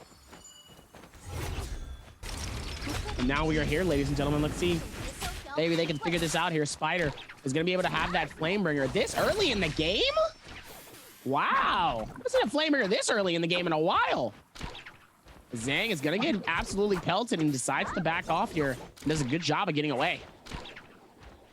Yeah, Zhang more than happy to just go ahead and get the hack out of dodge. A very familiar situation, unfortunately, for AOW Zhang, finding himself chased down in the middle of the lobby with no resurrections available to himself. Does find a nice blue set of armor to swap into, but Ego gonna pop that bell, sees Zhang, but also sees WBG Spider waiting in the wings. NPG's Dubai just out back, going head-to-head with Q9's LXY here. Dubai gonna be forced to pop the F2 as LXY finds some big damage on to Dubai and forces the F2 out. Now LXY turning their attention to the side of the building, hoping to catch our boy out, but doesn't quite find them, as another Morris Blessing pops up. Ventus' Reki coming in is going to catch on a massive parry onto WBG Spider, but sees the Bane's Breath coming down and decides to go ahead and back out of dodge. They've already got purple armor. They don't need to overcommit this Moore's Blessing, but they don't have to. Spider coming in, trying to catch anybody out here, is going to take a Bane's Breath straight to the face. Multiple grapples coming in, the ult coming out from Spider, as Spider finds himself dangerously low off the back of the Bane's Breath. Now 17JL's Ego coming in, trying to freeze down Spider, unfortunately misses twice, and Spider will live to fight another day here. We're going to see the bubble come out as Yi Ron trying to survive the onslaught from Oshi Zhang Yu. Zhang Yu not going to fall for it, doesn't walk into the bubble, now is going to get caught out in the bubble, but Dong Quing waiting in the wings to capitalize on it. Zhang Yu takes a ton of damage here, and we're going to see AOW Zhang actually pick up the elimination onto 17JL's Ego here, and that's going to be it for Ego here into game number 6. Right into game number 6 here. Spider back at it again, trying to see if he can find another elimination here.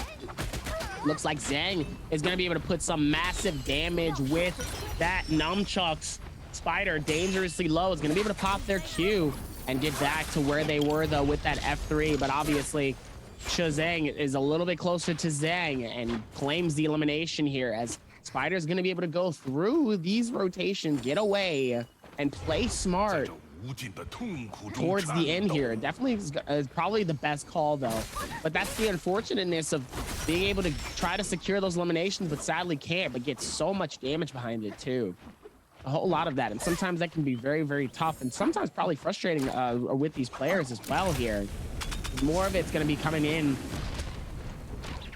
Let's see if they can keep making that momentum happen though, as now we're going to be able to go through these rotations and figure out what's next here. And now even with Spider, gonna have to go back for the re-heal, the re-shield, trying to play around the building and doing a fantastic job of it. I mean, look at the scale rush. And then is able to get up top, go for the shield, and now they're back at it again, ready to fight again. As Chuzing able to find one of the players outside who came out of nowhere, and then seconds later, not there anymore, he's gone.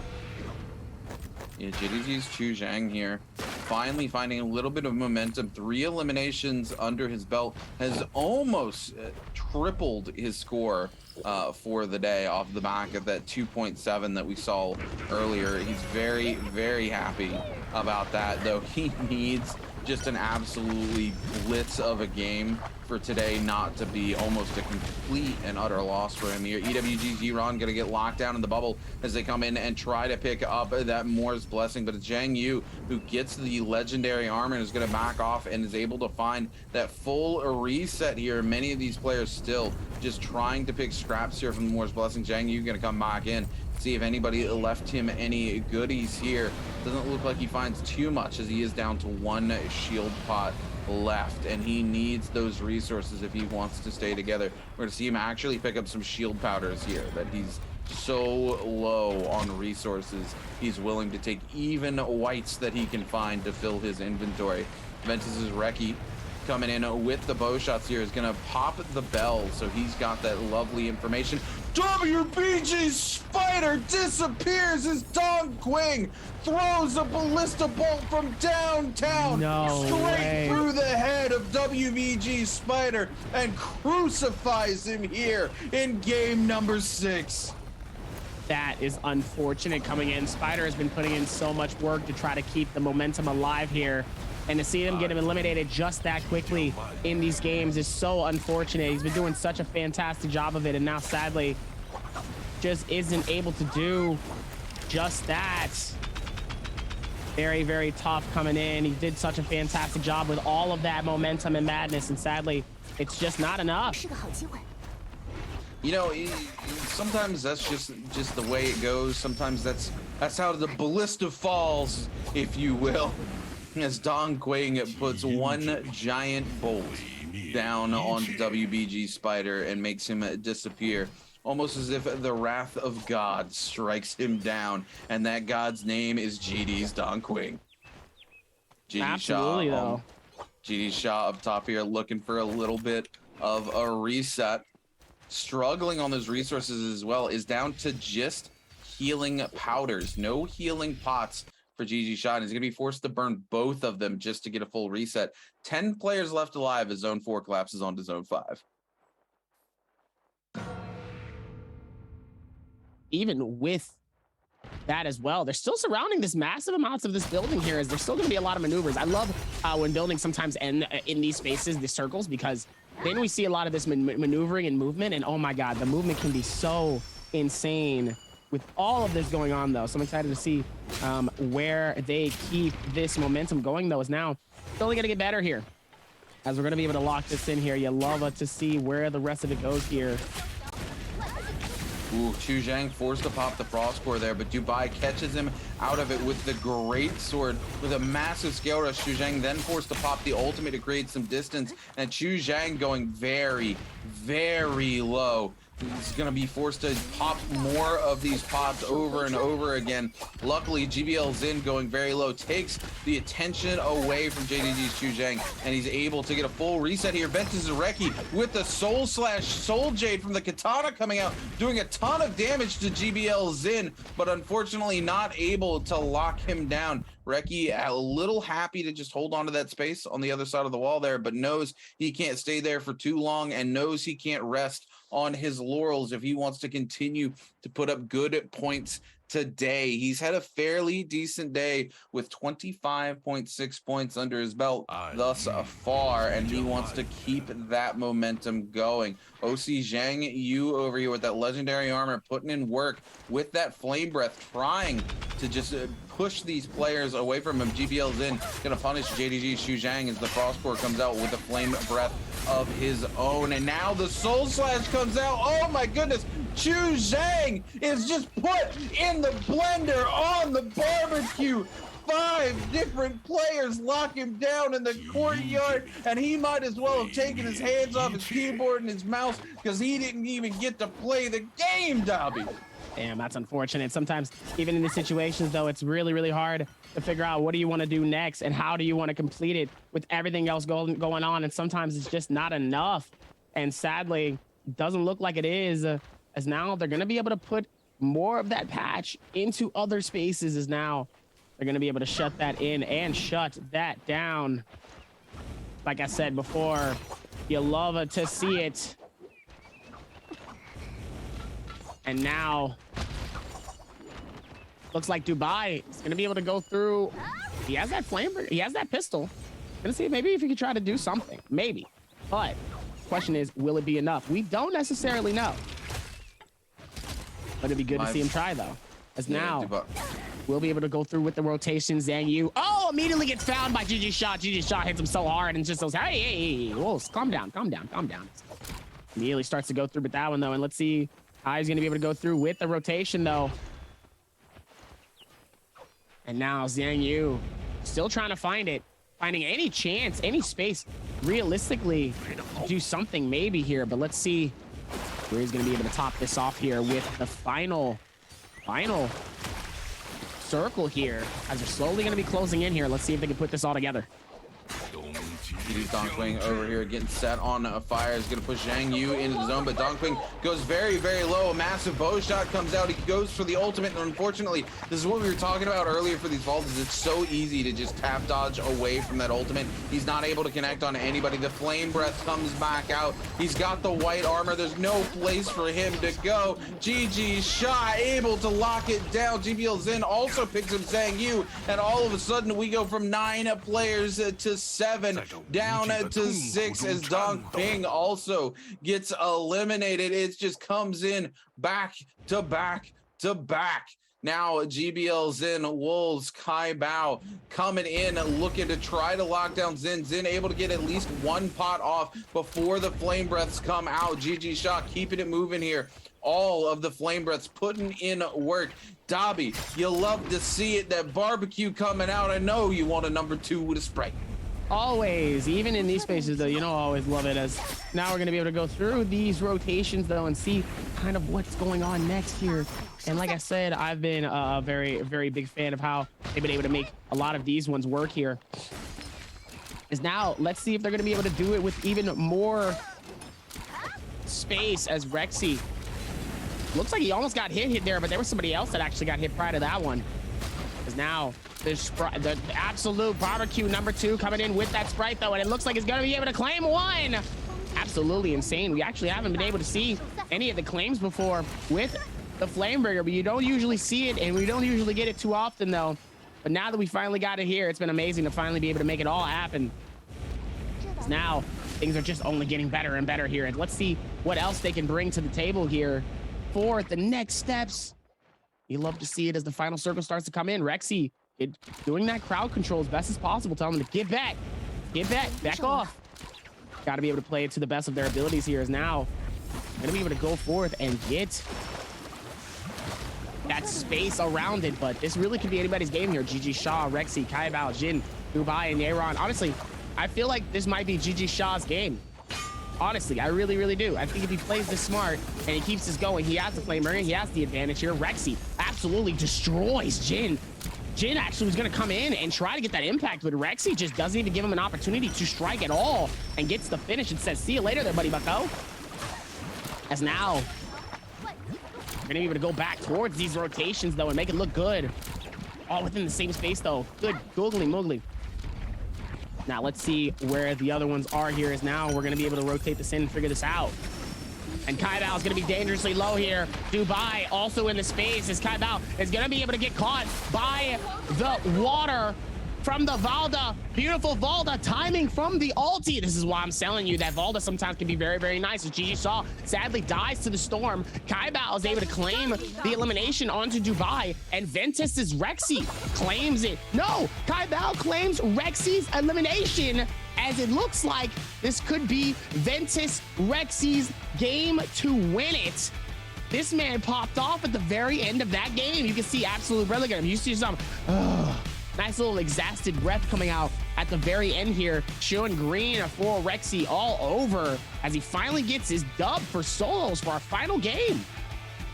Yeah, absolutely. Rexy putting on a great show here in this final circle. Unfortunately, EWG's Yiran, the last remaining player, 0 eliminations, Dobby. Doesn't matter if you get that multiplier, because anything times 0 is 0, baby. I mean, it didn't pull up 0 for him. I will say that. Even with all this stuff, they're still able to put it down, as now they're still able to make that happen, as Rexy is going to be able to claim his dub. I'm curious if this is his first MVP. I don't think this is going to be Rexy's first MVP. We're gonna find out. We'll see that stat for sure here after we get a chance to look at the overall leaderboard. But what a great final game here today for our solos. Quite a bit of aggression, way more Z-pings than I thought we were gonna see. I still think some of these players, this might have been their 3rd time playing Z-ping.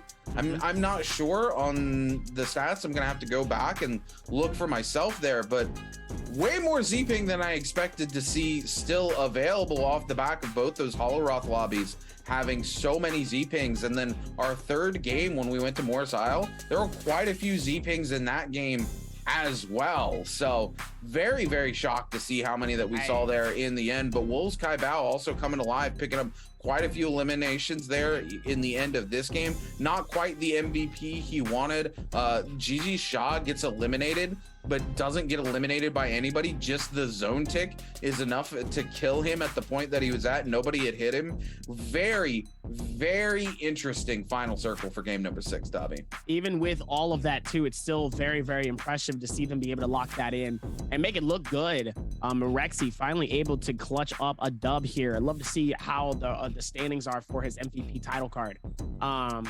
And yeah, 6 games are done for our solos. Very interesting amount of games, especially the first 2. I think the first 2 were I think were a lot more interesting because of the wide variety that we saw within those first 2 games. And then seeing both Holoroth just do the Zaping and Takeda switch. Same people that were doing Takeda switched to Zaping in the last game. Same people that did Zaping in the earlier game did Takeda in the last one. Very interesting how they were able to kind of count that. But then a lot of people clicked it for the last one. I'm telling you, some people are going to tank. Some people are going to tank some points for that. They are. And I'm telling you, that's just what's happening. Meanwhile, 5 eliminations coming in for Rexy, making his score and 11 points. But check this out. Yeron with no kills, but places and gets 4 ranking points for a game score of 4 and puts him in 4th place. What? Yeah, you again, love to see it. I mean, yeah, I don't love to see it. If I'm Yeron, I'm mad right now. You get that 1.6 multiplier, you fight for it, but you got no kills. So 1.6 times 0 is 0, baby. That multiplier counts for nothing. Yes, he gets the 4 ranking points, and points are points right now, especially how tight today's score has been. But if I'm Yeron, I am kicking myself right now that I walked away in first place with 0 eliminations, because man, does that sting. Kai Bao and Shaw, though, both picking up 4 eliminations here, and this Kai Bao going to be taking 2nd place with an 8-point game score. Reki, I think probably with our highest score of the day, an 11 points MVP here for Ventus's Reki. And man, he needed this game very, very bad. GG Shaw unfortunately needed a better game. He really wanted to walk away the MVP for this one. Doesn't quite find it this time. Shaw super far behind. He's gonna have to come in tomorrow and really, sorry, not tomorrow, into our next day of solos and really make something happen. But as we take a look here, Ventus's Reki, this is gonna be his 5th MVP, walking away with 18,000 damage, 5 eliminations, Davi. Whole lot happening though, as they are able to lock that down and make it look good within these spaces here. 5, his 5th MVP, actually pretty impressive. Soul Slash, Trigger, Thunder Call, Dual Ring, Melee Resist, and Health Resist Soul Jade. 8,700 damage with the dagger. Just the dagger alone, it's pretty good. 18k, 1,200 healing, and 5 eliminations. Pretty decent coming in from Rexy. Rexy's got to be feeling pretty good about that one. Very impressive for Rexy to finally be able to get that on his final one. But Spider got 2 dubs. Spider did get 2 dubs. Don't get me wrong, Spider put up quite a bit of points for himself today. He's definitely happy with his performance overall. At the end of the day here, you know, it's all about how many points that you're putting up on the board. And Spider's one of those players, he's always going to be towards the top of the order, man. Back to back. Yeah, look, you got to come in, and sometimes you just got to do it. And that's what WBG Spider does, is he comes in and he makes it happen. Unless it's a bi-weekly final and then he crumbles for whatever reason. I don't understand it. Look, you say that. Okay, his first bi-weekly final, he came in ranked 1st seat, dropped all the way to 8th place. That's tough. All right. Next bi-weekly final comes in, he's ranked seeded 2nd place, drops all the way to 7th place. Listen. For whatever reason, there's a pattern. WBG Spider rumbles when it comes to finals. But you know what? Speaking of things that crumble, you and me about to crumble for just a second, because we're going to throw it over to Jaeger for a quick interview before we come back and round out the final bit of today's show. Thank you, Debbie. Thank you, Runkeeper. And this is Jaeger. Welcome to post-game interview. Today, we are very glad to invite Kai Bao to our interview room and let him say hello to our audience. Hello, 凯豹，先和大家打个招呼吧。大家好，我是狼队凯豹。好的，再次欢迎你来到我们的这个赛后采访，也再次恭喜你，其实今天打了一个非常好的一个输出和伤害。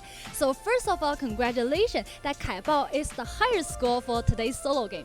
And I saw today, for like last 2 games, you used the hero 子平. I would like to know why, because like recently, most of the players they like to choose 子平 in the map Holoras. And for the last game, we are using the Mars Isle.So I would like to know why. 那首先我特别想知道的就是今天最后2把你都选择了子平这个英雄，对不对？来，那我特别想问一下凯豹，为什么最后2把都选了子平？因为平时好像之前看起来大家都只会在火罗国去选择子平。因为我在火罗国就是有武田这个英雄嘛，所以我火罗国会就是黄昏天期的时候会玩一把武田，然后再加上6把玩5个英雄吧。有2个英雄可以出2把，然后我就把银子平留到了最后。是这个原因。So Actually, because today, so nowadays, like we changed the rule, we can use like 2 raids, we can use the same hero, and I think Ziping is my most familiar and my strongest hero, so I choose it in the last 2 games. And also because I'm also very good at Takada, so I choose the Takada in the game 2, also in the Holaras. That's why I choose the Ziping in the last game.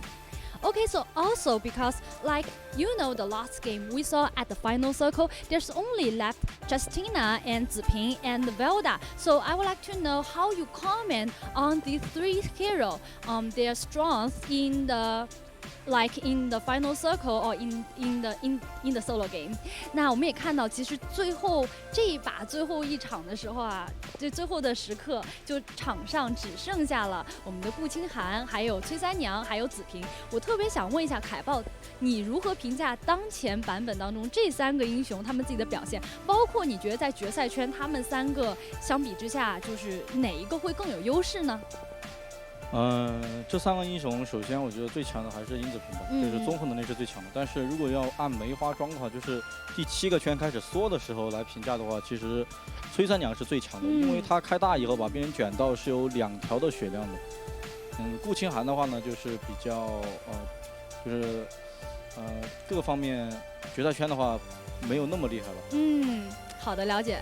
So in my opinion, I think the strongest hero is still the Ziping. It's because it have very strong skill in the whole game. And however, for the like Shadow 7 and also in the final circle, I think like Velda will be the most strongest in the final circle because it have very high control in the final circle. And for like Justina Gu, it's like in the Shadow 6 or 7, it will have some strongest because of skill. And okay, so at last we would like to say we have a big fans. It's Casper, and today is his birthday, so would you please give us say something to him? And also his teams will also have the race in another will have race these days. 那最后我们知道 Casper 其实今天是过生日，然后包括他的战队其实最近他们也有比赛，有没有什么话想对他讲的呢？就祝 Casper 这个生日快乐吧。好。然后也希望他在那边能打得更好吧。好的，好的。就他们的 Valium 战队可以打出一个好成绩。So okay, so we would like to say happy birthday, Caspar, and wish your team Valium will have very good ranking and race in the future, and we are going to match. OK， 好，谢谢凯豹接受我们今天采访，再次恭喜你。Thank you, 凯豹 for today's interview, and we will get back to the caster. Thank you, Jaeger and our boy Kai Bao for a lovely, lovely interview. And of course, the shout out to our boy Casper. Man, what a day it's been, Dobby. Very, very interesting day of solos across the board. I mean, two very weird games to start things off. And I'm not complaining about how weird they were whatsoever. As we take a look here at the overall leaderboard, super unfortunate to see Chu Zhang right now. A 6.5. You're talking about a back-to-back bi-weekly champion, Dobby. And he only puts up 6.5 points today on the leaderboard. I just don't even know what to say. It's tough. Tough out here when you're playing against some of the best like this. Meanwhile, still able to run it down. As they said, there's going to be more and more of this stuff happening here. And let's see if they're going to be able to figure it out, though, because there's still more of it to be had and really realistically made, though, because there's still more surrounding these spaces. As man, it's only going to get more and more hectic, honestly, especially as we get closer and closer and closer to our finals. But man, some of these teams really did do what they could, though. Kai Bao with that 29.2, who Jaeger just talked to. Shout out to my boy Casper, though. Big shout out and happy birthday to the big bro. As always, yes, sir, in the building. Meanwhile, yeah, Battle Swampfly is still at the top of the order with a 52.1, but unfortunately, off the back of only a 20-point day, he kind of fell apart in the last 2 games, unfortunately. He does not get to participate in day 3. His 2 days are done, so I don't think Huang Fly is going to be able to hold on to that first place, especially when the likes of WBG Spider puts together a 41 point day. 41 points in a single day is huge. The most points put together by any single player in a single day thus far. The rest of these players, except for XCG's Wang Liang, both of their days are done. So Wang Liang and Spider are the only ones who can move up in position here in this top 8 leaderboard. The rest of these players are locked in at their score. And I hate to say it, it's a very low scoring week. 30 points for most of these players is kind of low for double days, considering you've got players like WBG Spider and Badass Wongfly who have put together 30 to 40 point days, Dobby. Even with it, though, still able to do what they can, as we're going to be locking in for tomorrow's schedule for trios. Back at it again with groups B and C, same time as always here, but it will be on this channel here. So make sure to hit the follow button for Naraka Blade Point Pro League specifically here at this channel for your chance to tune in and watch all of the vibes and action happening here for the trios, as there's still going to be a lot more action, still going to be a lot more of this, but also there's still going to be a decent amount of wins happening too, because I'm telling you, trios was a little bit off yesterday, and off in the sense of how people were playing, rotations, and then obviously with the new map, people are getting a little more comfortable. So now we're seeing some more comfortable and confident plays coming in from Holleroff. So trios is going to be a treat tomorrow.